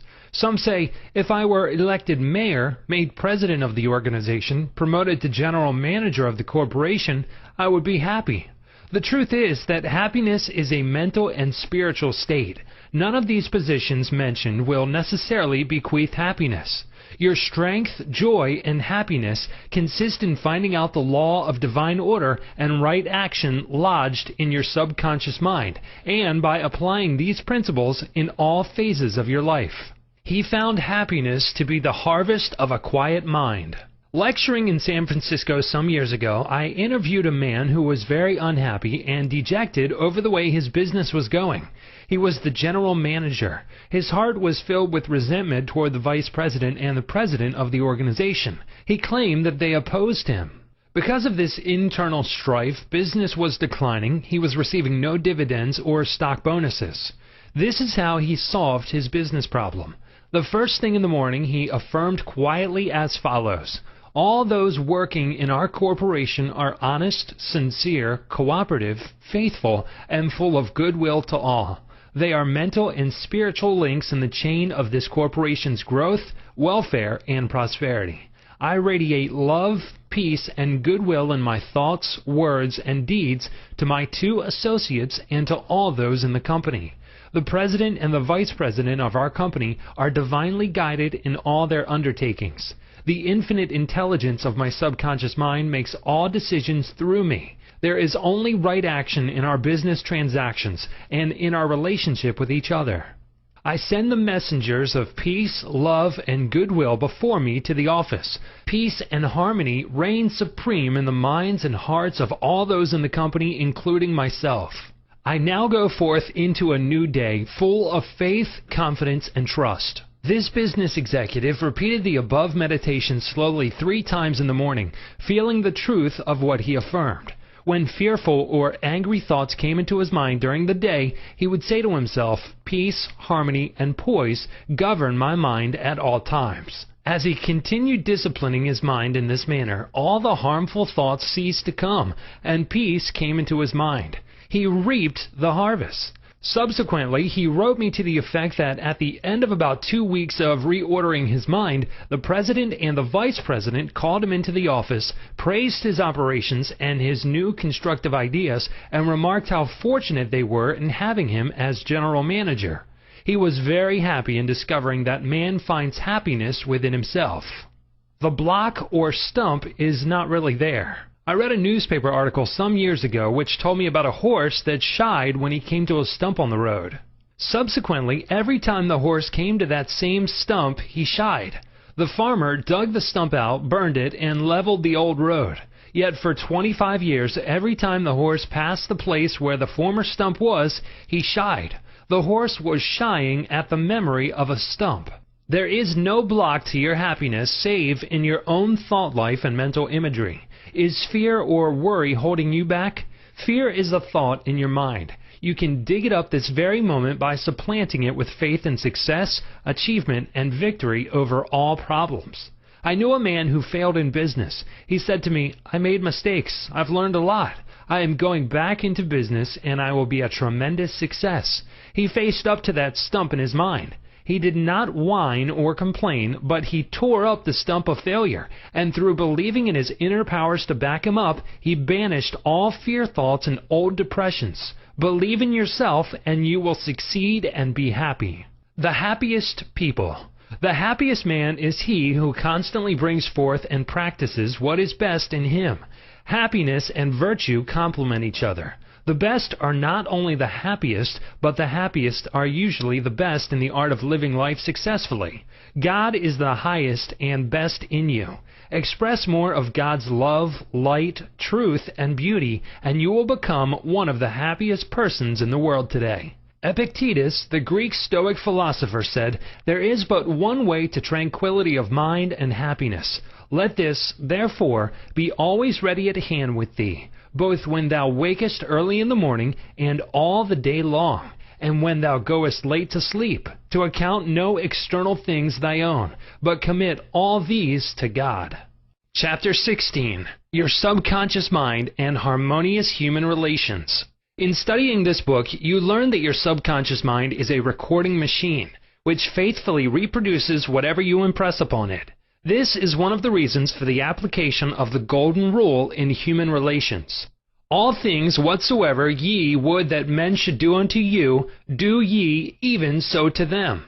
This quotation has outer and inner meanings. You are interested in its inner meaning from the standpoint of your subconscious mind, which is, as you would that men should think about you, think you about them in a like manner. As you would that men should feel about you, feel you also about them in like manner. As you would want men to act toward you, act you toward them in like manner. For example, you may be polite and courteous to someone in your office, but when his back is turned, you are very critical and resentful toward him in your mind. Such negative thoughts are highly destructive to you. It is like taking poison. You are actually taking mental poisons, which rob you of vitality, enthusiasm, strength, guidance, and goodwill. These negative thoughts and emotions sink down into your subconscious and cause all kinds of difficulties and maladies in your life. The master key to happy relationships with others. Judge not that ye be not judged. For with what judgment ye judge, ye shall be judged. And with what measure ye mete, it shall be measured to you again. A study of this quotation and the application of the inner truths therein contained represent the real key to harmonious relations. To judge is to think, to arrive at a mental verdict or conclusion in your mind. The thought you have about the other person is your thought because you are thinking it. Your thoughts are creative, therefore you actually create in your own experience what you think and feel about the other person. It is also true that the suggestion you give to another, you give to yourself, because your mind is the creative medium. This is why it is said, "For with what judgment ye judge, ye shall be judged." When you know this law and the way your subconscious mind works, you are careful to think, feel, and act right towards others. These verses teach you about the emancipation of man and reveal to you the solution to your individual problems. And with what measure ye mete, it shall be measured to you again. The good you do for others comes back to you in like measure, and the evil you do returns to you by the law of your own mind. If a man cheats and deceives another, he is actually cheating and deceiving himself. His sense of guilt and mood of loss inevitably will attract loss to him in some way at some time. His subconscious records his mental act and reacts according to the mental intention or motivation. Your subconscious mind is impersonal and unchanging, neither considering persons nor respecting religious affiliations or institutions of any kind. It is neither compassionate nor vindictive. The way you think, feel, and act toward others returns at last upon yourself.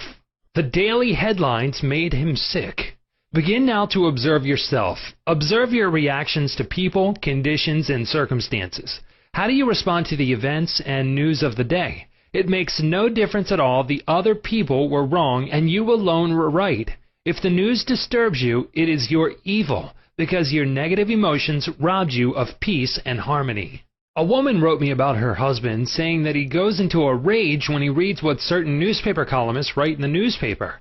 She added that this constant reaction of anger and suppressed rage on his part brought on bleeding ulcers, and his physician recommended an emotional reconditioning. I invited this man to see me, and I explained to him the way his mind functions, indicating how emotionally immature it was to get angry when others write articles with which he disapproves or disagrees. He began to realize that he should give the newspaper man freedom to express himself, even though the latter disagreed with him politically, religiously, or in any other way. In the same manner, the newspaper man would give him freedom to write a letter to the newspaper disagreeing with his published statements. He learned that he could disagree without being disagreeable. He awakened to the simple truth that it is never what a person says or does that affects him. It is his reaction to what is said or done that matters. This explanation was the cure for this man, and he realized that with a little practice he could master his morning tantrums. His wife told me subsequently that he laughed at himself and also at what the columnists say. They no longer have power to disturb, annoy, and irritate him. His ulcers have disappeared due to his emotional poise and serenity.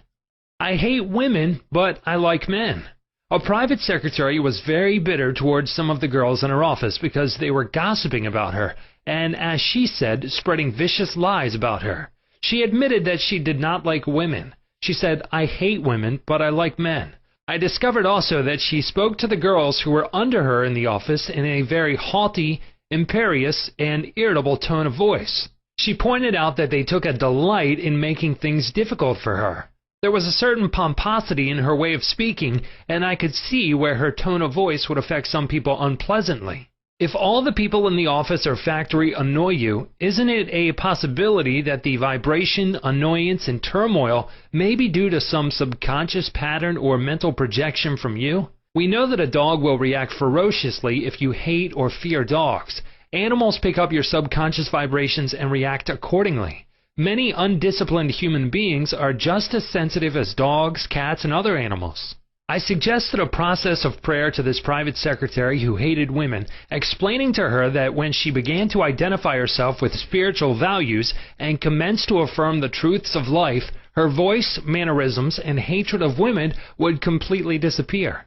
She was surprised to know that the emotion of hatred shows up in a person's speech, actions, in his writings, and in all phases of his life. She ceased reacting in the typical resentful and angry way. She established a pattern of prayer, which she practiced regularly, systematically, and consciously in the office. The prayer was as follows: I think, speak, and act lovingly, quietly, and peacefully. I now radiate love, peace, tolerance, and kindliness to all the girls who criticized me and gossiped about me. I anchor my thoughts on peace, harmony, and goodwill to all. Whenever I am about to react negatively, I say firmly to myself, I am going to think, speak, and act from the standpoint of the principle of harmony, health, and peace within myself.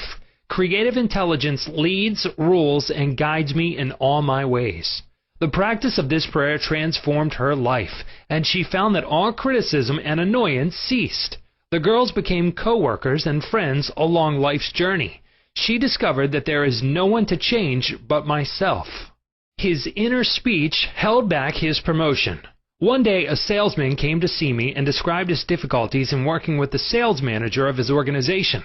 He had been with the company 10 years and had received no promotion or recognition of any kind. He showed me his sales figures, which were greater proportionally than the other men in the territory. He said that the sales manager did not like him, that he was unjustly treated, and that at conferences the manager was rude to him and at times ridiculed his suggestions. I explained that undoubtedly the cause was to a great degree within himself, and that his concept and belief about his superior bore witness to the reaction of this man. The measure we meet shall be measured to us again. His mental measure or concept of the sales manager was that he was mean and cantankerous. He was filled with bitterness and hostility toward the executive.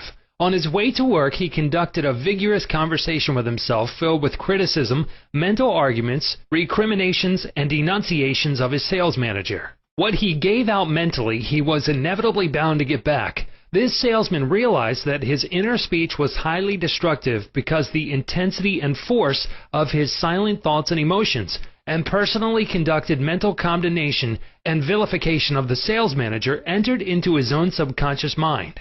This brought about the negative response from his boss, as well as creating many other personal, physical, and emotional disorders. He began to pray frequently as follows: I am the only thinker in my universe. I am responsible for what I think about my boss. My sales manager is not responsible for the way I think about him. I refuse to give power to any person, place, or thing to annoy me or disturb me. I wish health, success, peace of mind, and happiness for my boss. I sincerely wish him well, and I know he is divinely guided in all his ways. He repeated this prayer out loud, slowly, quietly, and feelingly, knowing that his mind is like a garden, and that whatever he plants in the garden will come forth like seeds after their kind. I also told him to practice mental imagery prior to sleep in this way. He imagined that his sales manager was congratulating him on his fine work, on his zeal and enthusiasm, and on his wonderful response from customers. He felt the reality of all this, felt his hand shake, heard the tone of his voice, and saw him smile. He made a real mental movie, dramatizing it to the best of his ability. Night after night, he conducted this mental movie, knowing that his subconscious mind was the receptive plate on which his conscious imagery would be impressed. Gradually, by a process of what may be termed mental and spiritual osmosis, the impression was made on his subconscious mind, and the expression automatically came forth. The sales manager subsequently called him up to San Francisco, congratulated him, and gave him a new assignment as division sales manager over 100 men with a big increase in salary. He changed his concept and estimate of his boss, and the latter responded accordingly. Becoming emotionally mature. What the other person says or does cannot really annoy or irritate you except you permit him to disturb you. The only way he can annoy you is through your own thought.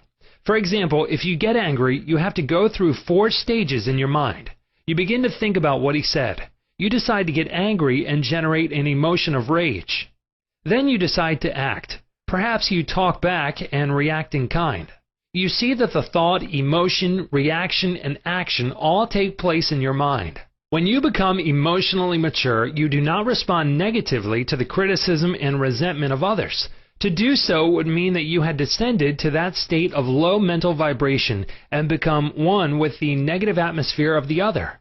Identify yourself with your aim in life, and you do not permit any person, place, or thing to deflect you from your inner sense of peace, tranquility, and radiant health. The meaning of love and harmonious human relations. Sigmund Freud, the Australian founder of psychoanalysis, said that unless the personality has love, it sickens and dies. Love includes understanding, goodwill, and respect for the divinity in the other person. The more love and goodwill you emanate and exude, the more comes back to you. If you puncture the other fellow's ego and wound his estimate of himself, you cannot gain his goodwill. Recognize that every man wants to be loved and appreciated and made to feel important in the world. Realize that the other man is conscious of his true worth and that, like yourself, he feels the dignity of being an expression of the one life principle animating all men. As you do this consciously and knowingly, you build the other person up and he returns your love and goodwill. He hated audiences. An actor told me that the audience booed and hissed him on his first appearance on the stage. He added that the play was badly written and that undoubtedly he did not play a good role. He admitted openly to me that for months afterward he hated audiences. He called them dopes, dummies, stupid, ignorant, gullible, etc. He quit the stage in disgust and went to work in the drugstore for a year. One day, a friend invited him to hear a lecture in Town Hall, New York City, on how to get along with ourselves. This lecture changed his life. He went back to the stage and began to pray sincerely for the audience and himself. He poured out love and goodwill every night before appearing on the stage. He made it a habit to claim that the peace of God filled the hearts of all present, and that all present were lifted up and inspired. During each performance, he sent out love vibrations to the audience. Today, he is a great actor and he loves and respects people. His goodwill and esteem are transmitted to others and are felt by them. Handling difficult people. There are difficult people in the world who are twisted and distorted mentally. They are malconditioned. Many are mental delinquents, argumentative, uncooperative, cantankerous, cynical, and sour on life. They are sick psychologically. Many people have deformed and distorted minds, probably warped during childhood. Many have congenital deformities. You would not condemn a person who had tuberculosis, nor should you condemn a person who is mentally ill. No one, for example, hates or resents a hunchback. There are many mental hunchbacks. You should have compassion and understanding. To understand all is to forgive all. Misery loves company. The hateful, frustrated, distorted, and twisted personality is out of tune with the infinite. He resents those who are peaceful, happy, and joyous. Usually he criticizes, condemns, and vilifies those who have been very good and kind to him. His attitude is this: why should they be so happy when he is so miserable? He wants to drag them down to his own level. Misery loves company. When you understand this, you remain unmoved, calm, and dispassionate. The practice of empathy in human relations. A girl visited me recently stating that she hated another girl in her office. She gave as a reason that the other girl was prettier, happier, and wealthier than she, and in addition was engaged to the boss of the company where they worked. One day after the marriage had taken place, the crippled daughter, by a former marriage of the woman whom she hated, came into the office. The child put her arms around her mother and said, "Mommy, Mommy, I love my new daddy. Look what he gave me." She showed her mother a wonderful new toy. She said to me, "My heart went out to that little girl, and I knew how happy she must feel. I got a vision of how happy this woman was. All of a sudden, I felt love for her, and I went into the office and wished her all the happiness in the world, and I meant it." In psychological circles today, this is called empathy, which simply means the imaginative projection of your mental attitude into that of another.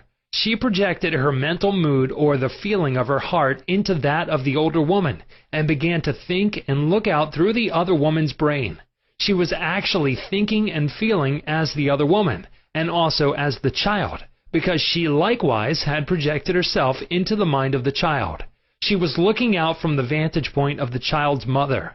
If tempted to injure or think ill of another, project yourself mentally into the mind of Moses and think from the standpoint of the 10 Commandments. Appeasement never wins.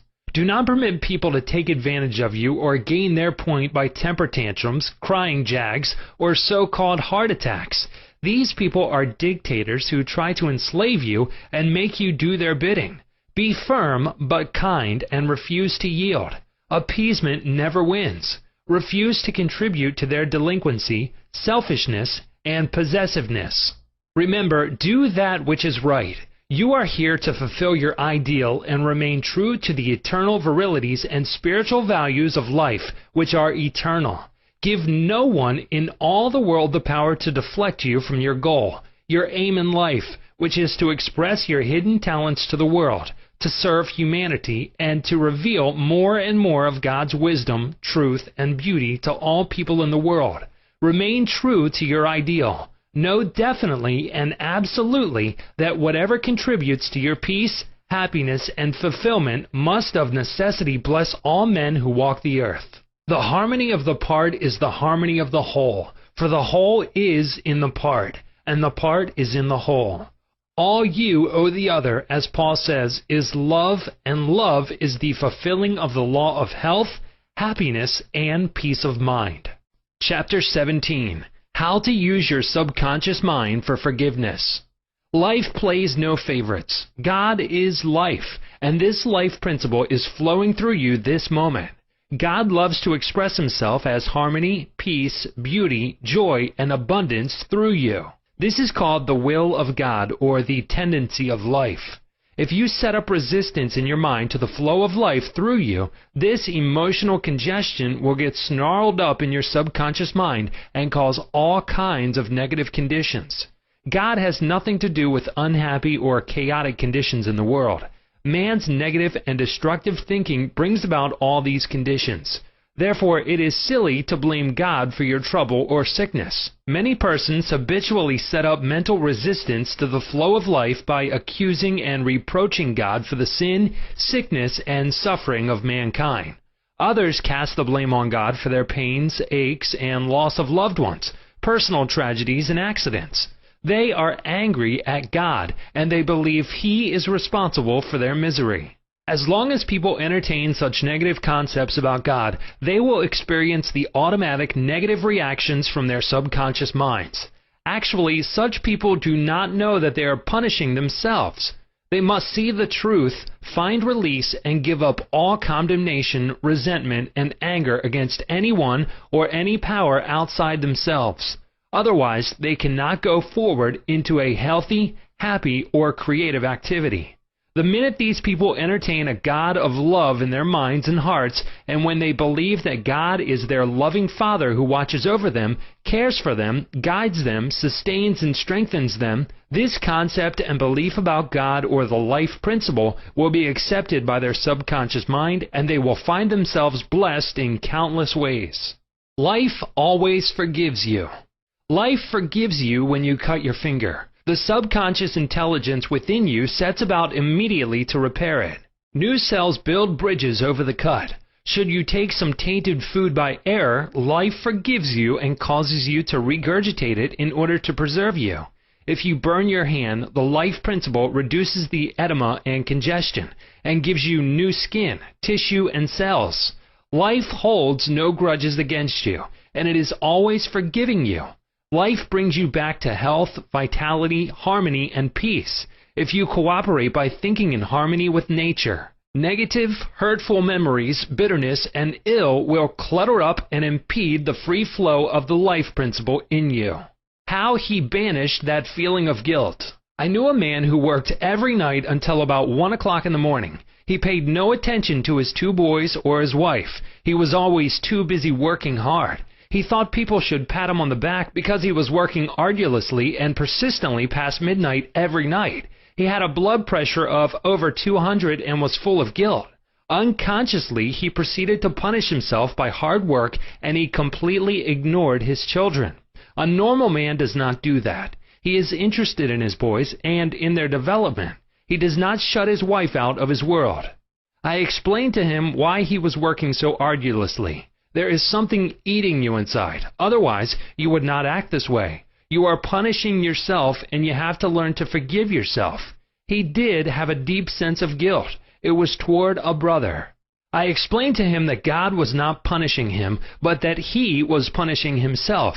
For example, if you misuse the laws of life, you will suffer accordingly. If you put your hand on a naked charged wire, you will get burned. The forces of nature are not evil. It is your use of them that determines whether they have a good or evil effect. Electricity is not evil. It depends on how you use it, whether to burn down a structure or light up a home. The only sin is ignorance of the law, and the only punishment is the automatic reaction of man's misuse of the law. If you misuse the principle of chemistry, you may blow up the office or the factory. If you strike your hand on a board, you may cause your hand to bleed. The board is not for that purpose. Its purpose may be to lean upon or to support your feet. This man realized that God does not condemn or punish anyone, and that all his suffering was due to the reaction of his subconscious mind to his own negative and destructive thinking. He had cheated his brother at one time, and the brother had now passed on. Still, he was full of remorse and guilt. I asked him, "Would you cheat your brother now?" He said, "No." "Did you feel you were justified at the time?" His reply was yes. "But you would not do it now?" He added, "No, I am helping others to know how to live." I added the following comment. "You have a greater reason and understanding now. Forgiveness is to forgive yourself. Forgiveness is getting your thoughts in line with the divine law of harmony. Self-condemnation is called hell, bondage and restriction. Forgiveness is called heaven, harmony and peace." The burden of guilt and self-condemnation was lifted from his mind, and he had a complete healing. The doctor tested his blood pressure, and it had become normal. The explanation was the cure. A murderer learned to forgive himself. A man who murdered his brother in Europe visited me many years ago. He was suffering from great mental anguish and torture, believing that God must punish him. He explained that his brother had been having an affair with his wife, and that he had shot him on the spur of the moment. This had happened about 15 years previous to his interview with me. In the meantime, this man had married an American girl and had been blessed with 3 lovely children. He was in a position where he helped many people, and he was a transformed man.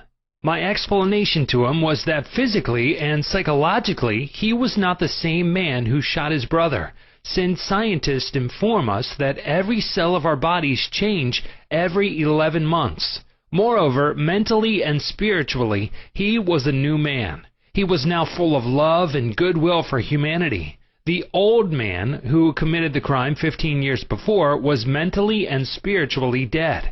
Actually, he was condemning an innocent man. This explanation had a profound effect upon him, and he said it was as if a great weight had been lifted from his mind. He realized the significance of the following truth in the Bible. "Come now, let us reason together, saith the Lord. Though your sins may be as scarlet, they shall be as white as snow. Though they be red like crimson, they shall be as wool." Isaiah 1:18. Criticism cannot hurt you without your consent. A school teacher told me that one of her associates criticized a speech she had given, saying to her that she spoke too fast. She swallowed some of her words. She couldn't be heard. Her diction was poor and her speech ineffective. This teacher was furious and full of resentment toward her critic. She admitted to me that the criticisms were just. Her first reaction was really childish, and she agreed that the letter was really a blessing and a marvelous corrective. She proceeded immediately to supplement her deficiencies in her speech by enrolling in a course in public speaking at City College. She wrote and thanked the writer of the note for her interest, expressing appreciation for her conclusions and findings, which enabled the teacher to correct the matter at once. How to be compassionate. Suppose none of the things mentioned in the letter had been true of the teacher. The latter would have realized that her class material had upset the prejudices, superstitions, or narrow sectarian beliefs of the writer of the note, and that a psychologically ill person was simply pouring forth her resentment because a psychological boil had been heard. To understand this fact is to be compassionate. The next logical step would be to pray for the other person's peace, harmony, and understanding. You cannot be hurt when you know that you are master of your thoughts, reactions, and emotions.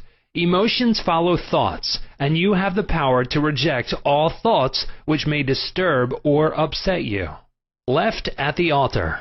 Some years ago, I visited a church to perform a marriage ceremony. The young man did not appear, and at the end of 2 hours, the bride-to-be shed a few tears, and then said to me, "I prayed for divine guidance. This might be the answer, for he never faileth." That was her reaction, faith in God and all things good. She had no bitterness in her heart because, as she said, it must not have been right action because my prayer was for right action for both of us. Someone else having a similar experience would have gone into a tantrum, have had an emotional fit, required sedation, and perhaps needed hospitalization. Tune in with the infinite intelligence within your subconscious depths, trusting the answer in the same way that you trusted your mother when she held you in her arms. This is how you can acquire poise and mental and emotional health. It is wrong to marry. Sex is evil, and I am evil. Some time ago, I talked to a young lady aged 22. She was taught that it was a sin to dance, to play cards, to swim, and to go out with men. She was threatened by her mother, who told her she would burn eternally in hellfire if she disobeyed her will and her religious teachings. This girl wore a black dress and black stockings. She wore no rouge, lipstick, or any form of makeup because her mother said that these things were sinful. Her mother told her that all men were evil, and that sex was of the devil and simply diabolic debauchery. This girl had to learn how to forgive herself as she was full of guilt. To forgive means to give for. She had to give up all these false beliefs for the truths of life and a new estimate of herself. When she went out with young men in the office where she worked, she had a deep sense of guilt and thought that God would punish her. Several eligible young men proposed to her, but she said to me, "It is wrong to marry. Sex is evil and I am evil." This was her conscious or early conditioning speaking. She came to me once weekly for about 10 weeks, and I taught her the workings of the conscious and subconscious mind as set forth in this book. This young girl gradually came to see that she had been completely brainwashed, mesmerized, and conditioned by an ignorant, superstitious, bigoted, and frustrated mother. She broke away completely from her family and started to live a wonderful life. At my suggestion, she dressed up and had her hair attended to. She took lessons in dancing from a man, and she also took driving lessons. She learned to swim, play cards, and had a number of dates. She began to love he. She prayed for a divine companion by claiming that infinite spirit would attract to her a man who harmonized with her thoroughly. Eventually, this came to pass. As she left my office one evening, there was a man waiting to see me, and I casually introduced them. They are now married and harmonize with each other perfectly. Forgiveness is necessary for healing. Forgiveness of others is essential to mental peace and radiant health. You must forgive everyone who has ever hurt you if you want perfect health and happiness. Forgive yourself by getting your thoughts in harmony with divine law and order.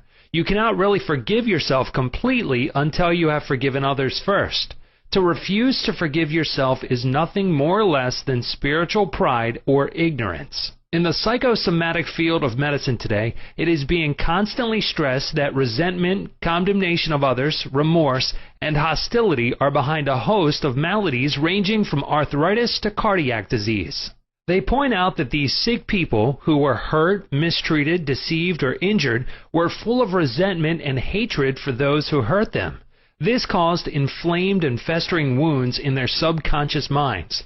There is only one remedy. They have to cut out and discard their hurts, and the one and only sure way is by forgiveness. Forgiveness is love in action. The essential ingredient in the art of forgiveness is the willingness to forgive. If you sincerely desire to forgive the other, you are 51% over the hurdle. I feel sure you know that to forgive the other does not necessarily mean that you like him or want to associate with him. You cannot be compelled to like someone, neither can a government legislate goodwill, love, peace, or tolerance. It is quite impossible to like people because someone in Washington issues a verdict to that effect. We can, however, love people without liking them. The Bible says, "Love ye one another." This anyone can do who really wants to do it. Love means that you wish for the other health, happiness, peace, joy, and all the blessings of life. There is only one prerequisite, and that is sincerity. You are not being magnanimous when you forgive. You are really being selfish, because what you wish for the other, you are actually wishing for yourself. The reason is that you are thinking it and you are feeling it. As you think and feel, so are you. Could anything be simpler than that? Technique of forgiveness. The following is a simple method which works wonders in your life as you practice it. Quiet your mind, relax, and let go. Think of God and His love for you, and then affirm, "I fully and freely forgive." Mention the name of the offender. I release him mentally and spiritually. I completely forgive everything connected with the matter in question. I am free and he or she is free. It is a marvelous feeling. It is my day of general amnesty. I release anybody and everybody who has ever hurt me, and I wish for each and every one health, happiness, peace, and all the blessings of life. I do this freely, joyously, and lovingly, and whenever I think of the person or persons who hurt me, I say, "I have released you, and all the blessings of life are yours. I am free, and you are free." It is wonderful. The great secret of true forgiveness is that once you have forgiven the person, it is unnecessary to repeat the prayer. Whenever the person comes to your mind or the particular hurt happens to enter your mind, wish the delinquent well and say, "Peace be to you." Do this as often as the thought enters your mind. You will find that after a few days the thought of the person or experience will return less and less often, until it fades into nothingness. The acid test for forgiveness. There is an acid test for gold. There is also an acid test for forgiveness. If I should tell you something wonderful about someone who has wronged you, cheated you, or defrauded you, and you sizzled at hearing the good news about this person, the roots of hatred would still be in your subconscious mind, playing havoc with you. Let us suppose you had a painful abscess on your jaw a year ago, and you told me about it. I would casually ask you if you had any pain now. You would automatically say, "Of course not. I have a memory of it, but no pain." That is the whole story. You may have a memory of the incident, but no sting or hurt anymore. This is the acid test, and you must meet it psychologically and spiritually. Otherwise, you are simply deceiving yourself and not practicing the true art of forgiveness. To understand all is to forgive all. When man understands the creative law of his own mind, he ceases to blame other people and conditions for making or marring his life. He knows that his own thoughts and feelings create his destiny. Furthermore, he is aware that externals are not the causes and conditioners of his life and his experiences. To think that others can mar your happiness, that you are a football of a cruel fate, that you must oppose and fight others for a living, all these and other things like them are untenable when you understand that thoughts are things. The Bible says the same thing. For as a man thinketh in his heart, so is he. Proverbs 23:7. Chapter 18. How your subconscious removes mental blocks. The solution lies within the problem. The answer is in every question. If you are presented with a difficult situation and you cannot see your way clear, the best procedure is to assume that infinite intelligence within your subconscious mind knows all and sees all, has the answer, and is revealing it to you now. Your new mental attitude that the creative intelligence is bringing about a happy solution will enable you to find the answer. Rest assured that such an attitude of mind would bring order, peace, and meaning to all your undertakings. How to break or build a habit. You are a creature of habit. Habit is the function of your subconscious mind. You learn to swim, ride a bicycle, dance, and drive a car by consciously doing these things over and over again until they establish tracks in your subconscious mind. Then the automatic habit action of your subconscious mind took over. This is sometimes called second nature, which is a reaction of your subconscious mind to your thinking and acting. You are free to choose a good habit or a bad habit. If you repeat a negative thought or act over a period of time, you will be under the compulsion of a habit. The law of your subconscious is compulsion. How he broke a bad habit. Mr. Jones said to me, "An uncontrollable urge to drink seizes me, and I remain drunk for 2 weeks at a time. I can't give up this terrible habit." Time and time again, these experiences had occurred to this unfortunate man. He had grown into the habit of drinking to excess. Although he had started drinking on his own initiative, he also began to realize that he could change the habit and establish a new one. He said that while through his willpower he was able to suppress his desires temporarily, his continued efforts to suppress the many urges only made matters worse. His repeated failures convinced him that he was hopeless and powerless to control his urge or obsession. This idea of being powerless operated as a powerful suggestion to his subconscious mind and aggravated his weakness, making his life a succession of failures. I taught him to harmonize the functions of the conscious and subconscious mind.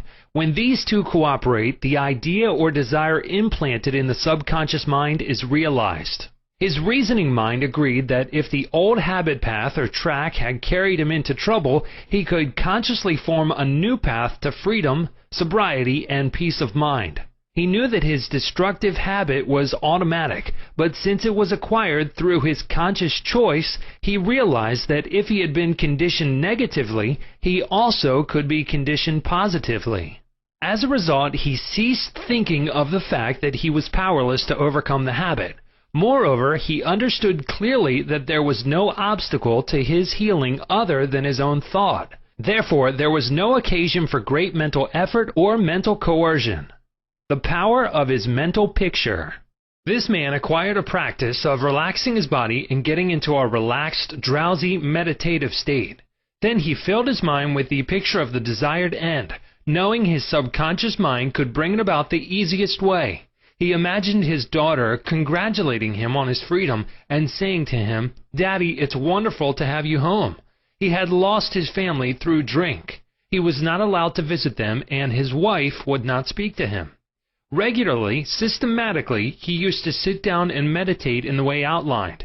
When his attention wandered, he made it a habit to immediately recall the mental picture of his daughter with her smile and the scene of his home enlivened by her cheerful voice. All this brought about a reconditioning of his mind. It was a gradual process. He kept it up. He persevered, knowing that sooner or later he would establish a new habit pattern in his subconscious mind. I told him that he could liken his conscious mind to a camera, that his subconscious mind was the sensitive plate on which he registered and impressed the picture. This made a profound impression on him, and his whole aim was to firmly impress the picture on his mind and develop it there. Films are developed in the dark. Likewise, mental pictures are developed in the dark room of the subconscious mind. Focused attention. Realizing that his conscious mind was simply a camera, he used no effort. There was no mental struggle. He quietly adjusted his thoughts and focused his attention on the scene before him until he gradually became identified with the picture. He became absorbed in the mental atmosphere, repeating the mental movie frequently. There was no room for doubt that a healing would follow. When there was any temptation to drink, he would switch his imagination from any reveries of drinking bouts to the feeling of being at home with his family. He was successful because he confidently expected to experience the picture he was developing in his mind. Today, he is president of a multi-million-dollar concern and is radiantly happy. He said a jinx was following him. Mr. Block said that he had been making an annual income of $20,000, but for the past 3 months, all doors seemed to jam tightly. He brought up clients to the point where they were about to sign on the dotted line, and then at the 11th hour, the door closed. He added that perhaps a jinx was following him. In discussing the matter with Mr. Block, I discovered that 3 months previously, he had become very irritated, annoyed, and resentful toward a dentist who, after he had promised to sign a contract, had withdrawn at the last moment. He began to live in the unconscious fear that other clients would do the same, thereby setting up a history of frustration, hostility, and obstacles. He gradually built up in his mind a belief of obstruction and last-minute cancellations until a vicious circle had been established. What I fear most has come upon me. Mr. Block realized that the trouble was in his mind and that it was essential to change his mental attitude. His run of so-called misfortune was broken in the following way. I realize I am one with the infinite intelligence of my subconscious mind, which knows no obstacle, difficulty, or delay. I live in the joyous expectancy of the best. My deeper mind responds to my thoughts. I know that the work of the infinite power of my subconscious cannot be hindered. Infinite intelligence always finishes successfully whatever it begins. Creative wisdom works through me, bringing all my plans and purposes to completion. Whatever I start, I bring to a successful conclusion. My aim in life is to give wonderful service, and all those whom I contact are blessed by what I have to offer. All my work comes to full fruition in divine order. He repeated this prayer every morning before going to call on his customers, and he also prayed each night prior to sleep. In a short time, he had established a new habit pattern in his subconscious mind, and he was back in his old accustomed stride as a successful salesman. How much do you want what you want? A young man asked Socrates how he could get wisdom. Socrates replied, "Come with me." He took the lad to a river, pushed the boy's head under the water, held it there until the boy was gasping for air, then relaxed and released his head. When the boy regained his composure, he asked him, "What did you desire most when you were under water?" "I wanted air," said the boy. Socrates said to him, "When you want wisdom as much as you wanted air when you were immersed in the water, you will receive it." Likewise, when you really have an intense desire to overcome any block in your life, and you come to a clear-cut decision that there is a way out, and that is the course you wish to follow, then victory and triumph are assured. If you really want peace of mind and inner calm, you will get it. Regardless of how unjustly you have been treated, or how unfair the boss has been, or what a mean scoundrel someone has proved to be, all this makes no difference to you when you awaken to your mental and spiritual powers. You know what you want, and you will definitely refuse to let the thieves' thoughts of hatred, anger, hostility, and ill will rob you of peace, harmony, health, and happiness. You cease to become upset by people, conditions, news, and events by identifying your thoughts immediately with your aim in life. Your aim is peace, health, inspiration, harmony, and abundance. Feel a river of peace flowing through you now. Your thought is the immaterial and invisible power, and you choose to let it bless, inspire, and give you peace. Why he could not be healed. This is a case history of a married man with 4 children who was supporting and secretly living with another woman during his business trips. He was ill, nervous, irritable, and cantankerous, and he could not sleep without drugs. The doctor's medicine failed to bring down his high blood pressure of over 200. He had pains in numerous organs of his body, which doctors could not diagnose or relieve. To make matters worse, he was drinking heavily. The cause of all this was a deep, unconscious sense of guilt. He had violated the marriage vows, and this troubled him. The religious creed he was brought up on was deeply lodged in his subconscious mind, and he drank excessively to heal the wound of guilt. Some invalids take morphine and codeine for severe pains. He was taking alcohol for the pain or wound in his mind. It was the old story of adding fuel to the fire. The explanation and the cure. He listened to the explanation of how his mind worked. He faced his problem, looked at it, and gave up his dual role. He knew that his drinking was an unconscious attempt to escape. The hidden cause lodged in his subconscious mind had to be eradicated, then the healing would follow. He began to impress his subconscious mind 3 or 4 times a day by using the following prayer. My mind is full of peace, poise, balance, and equilibrium. The infinite lies stretched in smiling response within me. I am not afraid of anything in the past, the present, or the future. The infinite intelligence of my subconscious mind leads, guides, and directs me in all ways. I now meet every situation with faith, poise, calmness, and confidence. I am now completely free from the habit. My mind is full of inner peace, freedom, and joy. I forgive myself. Then I am forgiven. Peace, sobriety, and confidence reign supreme in my mind. He repeated this prayer frequently as outlined, being fully aware of what he was doing and why he was doing it. Knowing what he was doing gave him the necessary faith and confidence. I explained to him that as he spoke these statements out loud, slowly, lovingly, and meaningfully, they would gradually sink down into his subconscious mind. Like seeds, they would grow after their kind. These truths on which he concentrated went in through his eyes, his ears heard the sound, and the healing vibrations of these words reached his subconscious mind and obliterated all the negative mental patterns which caused all the trouble. Light dispels darkness. The constructive thought destroys the negative thought. He became a transformed man within a month. Refusing to admit it.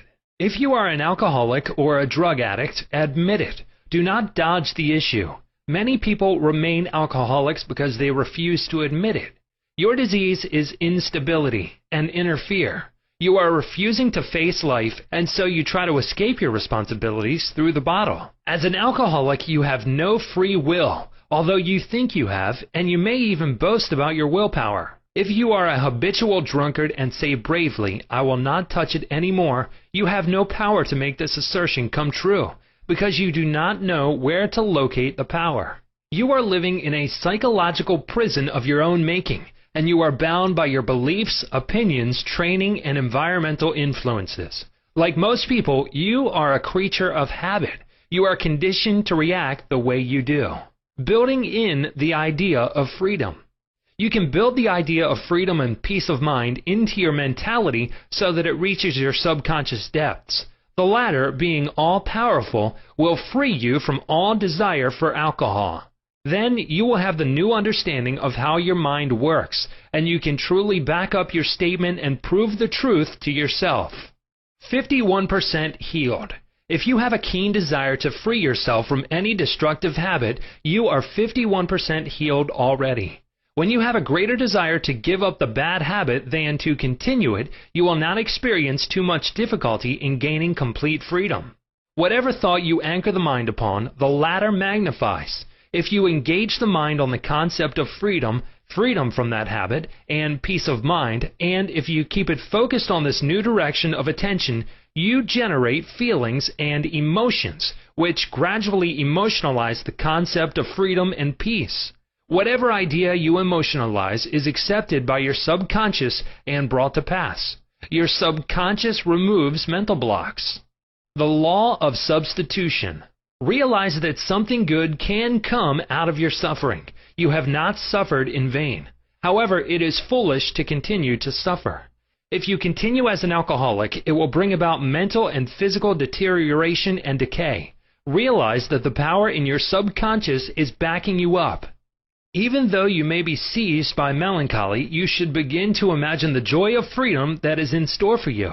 This is the law of substitution. Your imagination took you to the bottle. Let it take you now to freedom and peace of mind. You will suffer a little bit, but it is for a constructive purpose. You will bear it like a mother in the pangs of childbirth, and you will, likewise, bring forth a child of the mind.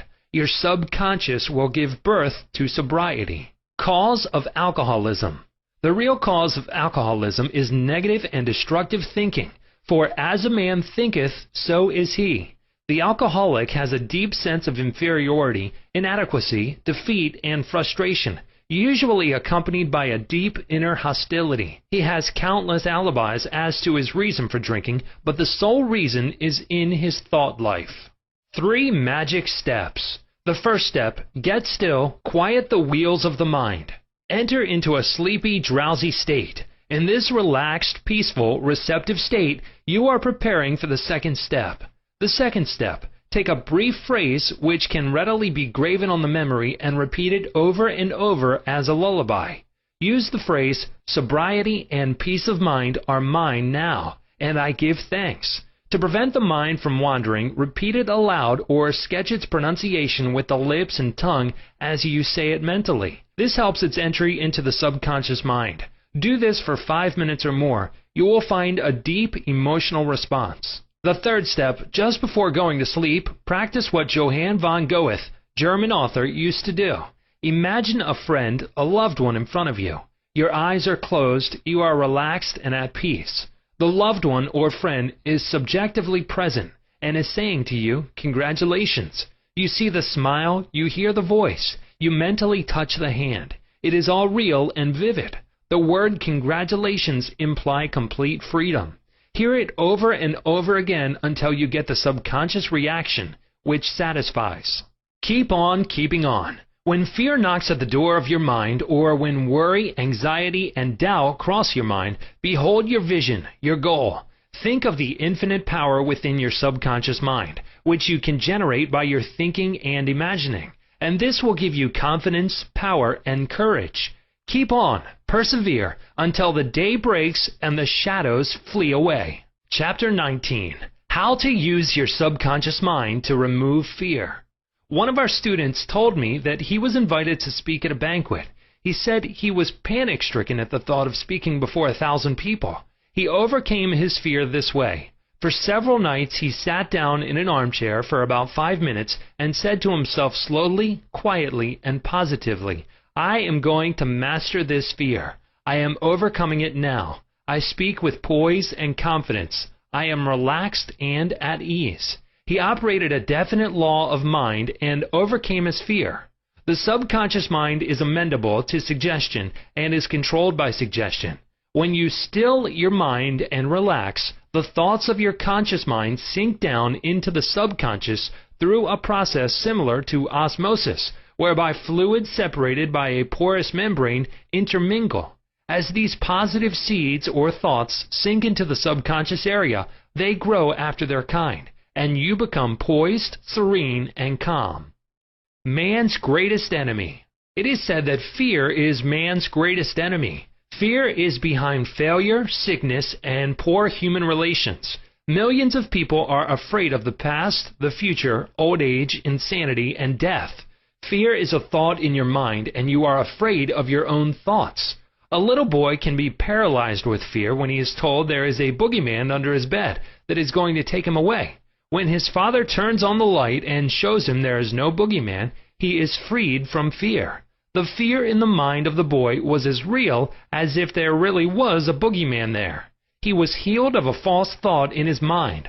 The thing he feared did not exist. Likewise, most of your fears have no reality. They are merely a conglomeration of sinister shadows, and shadows have no reality. Do the things you fear.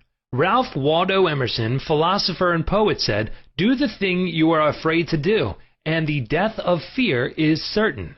There was a time when the writer of this chapter was filled with unutterable fear when standing before an audience. The way I overcame it was to stand before the audience, do the thing I was afraid to do, and the death of fear was certain. When you affirm positively that you are going to master your fears and you come to a definite decision in your conscious mind, you release the power of the subconscious, which flows in response to the nature of your thought. Banishing stage fright.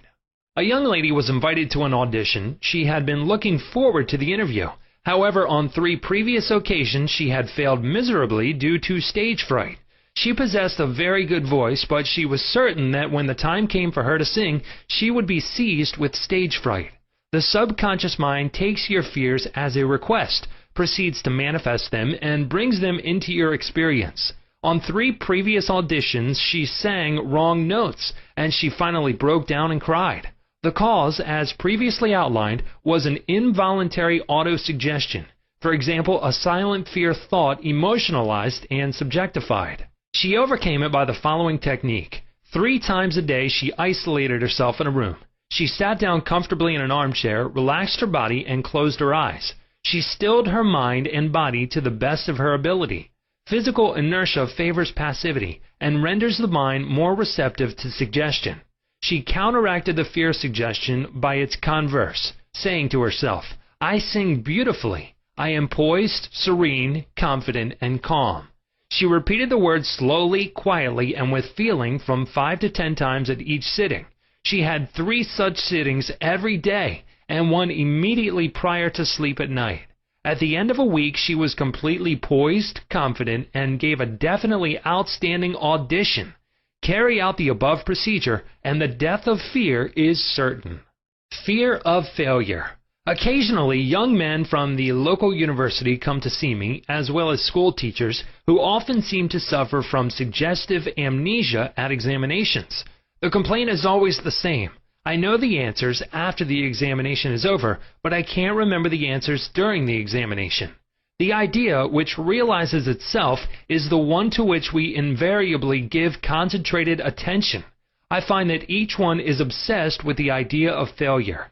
Fear is behind the temporary amnesia, and it is the cause of the whole experience. One young medical student was the most brilliant person in his class, yet he found himself failing to answer simple questions at the time of written or oral examinations. I explained to him that the reason was he had been worrying and fearful for several days previous to the examination. These negative thoughts became charged with fear. Thoughts enveloped in the powerful emotion of fear are realized in the subconscious mind. In other words, this young man was requesting his subconscious mind to see to it that he failed, and that is exactly what it did. On the day of the examination, he found himself stricken with what is called, in psychological circles, suggestive amnesia. How he overcame the fear. He learned that his subconscious mind was the storehouse of memory, and that it had a perfect record of all he had heard and read during his medical training. Moreover, he learned that the subconscious mind was responsive and reciprocal. The way to be in rapport with it was to be relaxed, peaceful, and confident. Every night and morning he began to imagine his mother congratulating him on his wonderful record. He would hold an imaginary letter from her in his hand. As he began to contemplate the happy result, he called forth a corresponding or reciprocal response or reaction in himself. The all-wise, omnipotent power of the subconscious took over, dictated, and directed his conscious mind accordingly. He imagined the end, thereby willing the means to the realization of the end. Following this procedure, he had no trouble passing subsequent examinations. In other words, the subjective wisdom took over, compelling him to give an excellent account of himself. Fear of water, mountains, closed spaces, etc. There are many people who are afraid to go into an elevator, climb mountains, or even swim in the water. It may well be that the individual had unpleasant experiences in the water in his youth, such as having been thrown forcibly into the water without being able to swim. He might have been forcibly detained in an elevator, which failed to function properly, causing resultant fear of closed spaces. I had an experience when I was about 10 years of age. I accidentally fell into a pool and went down 3 times. I can still remember the dark water engulfing my head and my gasping for air until another boy pulled me out at the last moment. This experience sank into my subconscious mind, and for years I feared the water. An elderly psychologist said to me, "Go down to the swimming pool, look at the water, and say out loud in strong tones, 'I am going to master you. I can dominate you.' Then go into the water, take lessons, and overcome it." This I did, and I mastered the water. Do not permit water to master you. Remember, you are the master of the water. When I assumed a new attitude of mind, the omnipotent power of the subconscious responded, giving me strength, faith, and confidence, and enabling me to overcome my fear. Master technique for overcoming any particular fear. The following is a process and technique for overcoming fear, which I teach from the platform. It works like a charm. Try it.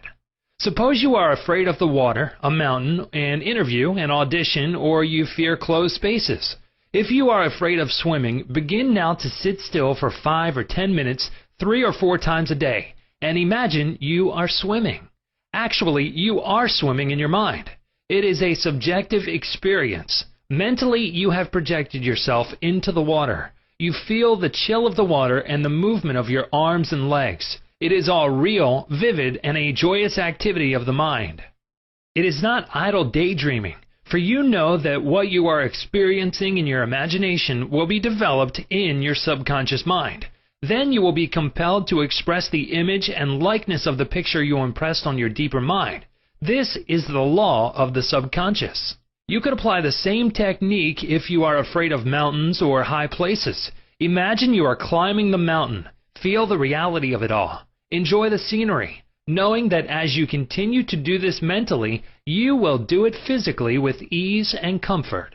He blessed the elevator. I knew an executive of a large corporation who was terrified to ride in an elevator. He would walk up 5 flights of stairs to his office every morning. He said that he began to bless the elevator every night and several times a day. He finally overcame his fear. This is how he blessed the elevator. The elevator in our building is a wonderful idea. It came out of the universal mind. It is a boon and a blessing to all our employees. It gives wonderful service. It operates in divine order. I ride it in peace and joy. I remain silent now while the currents of life, love, and understanding flow through the patterns of my thought. In my imagination, I am now in the elevator, and I step out into my office. The elevator is full of our employees. I talk to them, and they are friendly, joyous, and free. It is a wonderful experience of freedom, faith, and confidence. I give thanks. He continued this prayer for about 10 days, and on the 11th day, he walked into the elevator with other members of the organization and felt completely free. Normal and abnormal fear. Man is born only with 2 fears, the fear of falling and the fear of noise. These are an alarm system given you by nature as a means of self-preservation. Normal fear is good. You hear an automobile coming down the road, and you step aside to survive. The momentary fear of being run over is overcome by your action. All other fears were given to you by parents, relatives, teachers, and all those who influenced your early years. Abnormal fear. Abnormal fear takes place when man lets his imagination run riot. I knew a woman who was invited to go on a trip around the world by plane.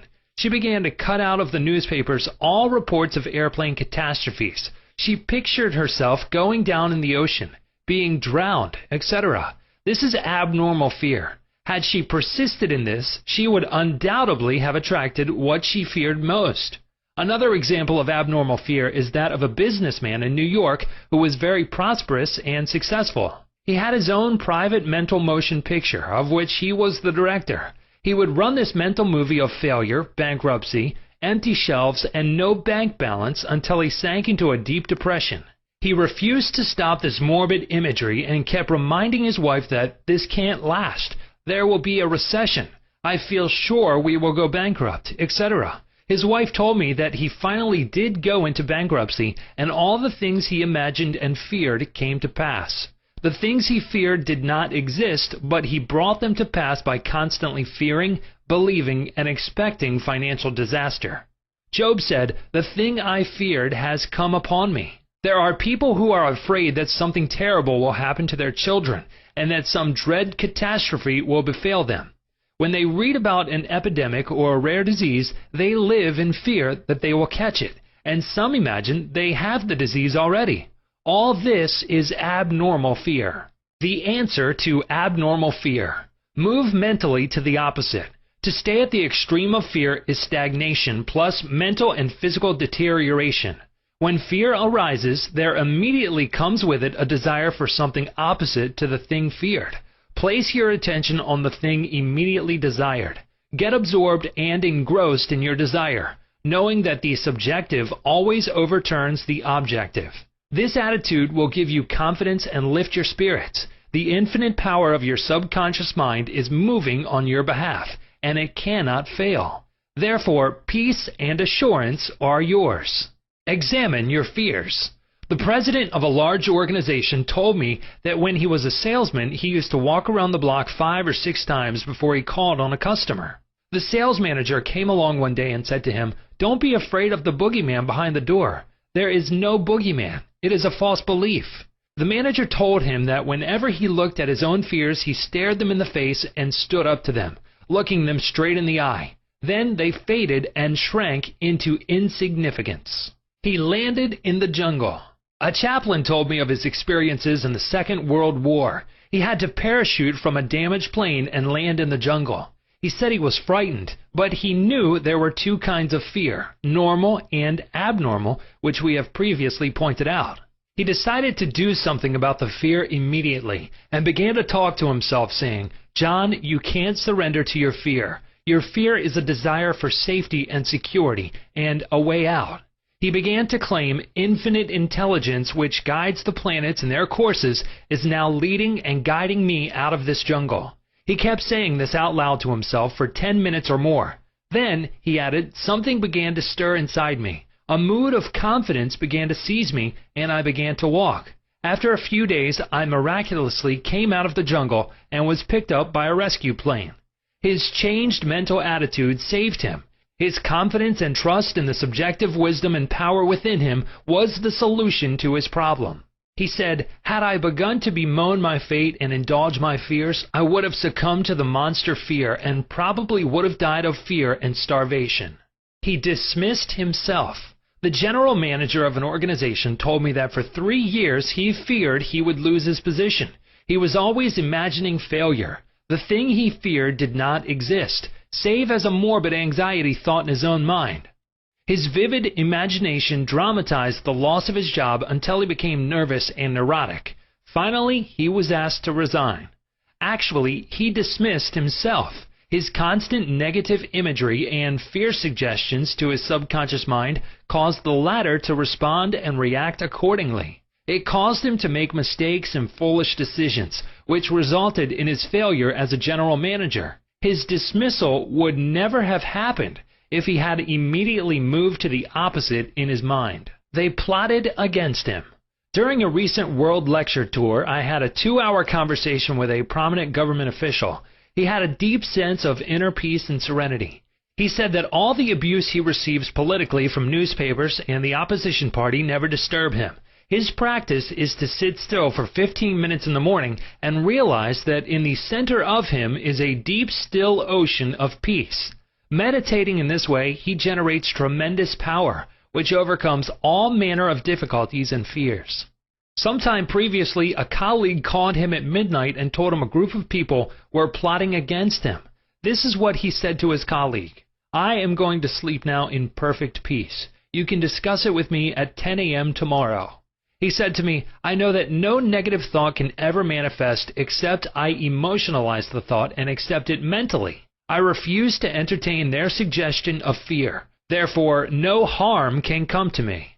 Notice how calm he was, how cool, how peaceful. He did not start getting excited, tearing his hair, or wringing his hands. At his center, he found the still water, an inner peace, and there was a great calm. Deliver yourself from all your fears. Use this perfect formula for casting out fear. I sought the Lord, and he heard me, and delivered me from all my fears. Psalm 34:4. The Lord is an ancient word meaning law, the power of your subconscious mind. Learn the wonders of your subconscious and how it works and functions. Master the techniques given to you in this chapter. Put them into practice now, today. Your subconscious will respond, and you will be free of all fears. I sought the Lord, and He heard me and delivered me from all my fears. Chapter 20. How to stay young in spirit forever. Your subconscious mind never grows old. It is timeless, ageless, and endless. It is a part of the universal mind of God, which was never born, and it will never die. Fatigue or old age cannot be predicted on any spiritual quality or power. Patience, kindness, veracity, humility, goodwill, peace, harmony, and brotherly love are attributes and qualities which never grow old. If you continue to generate these qualities here on this plane of life, you will always remain young in spirit. I remember reading an article in one of our magazines some years ago which stated that a group of eminent medical men at the DeCourcy Clinic in Cincinnati, Ohio, reported that years alone are not responsible for bringing about degenerative disorders. These same physicians stated that it is the fear of time, not time itself, that has a harmful aging effect on our minds and bodies, and that the neurotic fear of the effects of time may well be the cause of premature aging. During the many years of my public life, I have had occasion to study the biographies of the famous men and women who have continued their productive activities into the years well beyond the normal span of life. Some of them achieved their greatest in old age. At the same time, it has been my privilege to meet and to know countless individuals of no prominence who, in their lesser sphere, belong to those hardy mortals who have proved that old age of itself does not destroy the creative powers of the mind and body. He had grown old in his thought life.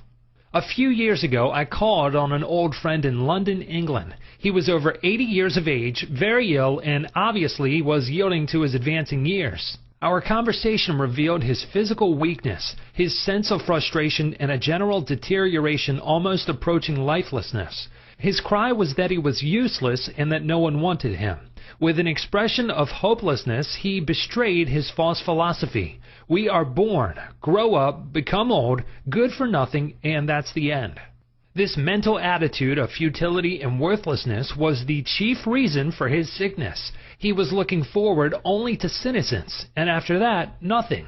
Indeed, he had grown old in his thought life, and his subconscious mind brought about all the evidence of his habitual thinking. Age is the dawn of wisdom. Unfortunately, many people have the same attitude as this unhappy man. They are afraid of what they term old age, the end, and extinction, which really means that they are afraid of life. Yet life is endless. Age is not the flight of years, but the dawn of wisdom.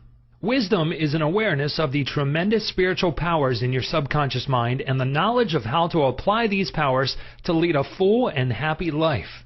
Get it out of your head once and for all that 65, 75, or 85 years of age is synonymous with the end for you or anybody else. It can be the beginning of a glorious, fruitful, active, and most productive life pattern, better than you have ever experienced. Believe this, expect it, and your subconscious will bring it to pass. Welcome the change. Old age is not a tragic occurrence. What we call the aging process is really change. It is to be welcomed joyfully and gladly, as each phase of human life is a step forward on the path, which has no end. Man has powers which transcend his bodily powers. He has senses which transcend his 5 physical senses. Scientists today are finding positive, indisputable evidence that something conscious in man can leave his present body and travel thousands of miles to see, hear, touch, and speak to people, even though his physical body never leaves the couch on which it reclines. Man's life is spiritual and eternal. He need never grow old, for life or God cannot grow old. The Bible says that God is life. Life is self-renewing, eternal, indestructible, and is the reality of all men. Evidence for survival. The evidence gathered by the psychical research societies both in Great Britain and America is overwhelming. You may go into any large metropolitan library and get volumes on the proceedings of the Psychical Research Society based on findings of distinguished scientists on survival following so-called death. You will find a startling report on scientific experiments establishing the reality of life after death in the case for psychic survival by Hereward Carnington, director of the American Psychical Institute. Life is. A woman asked Thomas Edison, the electrical wizard, "Mr. Edison, what is electricity?" He replied, "Madame, electricity is, use it." Electricity is a name we give an invisible power which we do not fully comprehend, but we learn all we can about the principle of electricity and its uses. We use it in countless ways. The scientist cannot see an electron with his eyes, yet he accepts it as a scientific fact, because it is the only valid conclusion which coincides with this other experimental evidence. We cannot see life. However, we know we are alive. Life is, and we are here to express it in all its beauty and glory. Mind and spirit do not grow old. The man who thinks or believes that the earthly cycle of birth, adolescence, youth, maturity, and old age is all there is to life is indeed to be pitied. Such a man has no anchor, no hope, no vision, and to him life has no meaning. This type of belief brings frustration, stagnation, cynicism, and a sense of hopelessness resulting in neurosis and mental aberrations of all kinds. If you cannot play a fast game of tennis or swim as fast as your son, or if your body has slowed down or you walk with a slow step, remember, life is always clothing itself anew. What men call death is but a journey to a new city in another dimension of life. I say to men and women in my lectures that they should accept what we call old age gracefully.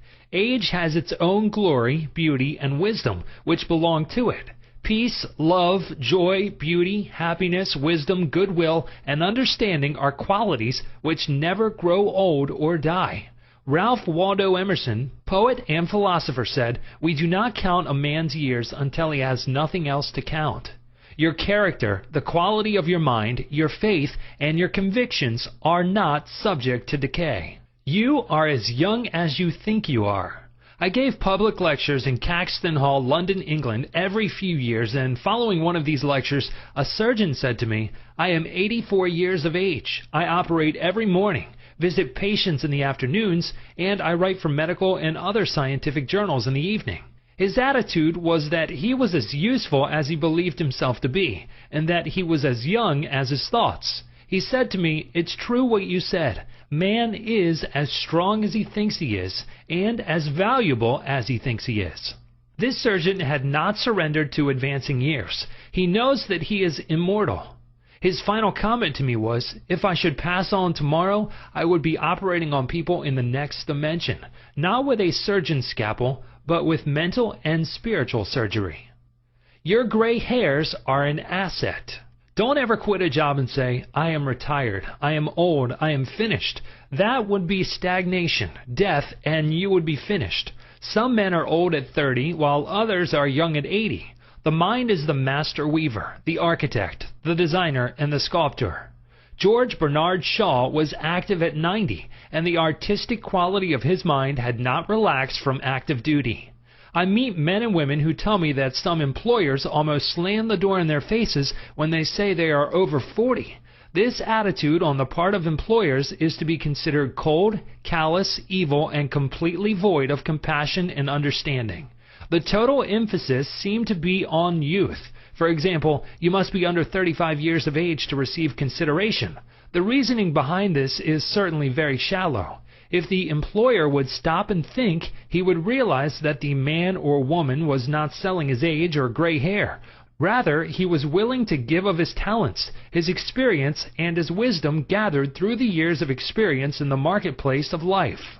Age is an asset. Your age should be a distinct asset to any organization because of your practice and application through the years of the principles of the Golden Rule and the law of love and goodwill. Your gray hair, if you have any, should stand for greater wisdom, skill, and understanding.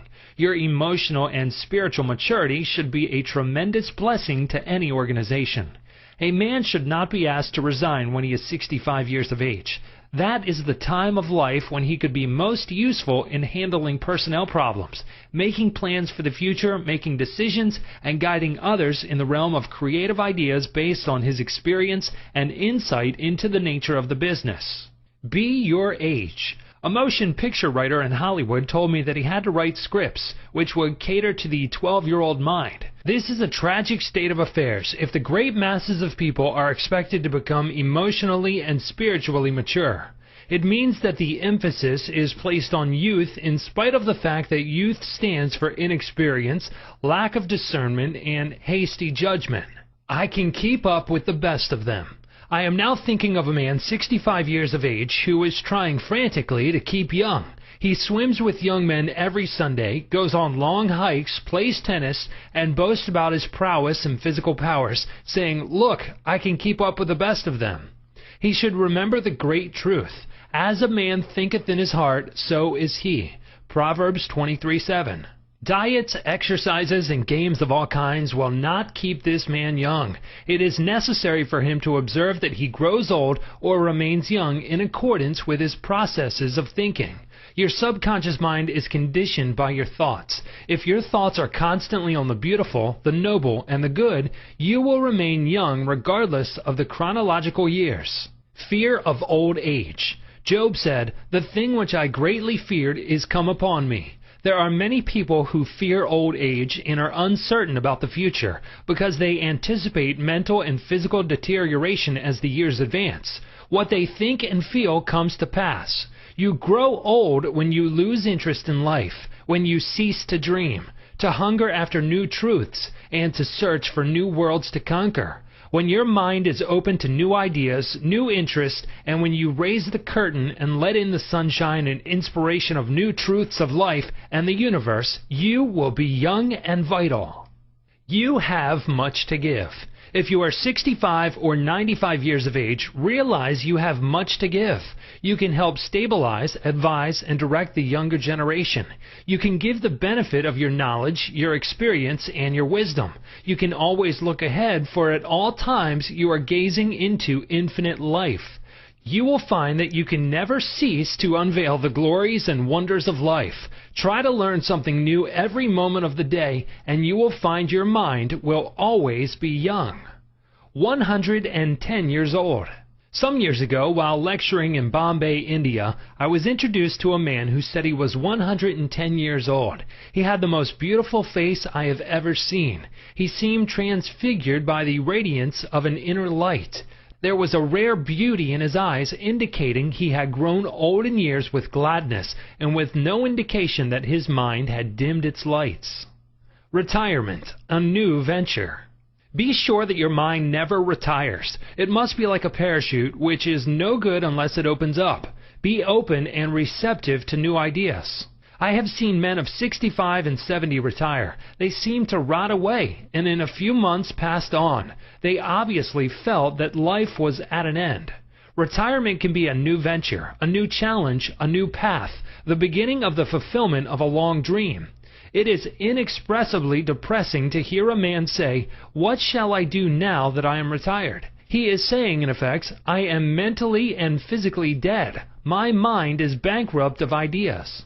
All this is a false picture. The real truth is that you can accomplish more at 90 than you did at 60, because each day you are growing in wisdom and understanding of life and the universe through your new studies and interest. He graduated to a better job. An executive who lives near me was forced to retire a few months ago because he had reached the age of 65. He said to me, "I look upon my retirement as promotion from kindergarten to the first grade." He philosophized in this manner. He said that when he left high school, he went up the ladder by going to college. He realized this was a step forward in his education and understanding of life in general. Likewise, he added, now he could do the things he had always wanted to do, and therefore his retirement was still another step forward on the ladder of life and wisdom. He came to the wise conclusion that he was no longer going to concentrate on making a living. Now he was going to give all his attention to living life. He is an amateur photographer, and he took additional courses on the subject. He took a trip around the world and took movies of famous places. He now lectures before various groups, lodges, and clubs, and is in popular demand. There are countless ways of taking an interest in something worthwhile outside yourself.